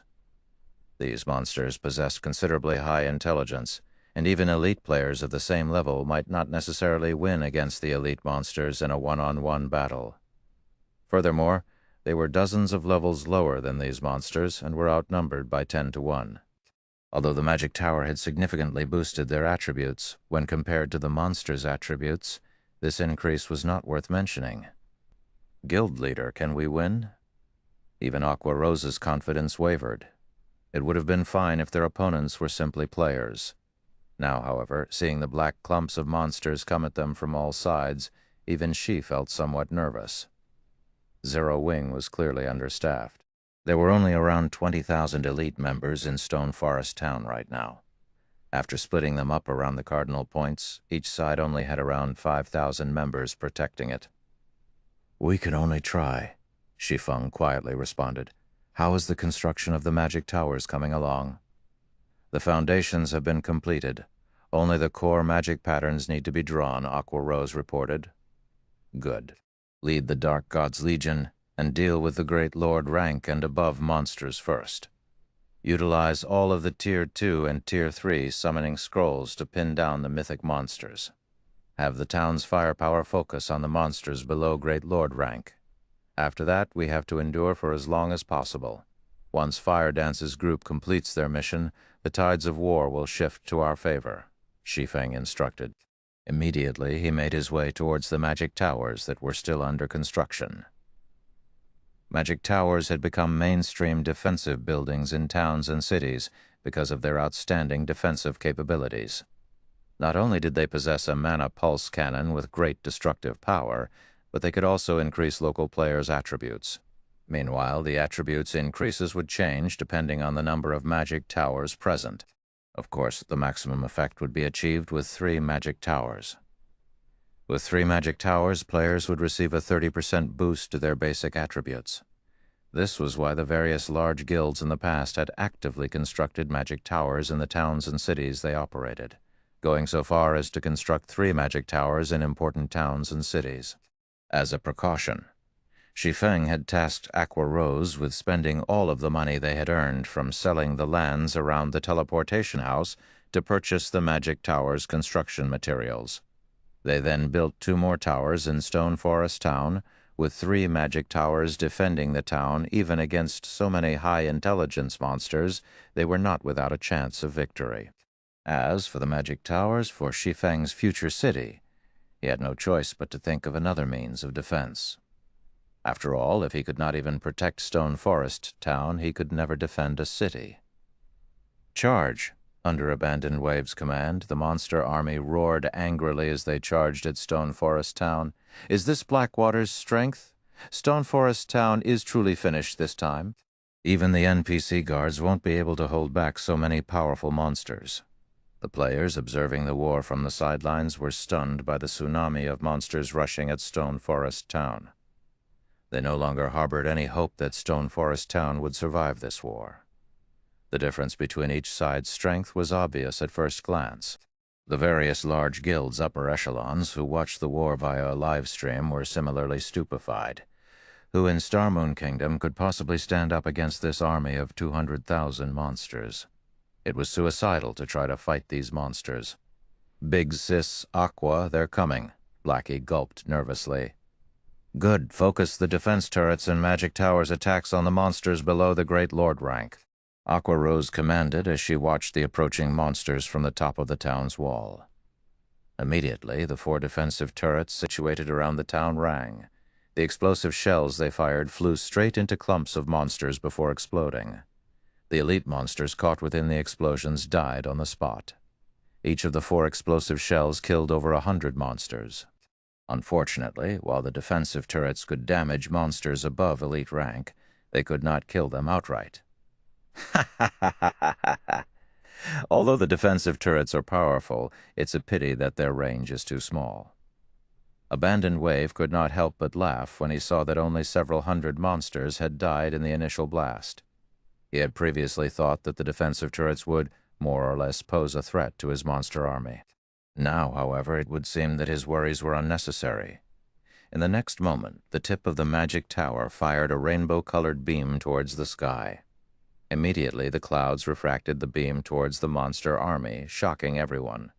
When the rainbow beam struck, it swept through the monster army. Everywhere the beam passed, massive flames erupted. All monsters below Lord rank were vaporized. As for the lords that had survived, they had less than half of their HPs remaining. When the rainbow beam eventually disappeared, over 3,000 monsters had vanished with it. A large empty space had appeared in the midst of the densely packed monster army. Chapter 1068, Double Protection Barrier. As the light from the magic tower dissipated, every player in Stone Forest Town fell silent. Single attack had extinguished the lives of over 3,000 level 60 and above monsters. This was far more terrifying than any large-scale destruction spell they had ever seen. In fact, it wasn't just Zero Wing's members who were stunned. Even Abandoned Wave and Peerless, who watched the war from a distance, wore dark, tense expressions. Why does the magic tower have this kind of ability? Abandoned Wave frowned as he looked at the empty space in the middle of the battlefield. In one attack, it heavily injured Lord-ranked monsters. Zero Wing really knows how to hide its strength. Among the 200,000 monsters, the majority consisted of monsters below Lord rank. Only a small minority consisted of Lord rank and above monsters. The firepower of a single magic tower could already rival the attacks of 10 defense turrets. That attack is already as powerful as a Tier 4 large-scale destruction spell. Based on my understanding of God's Domain's tools, this kind of attack should have a very long cooldown. Even so, I no longer think that it's possible to take Stone Forest Town down in a short time. If we don't think of a way to deal with that magic tower as soon as possible, I'm afraid that our casualties will be severe, Peerless commented as he looked at the towering magic tower in the distance. However, the magic tower's attacks are somewhat clumsy. If players or agile monsters were charging into the town, I doubt that the magic tower would be as effective. If we send some agile monsters, we should be able to destroy it. Although losing the magic tower will be unfortunate, we have to remove it to minimize our losses. Abandoned Wave nodded, agreeing to Peerless's suggestion. Immediately, he barked in the team chat, "Drunkard, have the Tier 3 summoned creatures assault the magic tower. Think of a way to destroy it as quickly as possible." "Guild leader, rest assured I will destroy that magic tower," laughing Drunkard confidently replied. They had a total of 17 Tier 3 summoned creatures on their side. Although those summoned creatures were only level 55, much weaker than the level 60-plus Great Lords in the monster army, players were in full control of these summoned creatures. With the speed of Tier 3 summoned monsters, dodging the magic tower's monotonous attacks would be a piece of cake. Quickly, laughing Drunkard and his subordinates directed the 17 summoned creatures to move out. Every one of the level 55 summoned creatures had 50 million HP. Including their battle recovery, even if they stood still and did nothing, players would need a lot of time to kill them. There were also 17 of these creatures to contend with. Normally, these 17 Tier 3 summoned creatures would be more than enough to destroy a town. The moment the Tier 3 summoned creatures moved, they attracted the distant spectating players' attention. "Blackwater is amazing! That's 17 Tier 3 summoned creatures.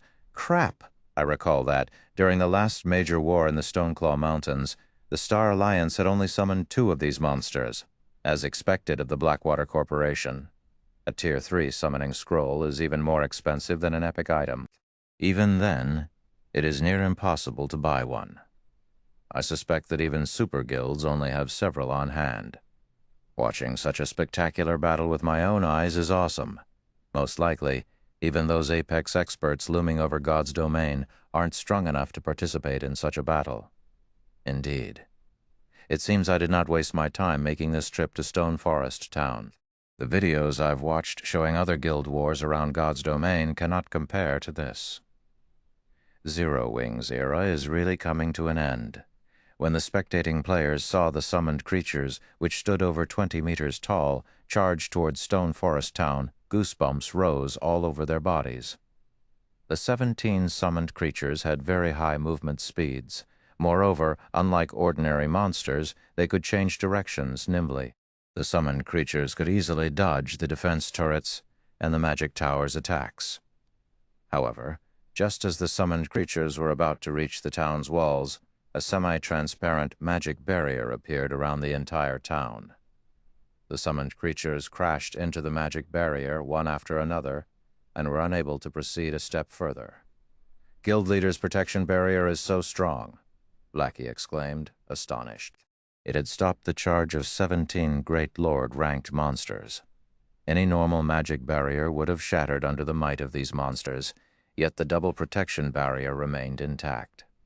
Aqua Rose, who stood atop the magic tower, was similarly overjoyed. Previously, she had worried that the magic barrier would not hold off these monsters and believed that Shi Feng had been joking when he said that it could. She had never thought that the barrier would be this powerful.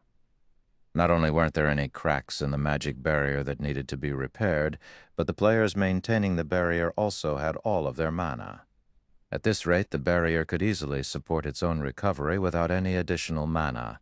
"A magic barrier," Laughing Drunkard sneered. "Do you think you can hold us off with that?"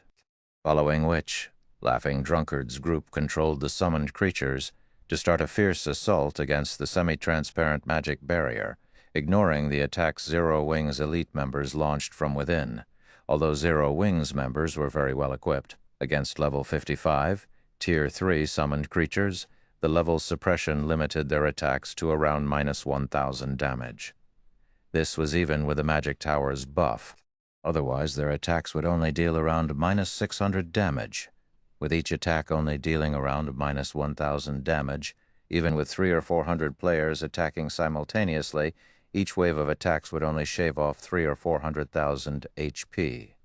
Furthermore, the summoned creatures had their battle recovery, which allowed them to generate 1% of their HP every 5 seconds. Even if Zero Wing's elite members attacked freely, it would take a very long time before any of the summoned monsters fell. However, it was a different story for the magic barrier. The magic barrier used players' mana. The more damage the barrier took, the more mana it consumed. If the players maintaining the barrier ran out of mana, the magic barrier would crumble. With the power of their 17 Tier 3 summoned creatures, it would take less than 10 seconds to bring down the magic barrier. Deafening explosions shook the magic barrier one time after another. Even those standing several thousand yards away could hear the explosions clearly. They could also see various attacks bombarding the summoned creatures, rapidly depleting their HPs. 5 seconds, 10 seconds, 20 seconds. Even after 30 seconds of constant attacks, the magic barrier showed no signs of cracking. On the contrary, the 17 summoned creatures had lost over 10 million HP each.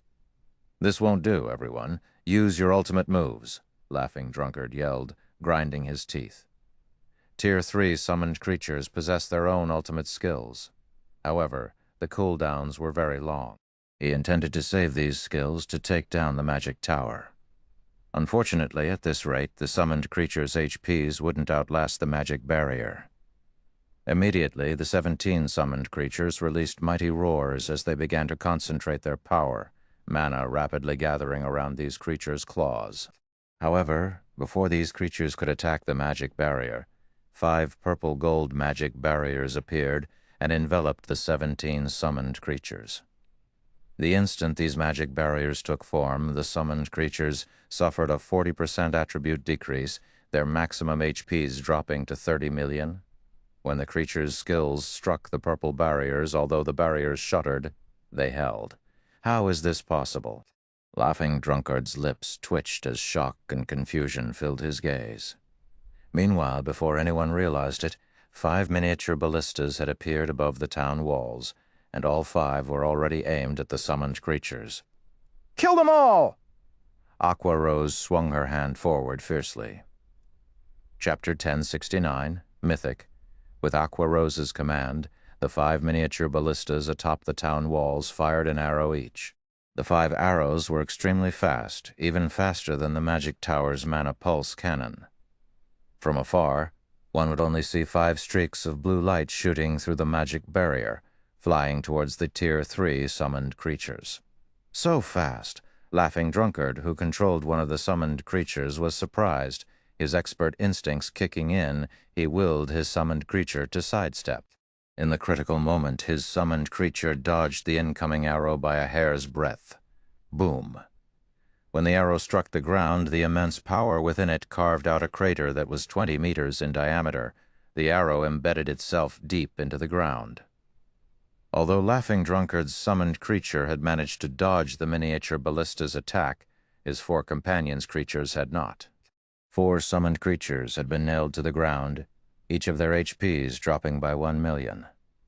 This amount of damage might not be much to a level 55 Great Lord, but the arrows would pin their targets down for several seconds after they hit. This put the Great Lords, which possessed the advantage of speed, at a disadvantage. Again, Aqua Rose commanded once more. Before anyone realized it, the miniature ballistas, which had just launched their arrows, were already reloaded. Immediately, the players controlling the ballistas fired another volley of arrows at the Tier 3 summoned creatures. Seeing the arrows fly at the summoned creatures once again, Laughing Drunkard's complexion paled. He had never imagined that the miniature ballistas would possess such a high attack rate. Dodge the arrows. Use everything you have to attack the barrier. Laughing Drunkard hurriedly ordered. While their summoned creatures were trapped inside the purple-gold barriers, not only were they given limited space to dodge the oncoming arrows, but they had also been significantly weakened. If they did not break free from these magic barriers, they would become live targets for the 5 ballistas. Although Laughing Drunkard had not made the wrong decision, he did not know that the magic array trapping their summoned creatures was the 9-star polar domain, an intermediate magic array. This particular array could even suppress mythic monsters. Great Lords were not strong enough to free themselves from it. Exactly how powerful were mythic monsters? They could rival major cities' ruling NPCs. As Tier 4 monsters, all of their skills were also Tier 4. These skills were many times stronger than Tier 3 skills. However, the 9-star polar domain could withstand mythic monsters' fierce assault for a considerable amount of time, much less the attacks of Tier 3 summoned creatures. For a time, the 17 summoned creatures were little more than practice targets for the 5 miniature ballistas, as the arrows repeatedly nailed them to the ground. Zero Wing's elite members also bombarded them with attacks, rapidly decreasing their HPs. After a short moment, 2 of the summoned creatures died. This scene stupefied the players observing the battle. Generally, it took a 100-man elite team led by an expert to raid Great Lord-ranked monsters. If one encountered a Great Lord that possessed powerful AoE attacks, even a legion of 1,000 elites wouldn't be strong enough to raid it. Now, however, Zero Wing rendered them helpless. Brother Wave, it seems that Zero Wing has prepared extensively. Do you need Pantheon to join the fray? Peerless asked, chuckling at Abandoned Wave. Thank you for your concern, brother, Peerless. But this small variable is not enough to put a dent in my plans. Abandoned Wave rejected Peerless's offer, following which he notified the true controller of the monster army and asked softly, "Can you instruct the 3 mythic monsters to join the battle?" Originally, he had only intended to use the monster army to eliminate the town's exterior defenses and probe Zero Wing for hidden trump cards. After defeating every Zero Wing member outside of Stone Forest Town, he would then lead Blackwater's elite army to capture the town. Although the monster army was very powerful, if these monsters entered the town, they would lose any hope of capturing it. The monsters would pollute the town with the evil energy they released. Players could not remain in an environment polluted by evil energy for any length of time. As a result, even if Blackwater secured Stone Forest Town, it would be useless unless they gave up their humanity as the monster army's controller had. Either that or they would have to exterminate these monsters' true creator. Obviously, neither of these options were viable. As for Pantheon, they had long since agreed that before Blackwater dealt with Stone Forest Town's defenses, Blackwater would not require Pantheon's assistance. If Pantheon were asked to take action, Blackwater would have to split a portion of Stone Forest Town's shares with Pantheon. Hence, he could only rely on the mythic monsters to free him from this predicament. If possible, Abandoned Wave would rather avoid employing the 3 mythic monsters. Although the mythic monsters were incredibly strong, they were very difficult to control. Even the true controller could only issue general instructions. If a mistake occurred, it was highly possible that these monsters would charge into Stone Forest Town and wreak havoc. Hence, he had hoped to utilize the Tier 3 summoned creatures to destroy the magic tower. Unfortunately, that wasn't going to work. With the protection barrier around Stone Forest Town, none of the monsters could proceed into the town. Even the Grand Lords were no exception.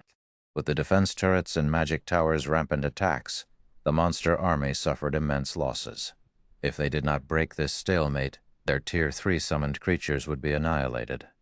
At that time, he would be forced to pay an even greater price to destroy the magic tower. There are no problems on my side.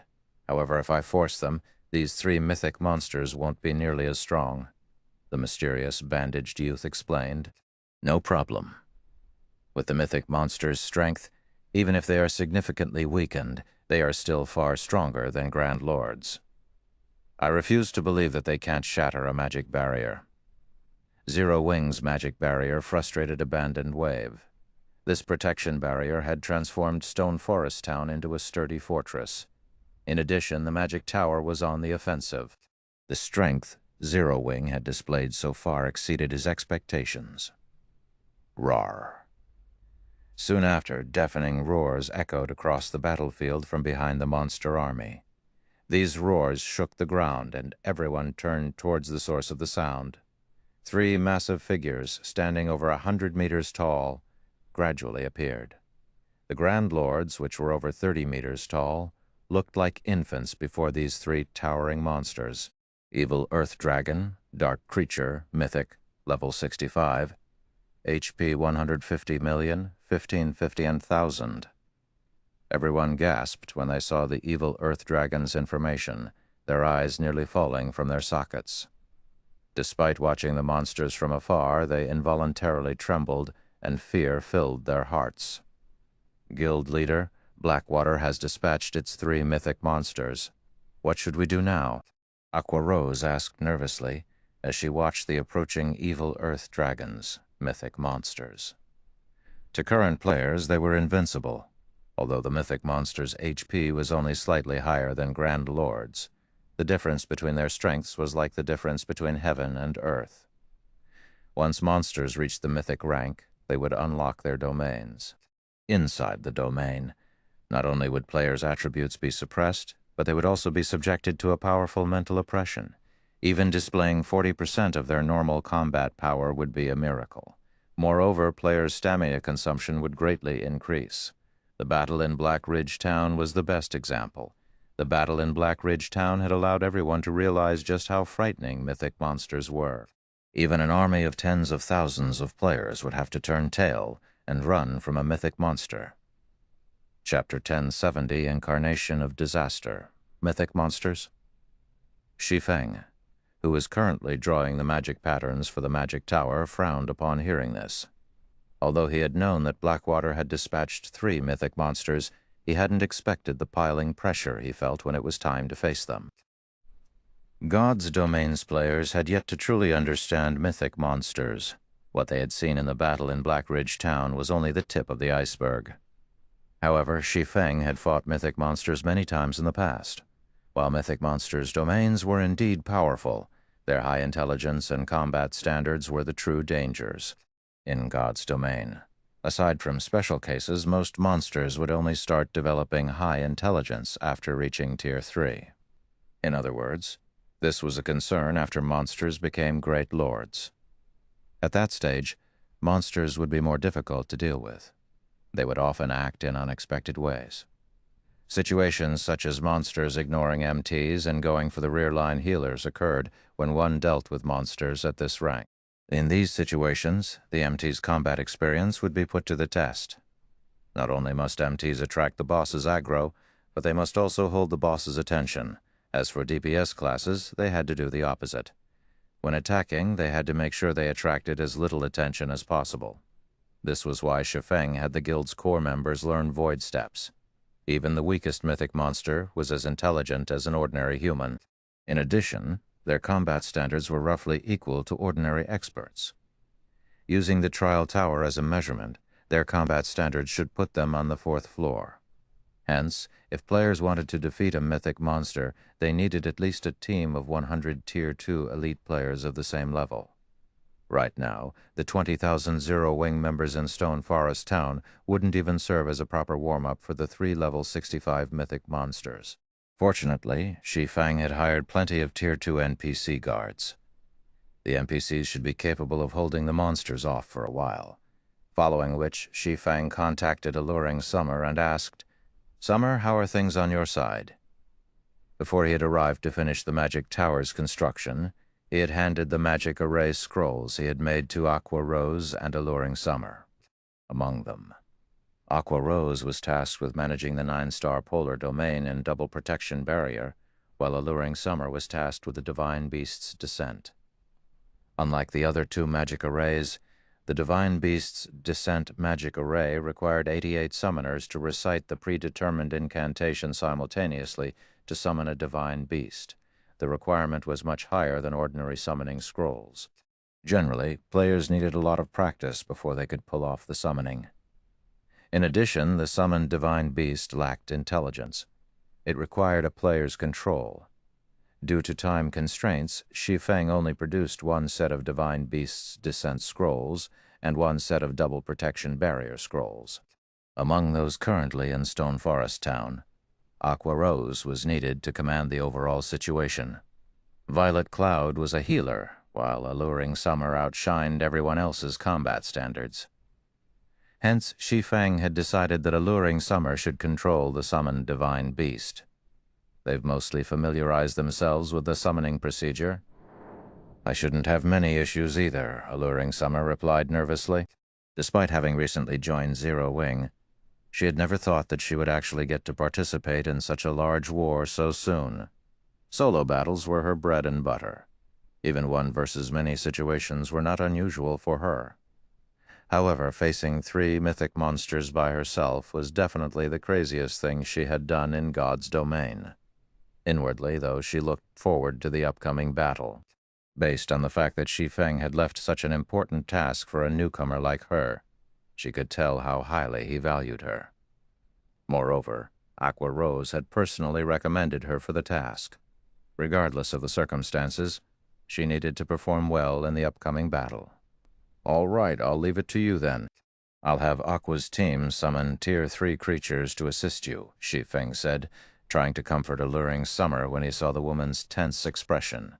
Alluring Summer might not be a match for Violet Cloud or Fire Dance, but with her current standards, she should have no problems controlling a Divine Beast. Moreover, she would also have help from the Magic Tower. As the 3 evil Earth Dragons moved closer to Stone Forest Town, the players in the town grew increasingly tense. Aqua Rose had the guild's experts use the 8 Tier 3 summoning scrolls they had gathered. However, compared to the 3 mythic monsters, the 8 creatures looked like children.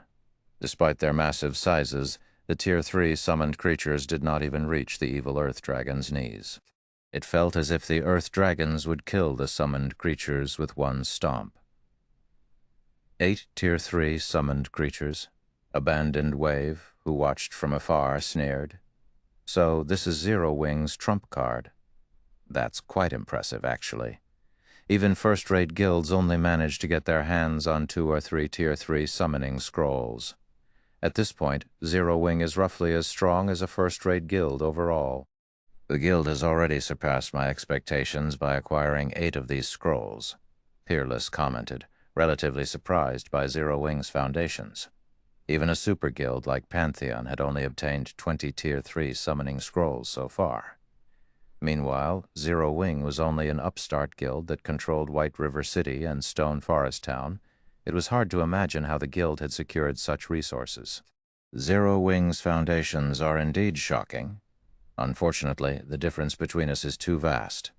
It is fated that they will fail to defend Stone Forest Town, Abandoned Wave laughed. He did not oppose Peerless's views. Unfortunately, 8 Tier 3 summoned creatures were barely enough to pin down one evil Earth Dragon. How was Zero Wing going to deal with the remaining 2? Following which, one of the 3 evil Earth Dragons charged at one of the 9-star polar domain magic arrays. The defense turrets and magic tower couldn't land an attack on the nimble Earth Dragon. In the next moment, the mythic monster stretched out one of its massive claws and slashed at the purple-gold magic barrier. Boom. The instant the claw collided with the magic barrier, a wide tear appeared in the sturdy barrier. Meanwhile, the 9 players maintaining the attack barrier lost 1/5 of their mana pool on the spot. This scene shook Zero Wing's members. Even Aqua Rose was surprised.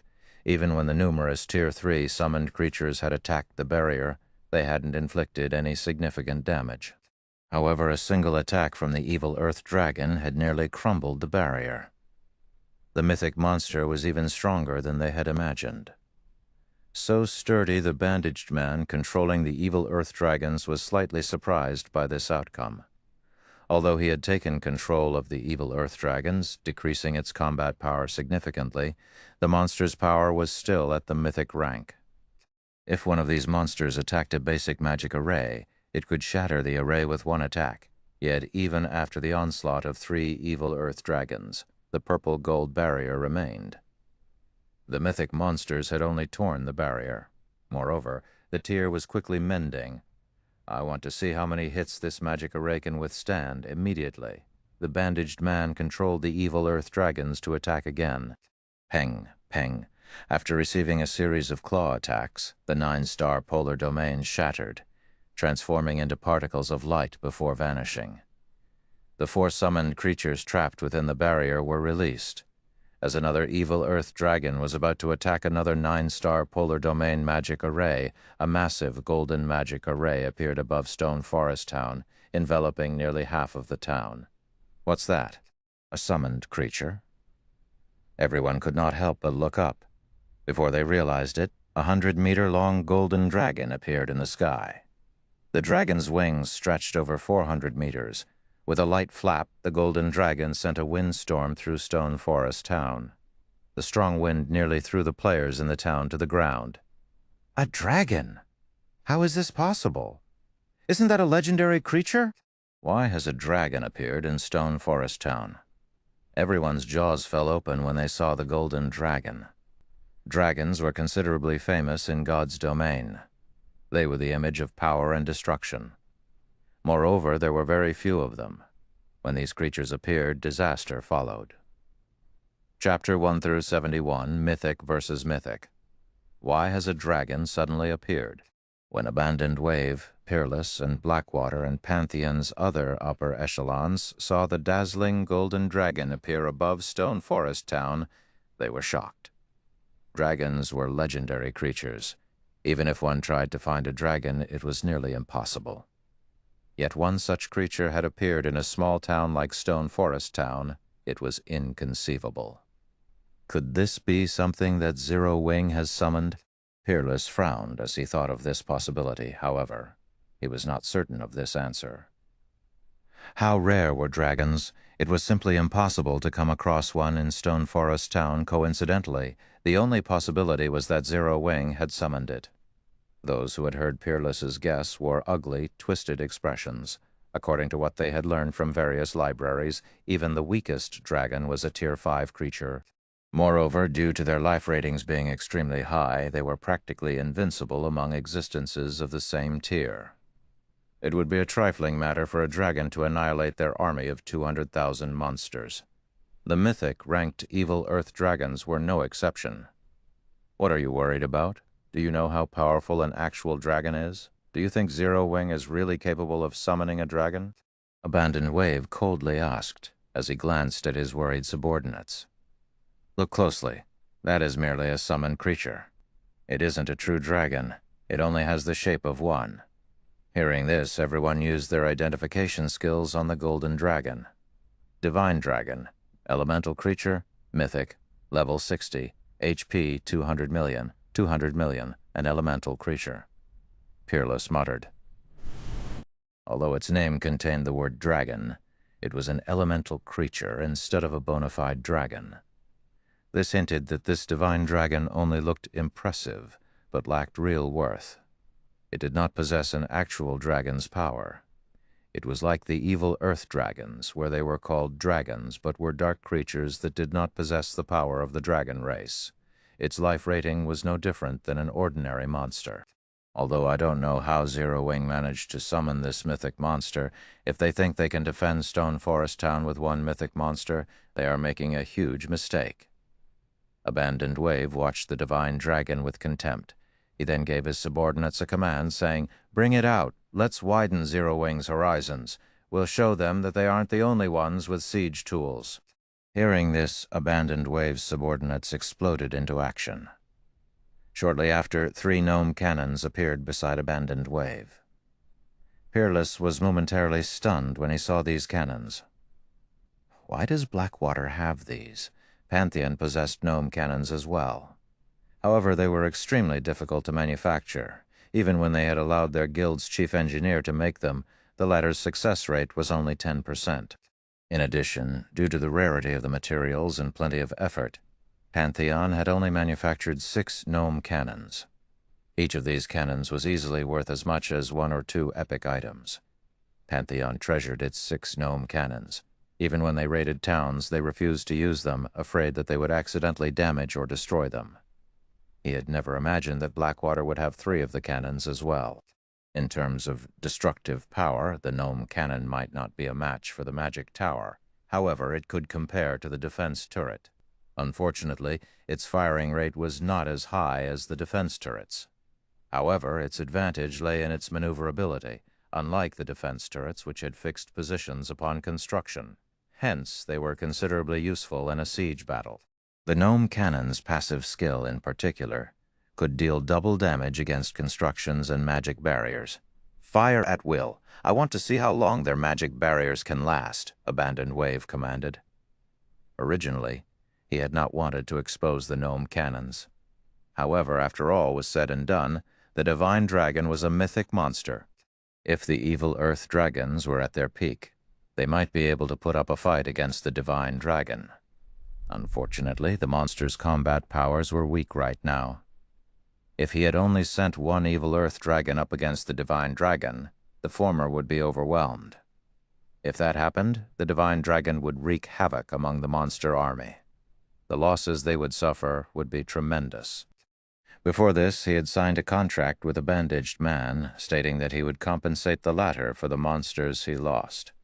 He could deal with the compensation for the monsters below Lord rank. However, if Lord or above monsters died, even he would feel a sting. For safety's sake, he needed 2 evil earth dragons to pin down the divine dragon. He would then have the last earth dragon attract the attention of Zero Wing's summoned creatures. This way, Zero Wing would have no way to prevent Blackwater's summoned creatures from rampaging inside Stone Forest Town. However, before they had the opportunity to use the gnome cannons, an explosion blasted above them. With a violent flap with its wings, the divine dragon appeared before the evil earth dragon that was about to attack the 9-star polar domain. It then whipped its tail at the evil earth dragon's pitch-black scales. Boom! The attack sent the massive evil earth dragon flying. Not only had it been thrown away from the 9-star polar domain, but its HP bar had also decreased by a visible chunk. The divine dragon's strength surpassed everyone's imaginations. The independent players watching the battle from a safe distance gaped in shock. Despite both being Tier 4 mythic monsters, and the evil earth dragon being 5 levels higher than the divine dragon, the latter easily sent the former's titanic figure flying. However, the divine dragon's controller, Alluring Summer, was more surprised than anyone. Is this the power of a mythic monster?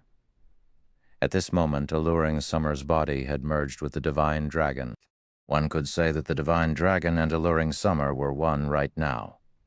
The power the Divine Dragon wielded was intoxicating. This was the first time Alluring Summer had experienced such destructive power. Even high and mighty Grand Lords were trifling existences in front of her. She felt like she could easily annihilate those Grand Lords with a single wave of her hand. Seeing this, the other two evil Earth Dragons brandished their claws against the Divine Dragon. One had to admit that the evil Earth Dragon's attacks were seasoned and accurate. They struck at the Divine Dragon's blind spots. Moreover, the two Earth Dragons coordinated their attacks very well. If the Divine Dragon tried to block one of the Earth Dragons, it would fail to block the other. Yet, contrary to expectations, even when the Earth Dragon's claws were about to strike the Divine Dragon, the latter remained motionless. It did not attempt to dodge or block the incoming attacks. Is the Divine Dragon not listening to commands? Aquarose wondered. If a problem occurred with the Divine Dragon now, this war was as good as over. Dang. In the next moment, the evil Earth Dragon's claws slammed into the Divine Dragon's body. However, their claws only left behind several white marks on the latter's golden scales. The attacks did not penetrate the Divine Dragon's scales. As for the damage the Divine Dragon received, compared to the Divine Dragon's 200 billion HP, it was not worth mentioning. If one did not pay close attention, they might not even notice the change to the Divine Dragon's HP bar. Impossible. At this moment, Abandoned Wave's calm vanished, his mouth hanging open as he watched. Why was there such a massive difference between the dragons despite being monsters of the same tier? Every player that witnessed this fight was stupefied. They even began to wonder if the evil Earth Dragons truly were the demons that had annihilated tens of thousands of players in Black Ridge Town. Chapter 1072, Tier 4 Curse. While Abandoned Wave and the others were shocked over the Divine Dragon's defense, under Alluring Summer's command, the Divine Dragon began its counterattack. The Divine Dragon's tail tore through space as it whipped at the two nearby evil Earth Dragons. Roarer. The two evil Earth Dragons possessed high intelligence. Knowing that the Divine Dragon's attack packed an extraordinary amount of power, they roared angrily as they swiped their sharp claws at the approaching tail. Boom. The instant claws and tail collided. A loud crash resounded throughout Stone Forest Town, the resulting shockwave sending all nearby players and monsters flying. At the same time, like kites with cut strings, the two evil Earth Dragons were sent flying hundreds of yards away. When they landed, their bodies slammed into the ground, instantly killing dozens of elite monsters atop the magic tower. Aquarose's expression shifted from worry to joy. The Divine Dragon was so strong, despite the evil Earth Dragons also being Tier 4 mythic monsters, they couldn't even parry the Divine Dragon's attack. With this strength, the Divine Dragon could easily suppress all three evil Earth Dragons. Combined with the strength of their magic arrays and Tier 3 summoned creatures, they could definitely defend Stone Forest Town. Every Zero-Wing member in Stone Forest Town brimmed with confidence once again. With the Divine Dragon and the Magic Tower holding down the fort, raiding Stone Forest Town became several times more difficult for Blackwater. The army of 200,000 monsters had become nothing more than a treasure trove of EXP. Why is it so powerful? Could it really be a member of the dragon race? Abandoned Wave frowned. No wonder why Zero-Wing is so fearless. They have a card like this to rely on. The Divine Dragon's power astonished Peerless as well. If not for him witnessing this battle personally, he wouldn't have known that players were capable of summoning such powerful monsters. With a single Divine Dragon, the tides of the war had shifted in Zero-Wing's favor. Brother Wave, are you ready to reconsider? Peerless turned to Abandoned Wave. If you let Pantheon join the battle and save those trapped summoned creatures, removing the magic tower and defense turrets shouldn't be a problem. However, if you let this situation drag on soon, even Pantheon won't be able to guarantee our victory. Fine. You can join the fray. After hesitating for a few moments, Abandoned Wave agreed to Pantheon's assistance. Although the 3 gnome cannons had bombarded the purple-gold magic barriers, their attacks at most caused the barriers to ripple. It was impossible to destroy the barriers quickly. Furthermore, now that the Divine Dragon protected the 9-star polar domains, the evil Earth dragons could get close enough to save the Tier 3 summoned creatures. If this continued, it was only a matter of time before their Tier 3 summoned creatures died. If that happened, it would be far more difficult and costly to take down the town's defenses. "All right, boys, you heard him," Pantheon announced, laughing. "However, Brother Wave, you mustn't forget our agreement." "Of course. As long as you help me destroy Stone Forest Town's magic tower and defense turrets, you'll receive every share that I've promised you," Abandoned Wave said, nodding. He was curious about Peerless's confident tone. What methods did Pantheon possess? To take down Stone Forest Town, he had sacrificed much to gain the bandaged man's cooperation. The 17 Tier 3 summoning scrolls hadn't been easy to obtain either. Even then, he hadn't been able to shake Stone Forest Town's foundations. As soon as Abandoned Wave said so, a team of 20 players appeared behind Peerless. Startling Abandoned Wave, all of these 20 players wore black cloaks. They radiated cold, dense, killing intent, causing the nearby players to shiver involuntarily. So strong, Laughing Drunkard was inwardly shocked as he glanced at the 20 players that had suddenly appeared. Among these 20 players, quite a few felt extremely dangerous. If not for these people exposing themselves, Laughing Drunkard suspected that there was over an 80% chance that these people could kill him before he realized what had happened. Meanwhile, each of these assassins retrieved a light gray magic scroll from their bags. Individually, these magic scrolls could not compare to Tier 3 magic scrolls' quality. However, when all 20 were lined up, the mana fluctuations they released instilled a deep fear in everyone's hearts. "What are those?" Abandoned Wave asked curiously. "A magic array that rivals a Tier 4 curse," Peerless introduced, laughing. "We obtained them from some temple ruins we raided. We sacrificed over 100,000 players to conquer those ruins. I'm willing to bet that this is the only set available throughout God's domain right now." "You guys raided temple ruins?" Abandoned Wave could not help his surprise. There were many temple ruins throughout God's domain.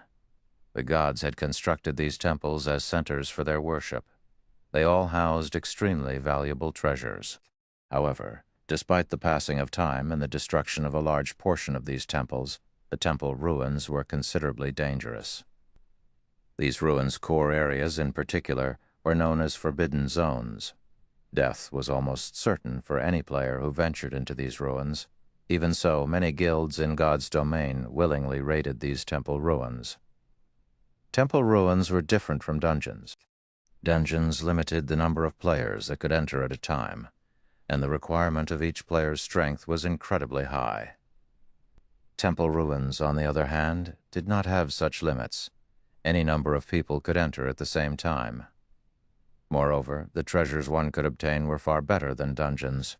In fact, over 70% of the epic items the various super guilds had obtained had been found in temple ruins. Blackwater had found some severely damaged temple ruins. However, even after sacrificing tens of thousands of players, they had no hope of surviving the ruins' core. In the end, they had been forced to give up. Abandoned Wave had never imagined that Pantheon had succeeded where Blackwater had failed. "Let's begin," Pantheon commanded. "Understood." The 20 assassins unfurled their magic scrolls and began to chant the recorded incantation. As the spell activated, the 20 magic scrolls formed a massive gray threefold magic array directly above the 9-star polar domain magic arrays. The unnatural flow of mana interrupted Shi Feng's concentration as he put the finishing touches on the 2 new magic towers. He couldn't help but turn towards the gathering of mana. "Space Smasher?" Shi Feng was stunned. How do they have that? Space Smasher was a Tier 4 curse. It also needed an advanced magic array to cast. Unlike ordinary curses, it had a much longer casting time. However, the area it enveloped was much larger, being able to deal a devastating blow to everything within a 300-yard radius. Tier 3 players could easily dodge such curses. However, against an immobile target, the curse could be tremendously effective. Reacting quickly, Shi Feng shouted through the guild chat, "Everyone, get out of the magic array's effective area immediately." Unfortunately, Shi Feng's warning served little purpose. Space Smasher covered too wide of an area. Aside from the players near the array's edges, no one could avoid the incoming spell. Boom. Immediately, space shattered within the affected area. Pitch-black spatial tiers of various sizes appeared and moved about the magic array. When these spatial tiers encountered the 9-star polar domains, the latter's magic arrays shattered. The double protection barrier, which was also within Space Smasher's range, disintegrated as well. Without exception, the spatial tiers killed every player still in its affected area. As for the monster army, only Grand Lords survived the curse. Even then, they lost over half their HPs in the attack. As for the Tier 3 summoned creatures, they had not received fatal damage as the 9-star polar domains took the brunt of the attack. However, now that there were no more players, NPC guards and soldiers or magic arrays in their way, these Tier 3 summoned creatures could easily storm Stone Forest Town. Excellent. Abandoned Wave was ecstatic. Destroy Stone Forest Town's fortifications. Chapter 173. Town Defense. Seeing the release of the remaining 13 Tier 3 summoned creatures, the joy Zero Wings members previously enjoyed made a 180 turn. If they only had to face the Tier 3 summoned creatures, they were confident of their success. After all, this was not their first time killing Great Lord-ranked monsters. Moreover, they had 20,000 elite players on their side. Defeating these monsters would be a trifling matter. However, the true problem lay in the disappearance of the magic barriers that had protected them. Now they were forced to take on an endless army of monsters. All MTs, move forward, assist the NPCs, and hold off the monsters. Don't let any of them enter the town. Aqua Rose hurriedly commanded. Previously, they had the double protection barrier to mitigate the monsters' damage. The most they lost was some mana. As long as they replaced the players maintaining the barrier, they could hold out for a long time with little effort. However, that plan was no longer viable. Suddenly, a level 60 Great Lord massacred one of the level 40 MTs standing at the forefront. The healers in the back had not even had a chance to save the player. If not for the level 60+ Tier 2 NPC guards and soldiers blocking the Great Lords, the monsters would have charged into the town. Unfortunately, this stalemate would not last long. Although Zero Wing had mass-recruited NPCs to defend Stone Forest Town, due to the town's popularity, they hadn't been able to recruit a lot of powerful NPCs. In addition, due to Stone Forest Town's small size, they could only recruit a maximum of 1,000 NPC guards. Among them, a portion consisted of Tier 1 NPCs ranging between level 60 and level 70. As for Tier 2 NPCs, there were less than 100. Tier 2 NPCs were only about as strong as Lord-ranked monsters. However, as NPCs knew how to cooperate and monsters did not, they could display greater combat power. However, the Lords Aqua Rose could see outnumbered the Tier 2 NPCs by 10 to 1. There were also as many Great Lords as Tier 2 NPCs. Even Tier 2 NPCs could not fend off such a monstrous lineup. Zero Wing suffered over 600 casualties during the monster army's initial charge, and the death count continued to increase. Despite the magic tower and defense turrets' continuous bombardment, they couldn't slow the casualty rate. Drunkard, ignore the summoned creatures and guards' blockade, regardless of the cost. I want that magic tower and those defense turrets destroyed, Abandoned Wave commanded. While he had joined hands with the bandaged man to exhaust Stone Forest Town's living forces, the main reason for their cooperation was to take down the town's fortifications. If Stone Forest Town lost its fortifications, Blackwater's forces could overwhelm Zero Wing in both quantity and quality when his elite army arrived. It would be child's play to take the town. Guild leader, leave it to me. Laughing Drunkard licked his lips before directing his Tier 3 summoned creature to circle Zero Wing's summons and NPC guards, charging straight towards the magic tower. At the end of the day, Blackwater's summoned creatures outnumbered Zero Wing's. The latter had no hope of blocking the assault fully. Currently, the evil Earth Dragons had the Divine Dragon pinned down. Zero Wing wouldn't dare take the battle into the town, which is exactly what they hoped for. With this, his summoned creatures only had to face Zero Wing's members. With his skills and the Tier 3 summoned creatures' attributes, it was practically impossible for Tier 1 players to stop him. "Block it!" Aqua Rose shouted. Although Aqua Rose had issued the directive, if a Great Lord-ranked monster wanted to run, there wasn't much Tier 1 players could do to stop it. Moreover, this monster had the awareness of an expert. It could easily dodge the majority of the attacks against it. Even if an attack struck, the damage was negligible to a Tier 3 summoned creature. With incredible speed, the Tier 3 summoned creature only needed a few moments to reach the magic tower. Zero Wing, you're finished this time. Bloodthirst and excitement flashed in Laughing Drunkard's eyes as he looked at the looming magic tower. Without the magic tower's protection, Zero Wing's fate was as good as sealed. Boom. In a single attack, a crack appeared in the magic tower's sturdy wall. If not for the magic pattern's bugger, Laughing Drunkard would have achieved his goal with that attack. This thing's quite sturdy, but how many hits can it take? Ignoring the surrounding players' barrage, Laughing Drunkard blasted the magic tower with attacks. With each attack, more cracks snaked along the wall. After a few hits, the magic tower started to tremble. Meanwhile, seated in a high-class bar in Saimu Town, a man and a woman watched the live stream of the war in Stone Forest Town. "It seems that this war will end soon," Yuan Tixin said, sighing. "However, I truly underestimated Zero Wing's foundations. Even first-rate guilds and super guilds would have to take a joint attack by Blackwater and Pantheon seriously. Pantheon was even forced to use the only Tier 4 curse it had. Although Zero Wing has lost this war, it is a glorious defeat. It's truly a pity. I thought that I would get to see Black Flame fight Pantheon's experts. However, it seems that this siege war will end before that happens," Purple Jade commented disappointedly. Stone Forest Town's peril was obvious at first glance. Regardless of whether Black Flame appeared or not, the outcome would not change. Once the magic tower fell, Zero Wing would no longer have the power to resist Blackwater's invasion, rather than prolong the fight. As Zero Wing's guild leader, Black Flame, would try to save the guild from further losses. "All right, it's about time we prepare as well," Yuan Tixin said as he withdrew emotionally. Turning to Purple Jade, he said, "Thanks to Blackwater, we now understand just how powerful the magic tower can be. As long as the secret pavilion obtains its own, the status quo among God's Domain's superpowers will have to change." The magic tower's strength had exceeded Yuan Tixin's expectations. Not only could it attract players, but it could also fortify a town.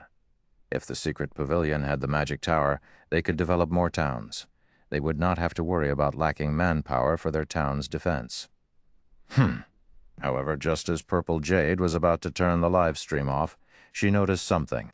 Hurriedly, she shouted for Yuan Tixin, who was about to leave the room. "Uncle Yuan, something's not right. Look at the sky above Stone Forest Town." Confused, Yuan Tixin turned to look at the screen, and immediately he was stunned. A massive dark blue magic array had appeared above Stone Forest Town, enveloping the town. Moreover, due to this magic array, mana surged into the town, filling the sky with shimmering colors. It looked like an aurora of light, but more beautiful. "What's going on?" Laughing Drunkard unconsciously froze as he looked at the sky. Even he shuddered with fear at the mana-gathering rate and the array's effective area. "We finally made it." Shi Feng took a deep breath. Chapter 2074, Turning the Tables. This is, quickly, Laughing Drunkard noticed that another 2 magic towers had appeared in the town. The 2 new magic towers were positioned to form a triangle with the magic tower before him, and there seemed to be a faint connection between the 3 constructs. How has Zero Wing obtained 3 magic towers? Jealousy filled Abandoned Wave and Peerless, who watched from afar. Even when the Divine Dragon had been summoned, they hadn't envied Zero Wing. They had already witnessed the magic tower's effects personally, so they knew just how powerful the construction was. A super guild or first-rate guild would only need to dispatch a fraction of its forces to defend a town with a magic tower, obviously, Such a powerful, valuable construction was not easy to build. Yet Zero Wing had constructed 3 magic towers in one town. Extravagant. Zero Wing is simply too extravagant. Despite his ability to control himself, Yuan Teixin could not help but curse as he stared at the new magic towers. Stone Forest Town's magic barrier had already been destroyed, and Blackwater's Tier 3 summoned creatures were inside the town. It was a waste to complete more magic towers. With 2 magic towers, one could operate 2 towns with a player population of 1 million. Now, at best, these 2 additional magic towers could eliminate some monsters. It would not affect the overall situation at all. Zero Wing would have been better off selling these magic towers to the secret pavilion. Even if you have 2 more magic towers, it is futile. Laughing Drunkard snorted disdainfully. Were the magic barrier protecting the town still present? He might have feared the 3 magic towers. Previously, dodging the magic tower's attacks had been relatively easy. However, if 3 magic towers attacked simultaneously, he wouldn't escape the attack's range in time. Meanwhile, the magic towers possessed the destructive power of a Tier 4 large-scale destruction spell. Even a Tier 3 summoned creature would suffer under such a bombardment. After receiving a few hits, his summoned creature would be heavily injured, which would decrease its combat power. In the end, he would not be able to destroy the magic towers. However, Stone Forest Town no longer had a magic barrier to protect it, and Zero Wing had no way of hindering his summoned creature in the town. Even destroying 10 magic towers wouldn't be difficult, much less 3. Shatter. Laughing Drunkard then used his summoned creature's Tier 3 skill, Wind Ripper. In the next moment, wind-type mana gathered around the creature's claws, forming a tornado that was over 50 meters tall. Wind Ripper was the summoned creature's strongest skill. Although the skill had a 1-hour cooldown, generally, summoned creatures could only exist for 3 hours. It's over. Aqua Rose felt her heart grow cold as she watched the tornado, which was even taller than the magic tower, spin toward her. Boom. When the tornado crashed into the magic tower, dust and dirt flew into the air. Laughing Drunkard revealed a wicked smile. Huh? This is impossible. However, when Laughing Drunkard turned to the tower after the dust cleared, he was stunned. As the dust settled, the magic tower stood before him. Although the cracks had widened, they were gradually mending. This was the most astonishing thing Laughing Drunkard had ever seen. Even Aqua Rose, Zero Wing's Vice Guild leader, was flabbergasted. Previously, the summoned creature's normal attacks had shaken the magic tower, yet after receiving a Tier 3 skill, not only hadn't the tower crumbled, but it also began to regenerate slowly. I won't let you recover. Laughing Drunkard succumbed to madness as he controlled his summoned creature to strike the magic tower once more. However, despite the creature's bombardment, the cracks didn't widen. On the contrary, the cracks decreased. Shi Feng, who stood in a distant magic tower, could not help but laugh and shake his head as he watched Laughing Drunkard's crazed assault. How foolish! As the mainstream defensive structure during God's Domain's later stages, the magic tower had its own unique qualities. Otherwise, wouldn't capturing a town or city during the game's mid-late stages have been a piece of cake for Tier 4 or 5 experts? If that were the case, why would anyone have bothered to construct these magic towers? As long as another magic tower was within range, the tower's defense would increase significantly. The magic towers would reach their peak when 5 were within range. Moreover, due to the magic patterns on the tower, it would automatically gather the surrounding elemental mana to repair itself. The number of magic towers near each other would also affect this trait.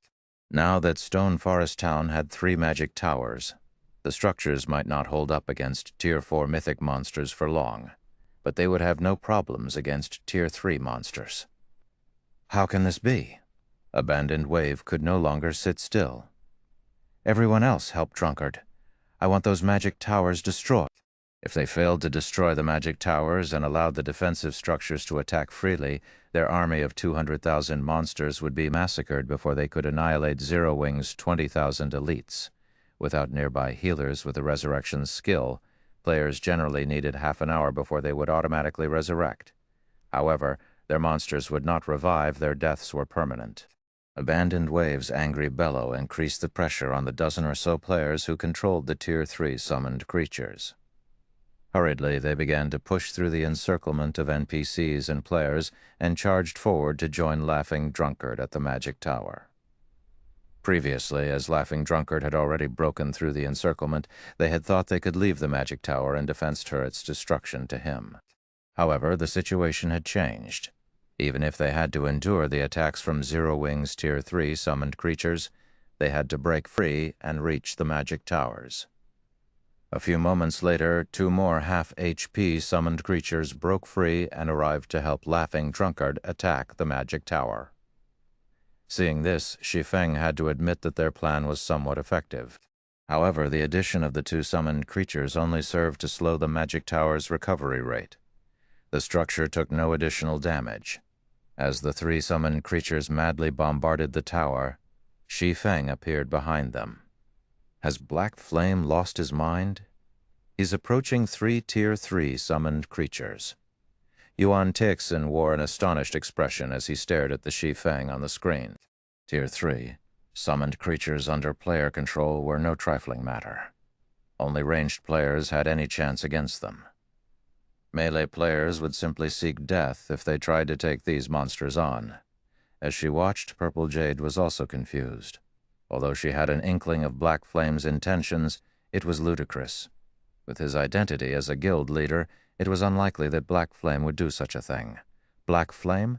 Upon seeing Shi Feng, Laughing Drunkard sneered as he said, "I've been looking for you. To think you would actually show yourself before me, die." Saying so, Laughing Drunkard sent his summoned creature's claw slamming towards Shi Feng. Although Laughing Drunkard couldn't fully display his combat standards due to controlling another body, he still pushed his summoned creature into the half-step refinement realm. No Tier 1 player could cope with his explosive speed. So fast. Aqua Rose, who watched from a safe distance, gasped. In the blink of an eye, the summoned creature's claw appeared above Shi Feng's head. Boom!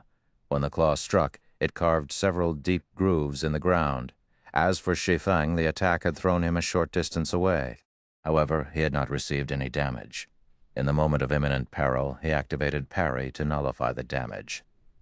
"You blocked it?" Laughing Drunkard was slightly surprised.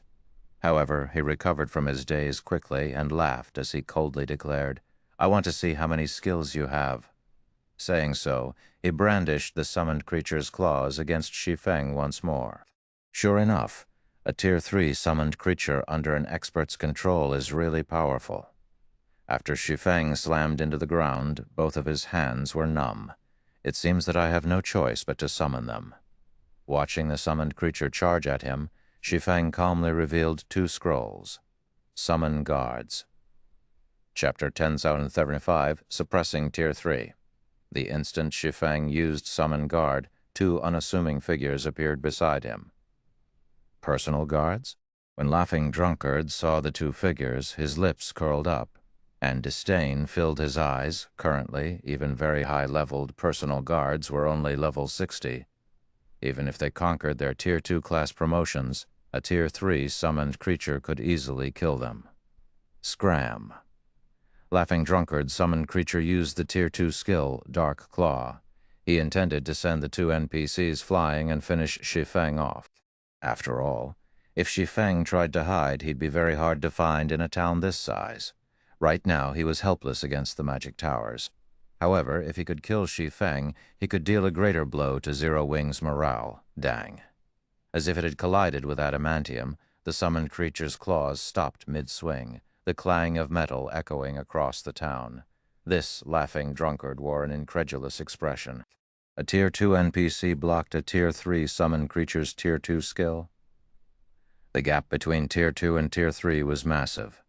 This was especially true for monsters and NPCs. It was impossible for a Tier 2 NPC to stand against a Tier 3 monster. Yet as the impossible became a reality, Laughing Drunkard's mind was blown. They've really grown after completing the epic quest. They're both so much stronger. Shi Feng was quite satisfied with Kite's performance. If Kite were an ordinary personal guard, he wouldn't be able to easily fend off the Tier 2 skill of a level 60, Tier 3 summoned creature.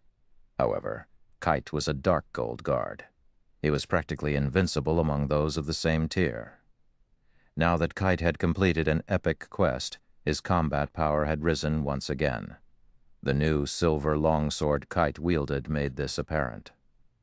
Although the hilt was hollow, it shone with a dazzling golden brilliance. Rather than a sword, it looked as if Kite wielded a miniature sun.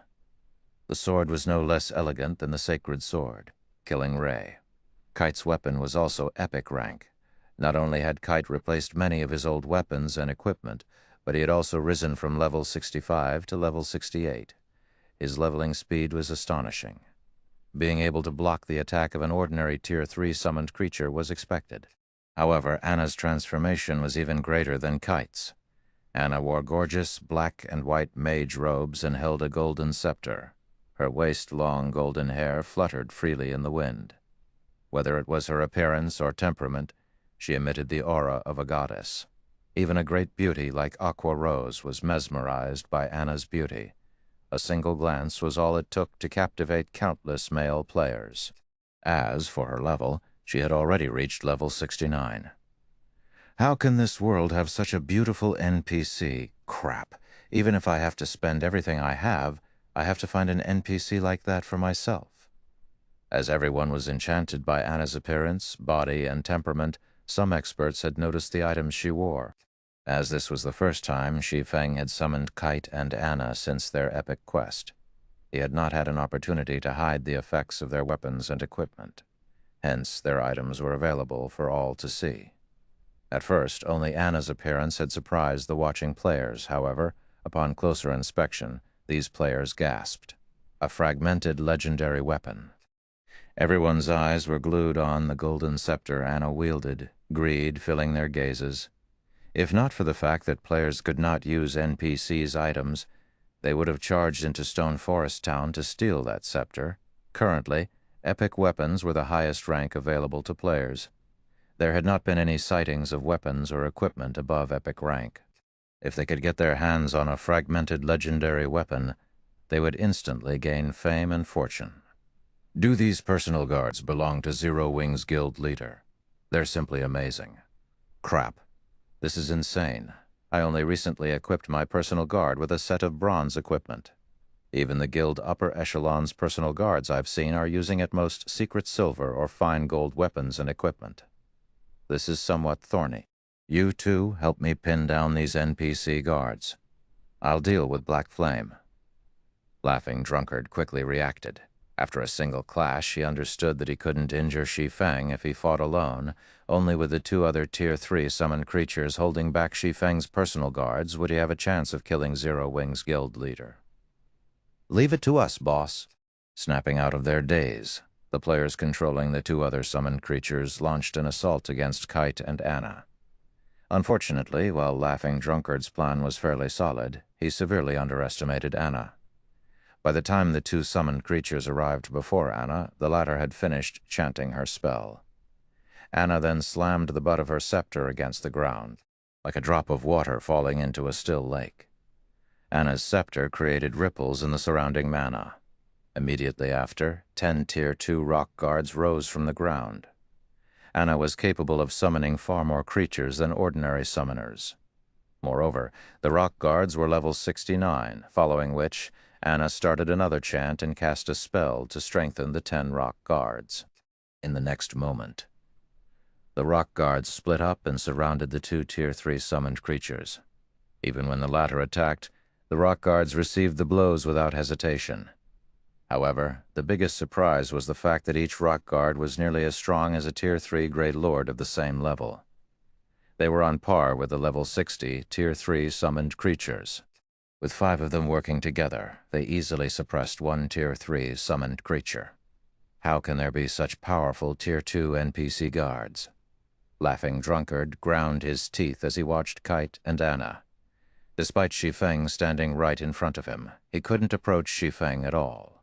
Kite, the NPC guard he faced, already had higher strength than his summoned creature. In terms of speed, the NPC was even more frightening. His creature couldn't respond to the NPC's attacks in time. Every one of Kite's attacks devoured over 100,000 of his creature's HP. If the former used a Tier 2 skill, he could deal over minus 400,000 damage. Kite's combat standards came as an even greater shock to Laughing Drunkard. A Tier 2 NPC fought as if it had entered the refinement realm. Kite's HP might not be a match for a Tier 3 summoned creature, but he was definitely superior in terms of strength and speed.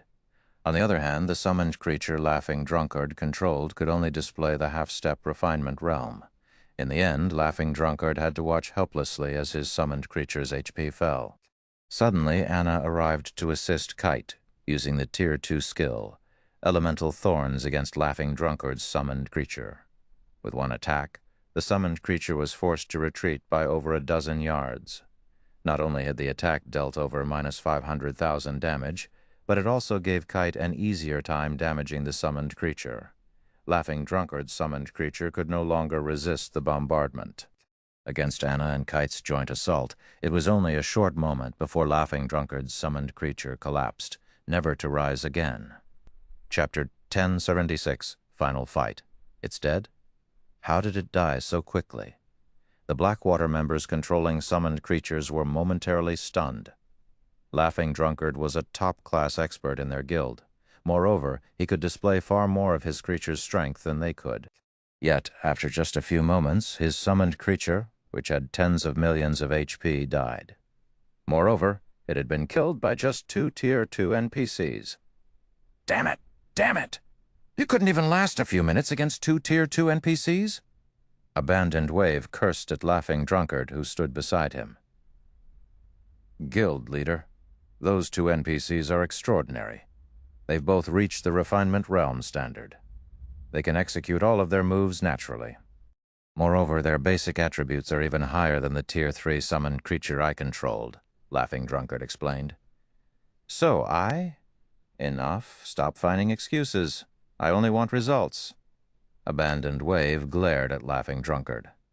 Laughing Drunkard immediately fell silent. However, standing to the side, Peerless frowned when he heard Laughing Drunkard's comments. He had originally expected to finish Zero Wing off with their Tier 4 curse. He had never expected that Zero Wing would have hidden such a trump card. He had witnessed the fight between the Tier 3 summoned creature and the 2 Tier 2 NPCs personally. He had to admit that Laughing Drunkard had not lost without reason. Without much of a difference in basic attributes, a half-step Refinement Realm summoned creature was no match for Refinement Realm NPCs. Now that Laughing Drunkard, the most skilled player among those controlling Blackwater's summoned creatures, had been defeated, it was only a matter of time before the remaining 12 creatures were killed. Brother Peerless, what do you think we should do now? Abandoned Wave had already used all of his cards. He could not think of another way to destroy the Magic Towers. The Magic Towers' defense had already been quite high. Now that 2 absurdly powerful NPC guards had joined the fray, it was practically impossible to destroy Stone Forest Town's fortifications. Of course, they could instruct the monster army to invade the town. With the number of players defending the town, Zero Wing could not fend off this army. However, doing so would discard the gold mine that was Stone Forest Town, which was the exact opposite of what he wanted. Frustration filled Abandoned Wave's heart when he thought about how he couldn't obtain Stone Forest Town. Of course, having his elite army force their way into the town wasn't a viable option either. Not only would he suffer immense losses by doing so, but they still might fail to capture Stone Forest Town. The monster army's losses made this clear. There was only one real method to capture a town: destroy the guild residence of the town's ruler and obtain the town token hidden within. As long as one held the token for 2 hours, that player would secure the town's ownership. Capturing a town was not as difficult as most thought. There was no need to kill every member of the ruling guild in the town. One simply needed to destroy the ruling guild's residence and obtain the town token. However, the 2 NPC guards Shi Feng had summoned were simply too powerful. If they defended Zero Wing's residence, sending players to take down the residence would be as effective as sending them through a meat grinder. I have a plan. However, it will depend on your resolve, Peerless said after considering Abandoned Wave's question. What is it? Abandoned Wave was out of options. First, stop the assault on the town for now and order the monster army to retreat. Once Blackwater's elite army arrives, we'll charge into the town as one force, Peerless said, chuckling. Afterward, I'll have my guild's experts sneak into Zero Wing's residence to steal the town token. Of course, for this plan to work, we have to prevent those 2 NPC guards from entering Zero Wing's residence. You must keep them away from the residence. I'm not confident of our success otherwise. Pantheon's Darkblade members were among the best in God's domain when it came to infiltration. Players had no way of sensing their presence. However, the same could not be said for level 60+, Tier 2 Refinement Realm NPCs. On the off chance that they were discovered, only death awaited them. After all, Darkblade members' survivability was extremely low. If I lure those 2 NPC guards away, how confident are you of succeeding, Brother Peerless? Abandoned Wave asked when he noticed that Kite and Anna were already starting to clear out the remaining summoned creatures. Assuming that Zero Wing has used all of its hidden trump cards, roughly 90%, Peerless said confidently. This time, 9 kills, the Darkblade's vice commander would lead the Legion. 9 kills had never failed to assassinate his targets. Stealing a town token would be a piece of cake. All right, I'll leave it to you then, Abandoned Wave reluctantly agreed. He then recalled his forces. Guild leader, they're retreating. When Aqua Rose noticed the monster army pull away from the town, she could not help but grow excited. They're retreating? Shi Feng was slightly surprised to hear this. The battle wasn't even halfway over, yet Blackwater retreated. No matter how he thought about it, something smelled fishy. Shi Feng wasn't the only one surprised by Blackwater's retreat. Everyone watching the war had questions of their own. Although Zero Wing appeared to have the advantage after all was said and done, the monster army was too strong. If this war continued, Blackwater had a chance of capturing the town. Not only would such an abrupt retreat result in unnecessary casualties, but it would also wound the approaching elite army's morale. After all, Blackwater's monster army had already reached the gates of Stone Forest Town. As long as they continued fighting, they could take the town. However, after the monsters withdrew from the Magic Tower's attack range, they stopped suddenly and defended their position. With this development, everyone finally understood what Blackwater intended to do. Blackwater wasn't retreating at all. Rather, it was preparing for a final strike. Monsters' movement speed was much higher than players', and Blackwater's elite army was still on its way to Stone Forest Town. There was still some time before it would arrive. Hence, Blackwater intended to wait. Both armies were present. It would launch an all-out assault against Stone Forest Town. So they're finally getting serious, Shi Feng muttered as he watched Blackwater's elite army gradually approach from atop a magic tower. Players were different from monsters. Although players were not as strong as monsters individually, they were able to cooperate to display a strength that surpassed their own. If it really came down to a fight, the elite army would be far more difficult to deal with than the monster army. Guild leader, look over there, Aqua Rose said as she pointed towards the group of one-horned humanoid monsters that had suddenly appeared from the southeast. Based on their investigations, not only were the humanoid monsters frighteningly strong, but their intelligence was also shockingly high. Among them, some were on par with ordinary expert players. Most likely, the Great Lords were even more powerful than the Tier 3 summoned creature Laughing Drunkard had controlled. Over 100 one-horned humanoid monsters had arrived on the battlefield, and they were all level 60. Among them, 20 were Great Lords, while the rest were High Lord rank. Guild Leader Wave, this is the most help I can offer. Don't forget your promise. The bandaged man growled when he contacted Abandoned Wave. Rest assured, after we capture Stone Forest Town, I'll gather 300,000 elite players and 300 expert players for you, Abandoned Wave responded with a slightly grim expression. Unlike the other monsters in the monster army, the humanoid monsters wouldn't pollute the town with evil energy if they entered. However, the humanoid monsters were incredibly precious. The bandaged man hadn't wanted to risk losing them. However, to guarantee Stone Forest Town's capture, the bandaged man had no choice. I refuse to believe that Zero Wing can fend off this attack. Following which, Abandoned Wave issued the command to attack Immediately, both the monster army and the player army charged towards Stone Forest Town from all directions. Chapter 177, Shadow Dancer. The spectacular scene of hundreds of thousands of monsters and elite players surging towards Stone Forest Town made Zero Wing's members nervous. They were outnumbered by 10 to 1. Moreover, half of their enemies were players. Even Aqua Rose, who had experienced her fair share of large-scale battles, worried that they would fall against this assault. Unlike the previous assault, this move had been strategic. This time, both players and monsters stood considerably far apart. They were not clumped as they had been. As a result, even with 3 magic towers, they were not as effective as the one tower had been during the beginning of this battle. Although the magic towers weren't as effective, the number of players and monsters dying still made Abandoned Wave's eyes twitch. Every wave of attack destroyed over 1,000 players and monsters. The magic tower's destructive power once again stupefied the war's spectators. Blackwater is quite daring. With this, its losses will undoubtedly be astronomical.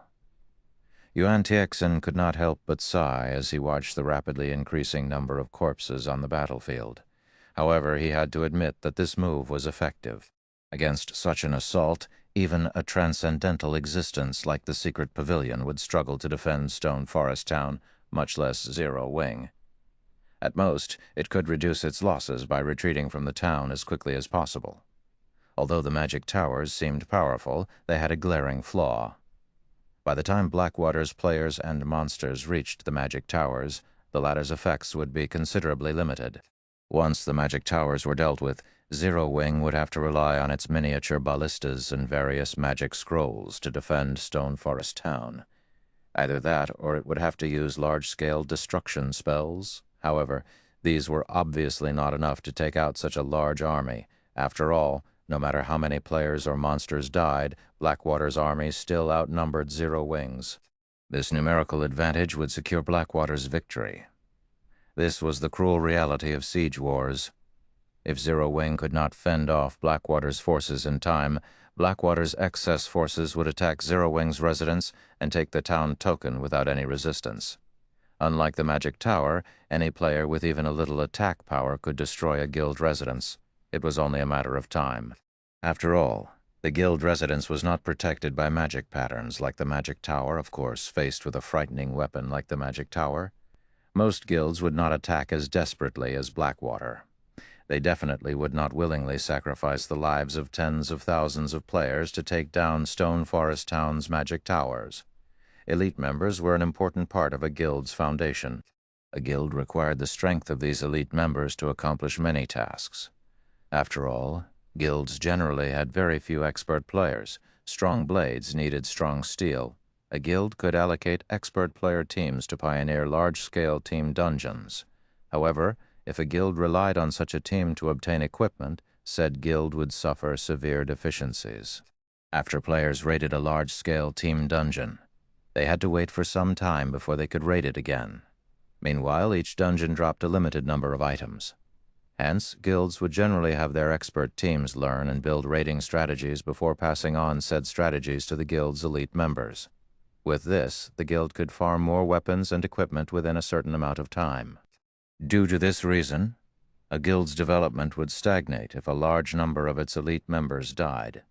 The army of 100,000-plus elite players Blackwater had dispatched was the guild's foundation.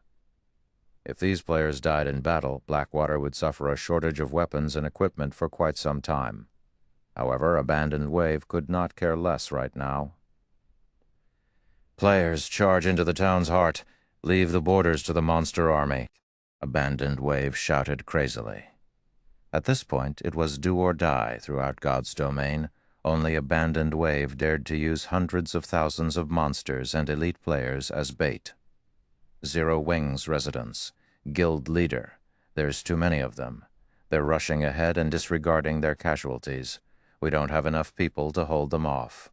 Over 10,000 players have already infiltrated the town. The one-horned monsters are also assaulting the residents from all sides. Among our enemies, the most troublesome are the humanoid monsters. Even after we sent all of our Tier 3 summoned creatures, we couldn't stop their advance. Moreover, they are devouring players and growing stronger. None of our players dare approach them. We have to rely on the NPC guards and soldiers to hold those monsters back. Aqua Rose anxiously reported the situation to Shi Feng. Battles had broken out all over Stone Forest Town. She couldn't keep up with managing the war. If not for the 3 magic towers boosting her guildmates' attributes, Blackwater would have already captured the town. A siege war was different from war in an open field.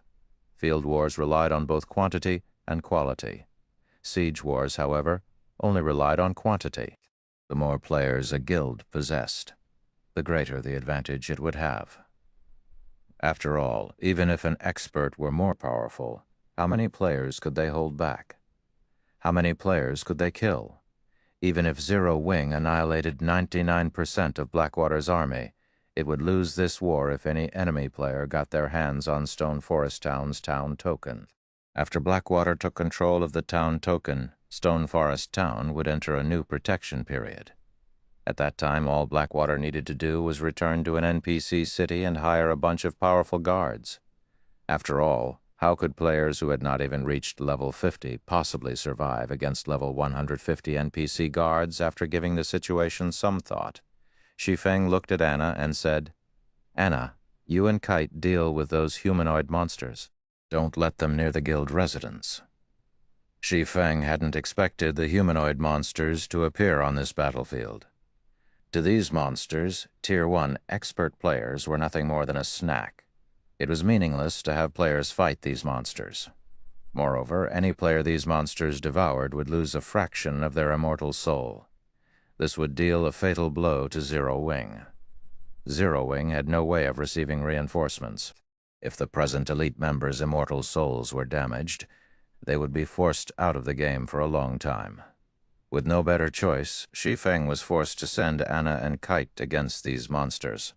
Otherwise, by the time these humanoid monsters devoured every player in Stone Forest Town, Zero Wing would be powerless to stop them. Brother Wave, it would seem that our plan has been quite successful. Those 2 NPC guards have already gone out to keep your monsters from devouring Zero Wing's members, Peerless stated, joy brightening his eyes as he read the message his subordinate had sent. Then that means excitement surfaced in Abandoned Wave's eyes. What he had anticipated had finally occurred. That's right. Pantheon's members have infiltrated Zero Wing's residence. When the time comes, not only will you obtain Stone Forest Town, but the 3 magic towers will also be yours to command, Peerless said, laughing. Without those 2 Tier 2 NPCs in their way, it was almost certain that the Darkblade members would steal the town token. Vice Commander, we've dealt with the hidden assassins. Before us lies the secret room containing the town token. A level 41 gray-robed assassin reported to 9 kills with a mechanical tone, pointing towards a room a short distance away. In response, 9 kills nodded and said, "All right, have everyone prepare. Leopard, Heart, Wind, Feather, follow me to retrieve the town token." He had hoped to assassinate Zero Wing's guild leader, Black Flame, hence he had volunteered to join the war. Unfortunately, he had been disappointed. All of his opponents had been small fries. His several apprentices had no issue dispatching these players. However, after 9 kills and his 4 companions opened the secret room's locked door, their expressions froze. Black Flame. 9 kills and the others were caught by surprise. They hadn't expected Zero Wing's guild leader to wait for them in the room with a town token. 9 kills? Glancing at the middle-aged man carrying a bone bow, Shi Feng smiled slightly as he said, "I've been waiting for you for some time now. You know of me? You've even discovered over tracks, as expected of the leader of Zero Wing." After recovering from his shock, 9 kills clapped, praising Shi Feng. "However, haven't you a little too careless? You're the only one here. I have men stationed outside. Reinforcements won't reach you in time. Do you understand what this means?" "Not really, but I do know that none of you are leaving this place alive," Shi Feng chuckled. Shi Feng knew quite a bit about 9 kills. In the past, the man had been an assassination expert with his own legends. If not for the Magic Tower's detection ability and his omniscient eyes, he wouldn't have noticed 9 kills and the others infiltrating Stone Forest Town. Despite 9 kills being a ranger, his figure was blurry, and when he moved, he was soundless. Rather than calling him a ranger, it was more appropriate to call him an assassin. However, Shi Feng knew that 9 kills wasn't just a ranger, he had a hidden class. Shadow Dancer. This class that was even more secretive and powerful than the assassin class. Moreover, it was an extreme class. The class's instantaneous explosive power even surpassed Shi Feng's Blade Saint class. "You're going to accomplish this alone?" 9 kills sneered. The other 4 assassins began to laugh. Shi Feng had just told the world's funniest joke. That's right, alone. Shi Feng ignored their mocking giggles as he unsheathed Killing Ray. Chapter 1078, Attack versus Defense. How arrogant. A cold glint flashed in 9 Kills' eyes. Immediately, his body melted into the shadow on the ground and disappeared. Instead of having a skill like the assassin class's stealth, the Shadow Dancer class had the shadow space skill that allowed players to meld with shadows moving through them. They were far more difficult to detect than stealthed assassins, as their bodies were in a different dimension altogether when they vanished into the shadows. Furthermore, objects and people in the ordinary dimension couldn't interfere with anything in the shadow dimension. This was different from Assassin's stealth skill, which only turned its user invisible after entering the shadow dimension. Unless 9 Kills intentionally left the dimension, he was impossible to detect, even with an advanced identification skill. It was this reason that 9 Kills had been a legend in the past. Sure enough, I can't sense his presence in the slightest. Shi Feng was slightly surprised. Despite having activated omniscient eyes, he couldn't sense 9 Kills at all after the middle-aged man entered the shadow dimension. It was as if 9 Kills had vanished completely. This was bad news for Shi Feng. The Shadow Dancer class was an extreme class. The class had very powerful covert techniques and instantaneous explosive power. If a Shadow Dancer launched a successful ambush, even an MT with active life-saving skills might not survive. I guess even the Sword King can be nervous. Even Black Flame can't do anything when the boss enters the shadow dimension. Once the boss finds a weak point to exploit, he'll take care of Black Flame easily. A female assassin with an oval face said softly, "Dark Heart, let's get ready."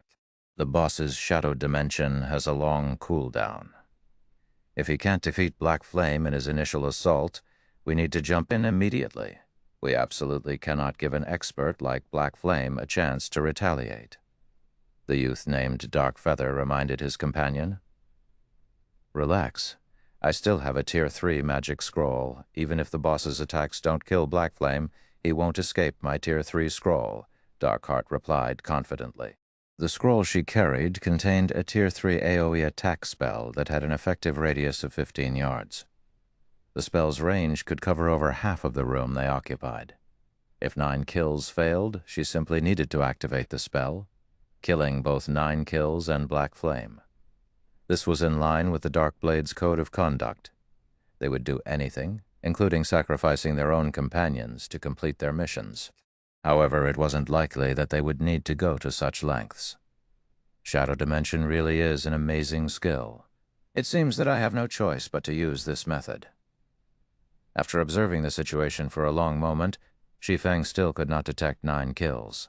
Hence, he took 8 light stones from his bag and threw them into the corners of the room. As the light stones released their dazzling glow, they illuminated the room. As a result, the nearby shadows shrunk. Although the Shadow Dancer class possessed superior covert and explosive capabilities, the class had a major flaw.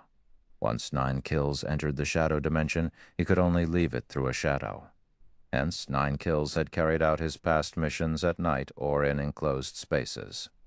He would not try to assassinate his targets during the day in the fields. Damn it! How does he know my weakness? From inside the shadow dimension, 9 kills frowned as he searched for a place to emerge. There are still 7 places I can launch an attack from. I should be able to use that move. Although he had no idea how Shi Feng knew about the Shadow Dancer's weakness, the class had one secret he had never spoken about: the class's sure kill skill. Shadow Dancer's blade. After activating this skill, he could move rapidly between a maximum of 7 locations. Although the skill had a long 1-hour cooldown during the skill's 10-second duration, he could move so quickly that he would be invisible to the naked eye. He hadn't used this skill since becoming a Shadow Dancer. He simply hadn't found a qualified target.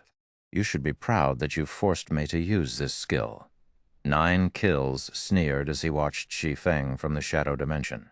Suddenly, in the ordinary dimension, a black figure appeared from one of the 7 shadows in the room with lightning speed. Immediately, this black figure dove into another shadow. In less than a second, 9 Kills filled the room with his afterimages. It was impossible to detect 9 Kills' true body so fast. The sudden development surprised Shi Feng. "Is this Shadow Dancer's blade? I can't even catch sight of 9 Kills' real body." Shadow Dancer's blade was the reason for 9 Kills' fame. It was due to this sure kill skill that 9 Kills had successfully assassinated numerous Super Guild Apex experts. Unless one had a skill that provided invulnerability for 10 seconds, or they moved out of the Shadow Dancer's blade's effective area, this move was impossible to escape. Die. Once he was confident of landing a blow, 9 Kills unsheathed the short sword from his waist and slashed it at the back of Shi Feng's neck. Dang! The clash of metal echoed throughout the room.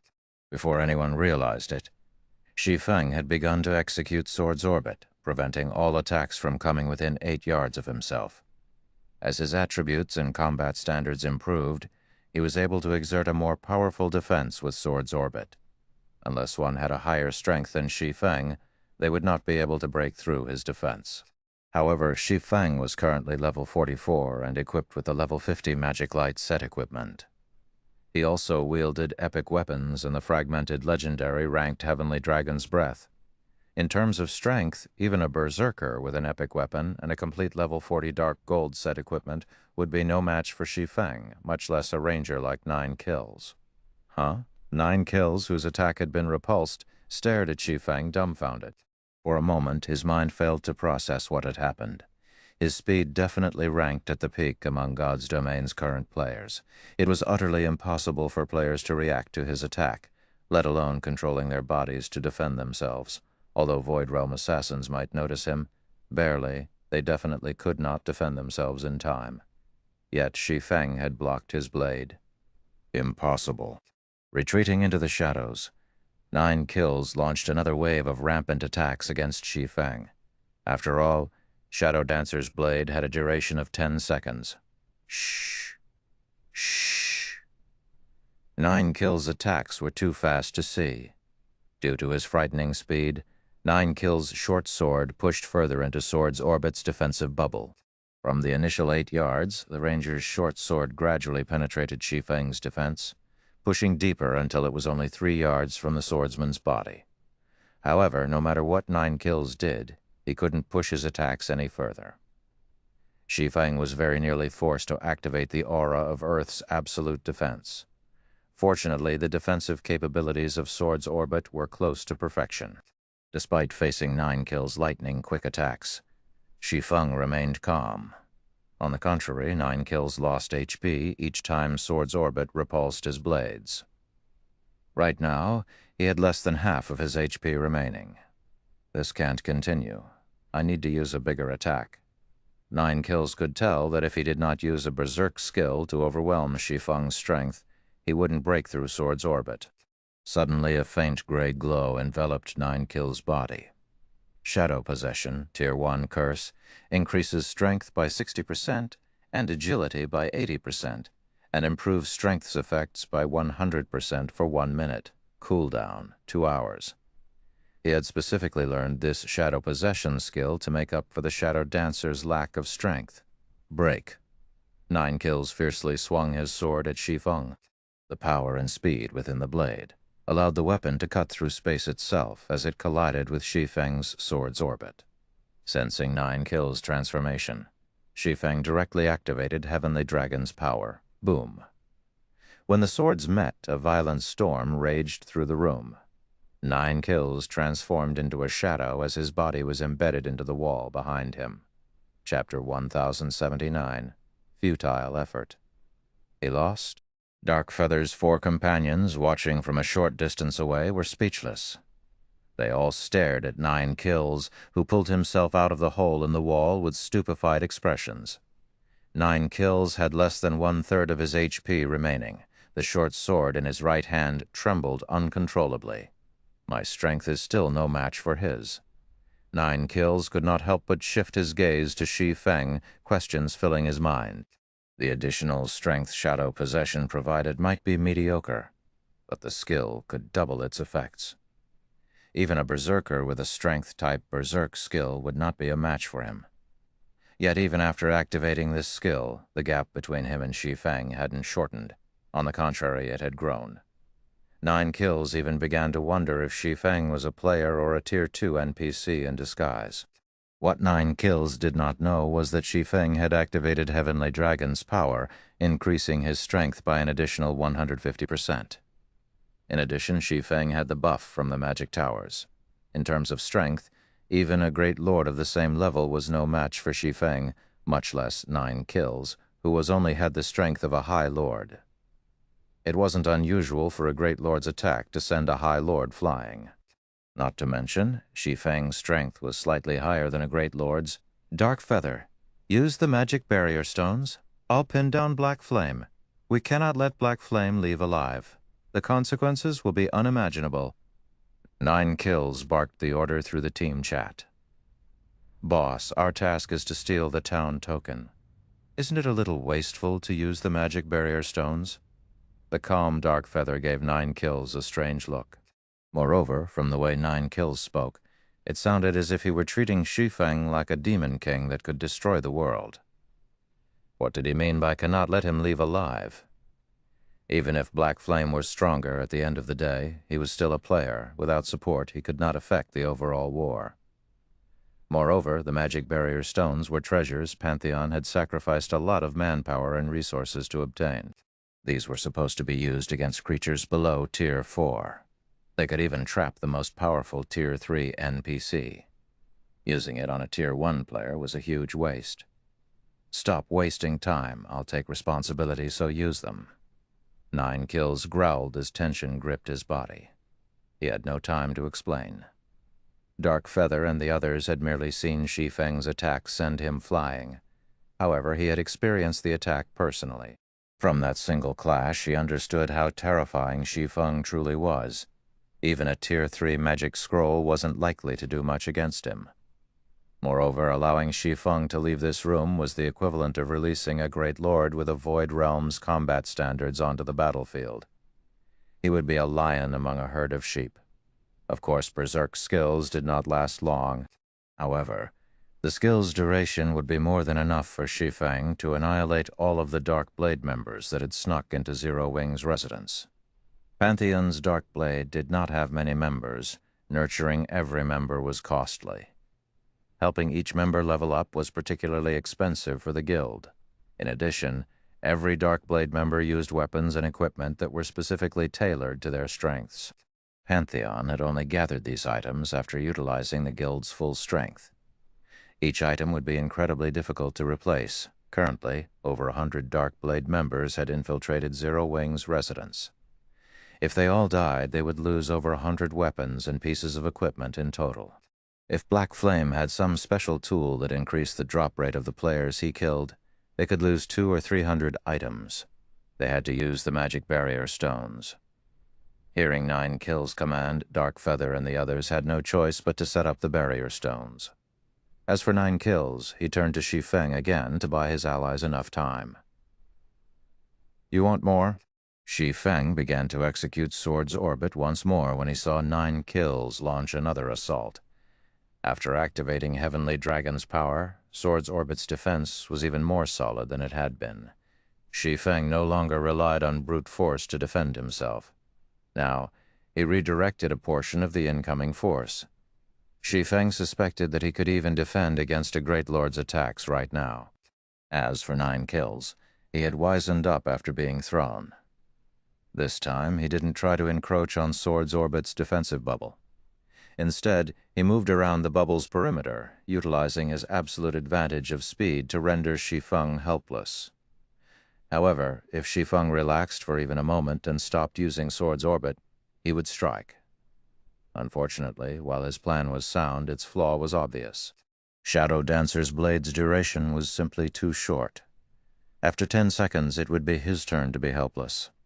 However, 9Kill's goal wasn't to slay Shi Feng personally. He simply needed to pin the swordsman down for as long as possible. "Boss, we're ready," Darkfeather called out. "Good. Use them now. Don't worry about catching me inside." 9Kills nodded as he signaled for Darkfeather and the others to take action. Immediately, each member of Darkfeather's group threw a black stone block around Shi Feng and 9Kills. Magic barrier stones. A chill crawled down Shi Feng's spine when he saw the black stone blocks that surrounded him.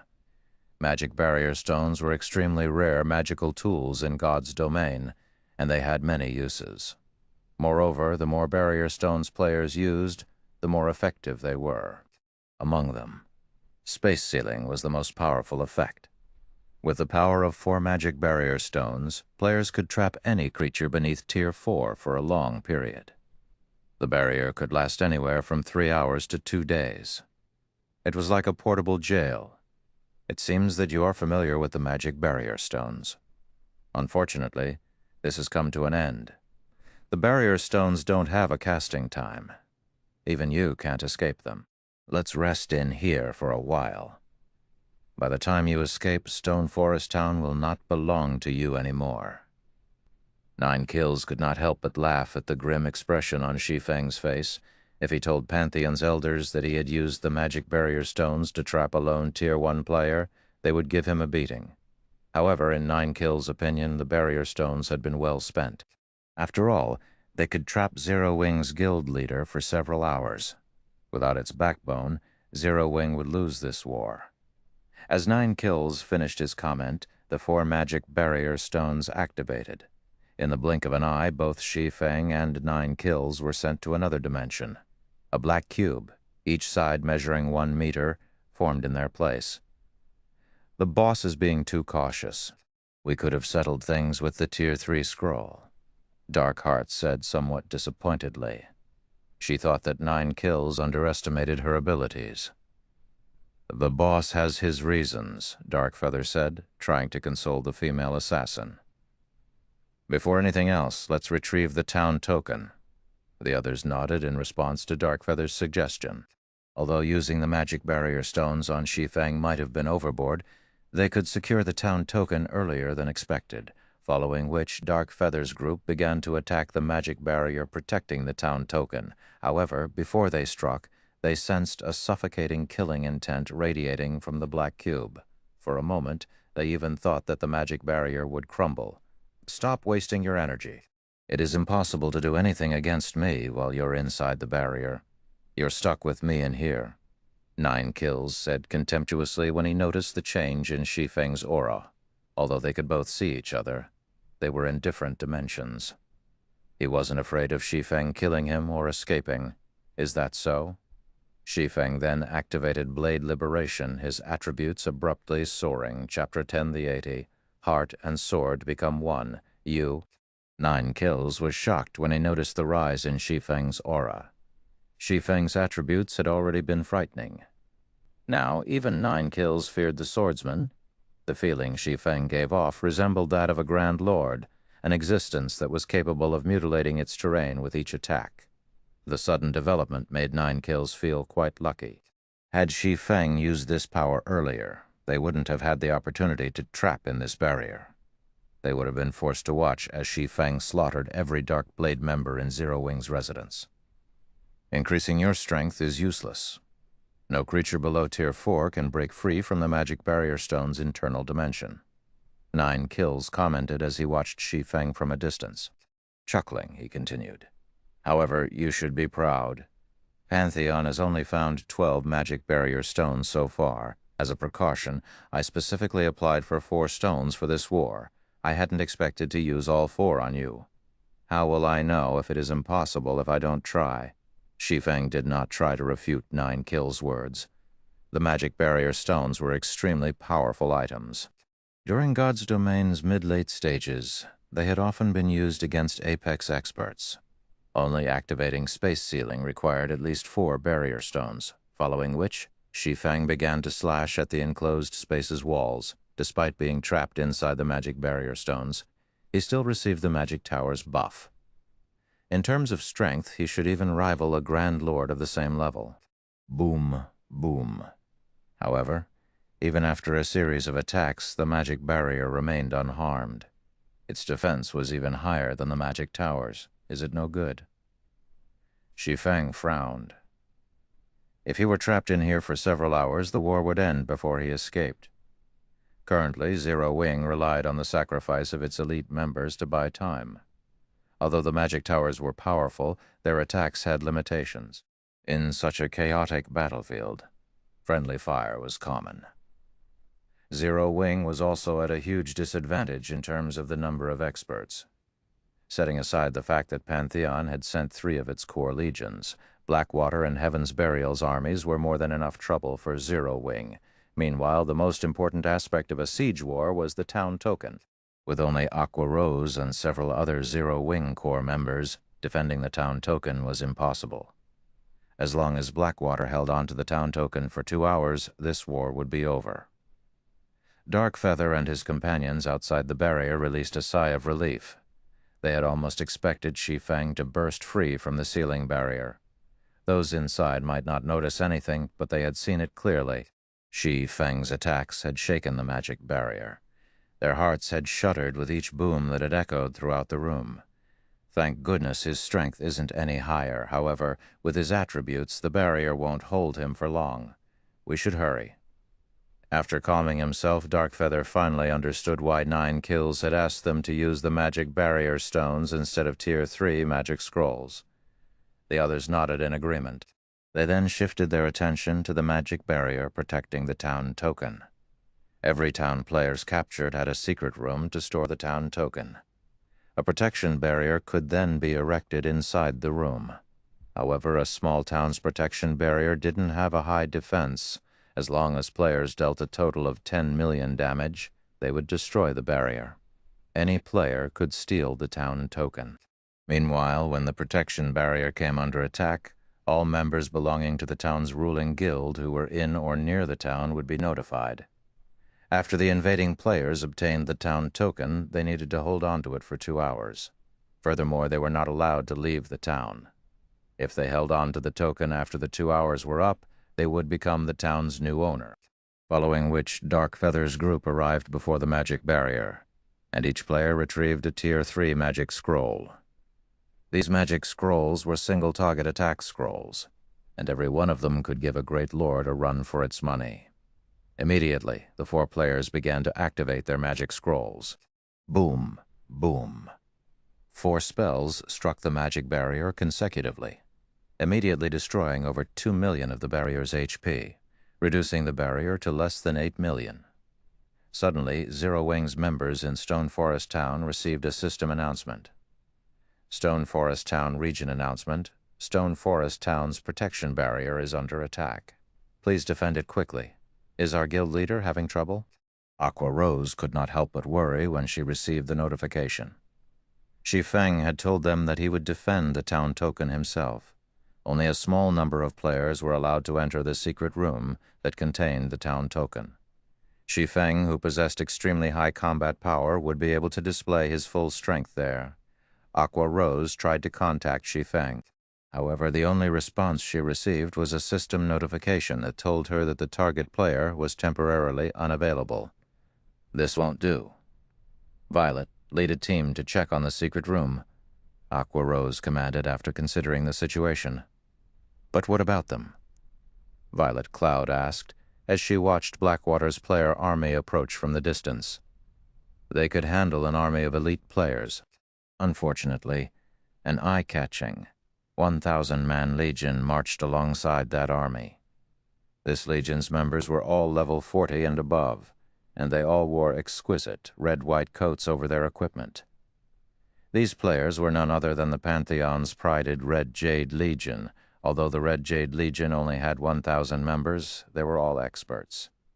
Despite having the Magic Tower's buff, the Red Jade members easily slaughtered Zero Wing's members. Only Zero Wing's Dark God's Legion barely held them back. Don't worry, I'll try to hold on for as long as possible. The guild leader's situation is more important right now. If the guild leader is in trouble, there won't be any point in defending this town, Aqua Rose said, shaking her head. All right, I'll hurry. Violet Cloud agreed with Aqua Rose's logic. Immediately, she led a team of 100 elite players into Zero Wing's residence. Why is this protection barrier so resistant to magic scrolls?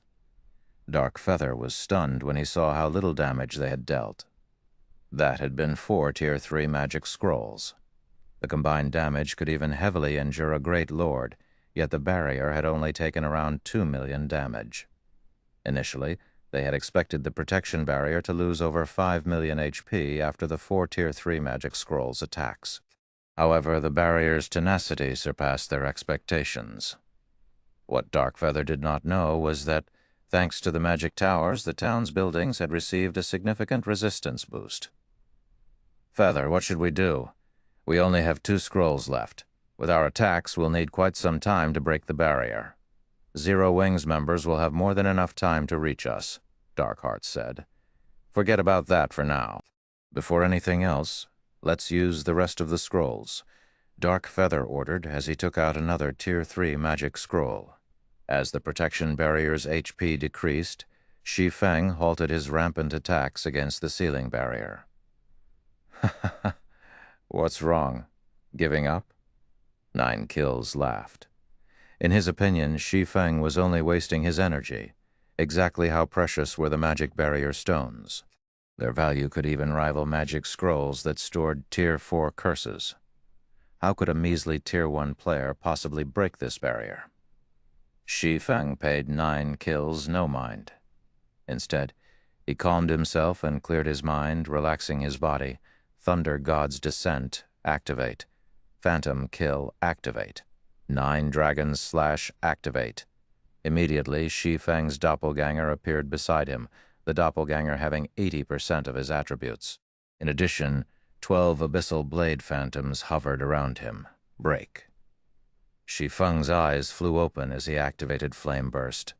Gathering his concentration, he controlled his doppelganger and the abyssal blade phantoms to attack the ceiling barrier simultaneously.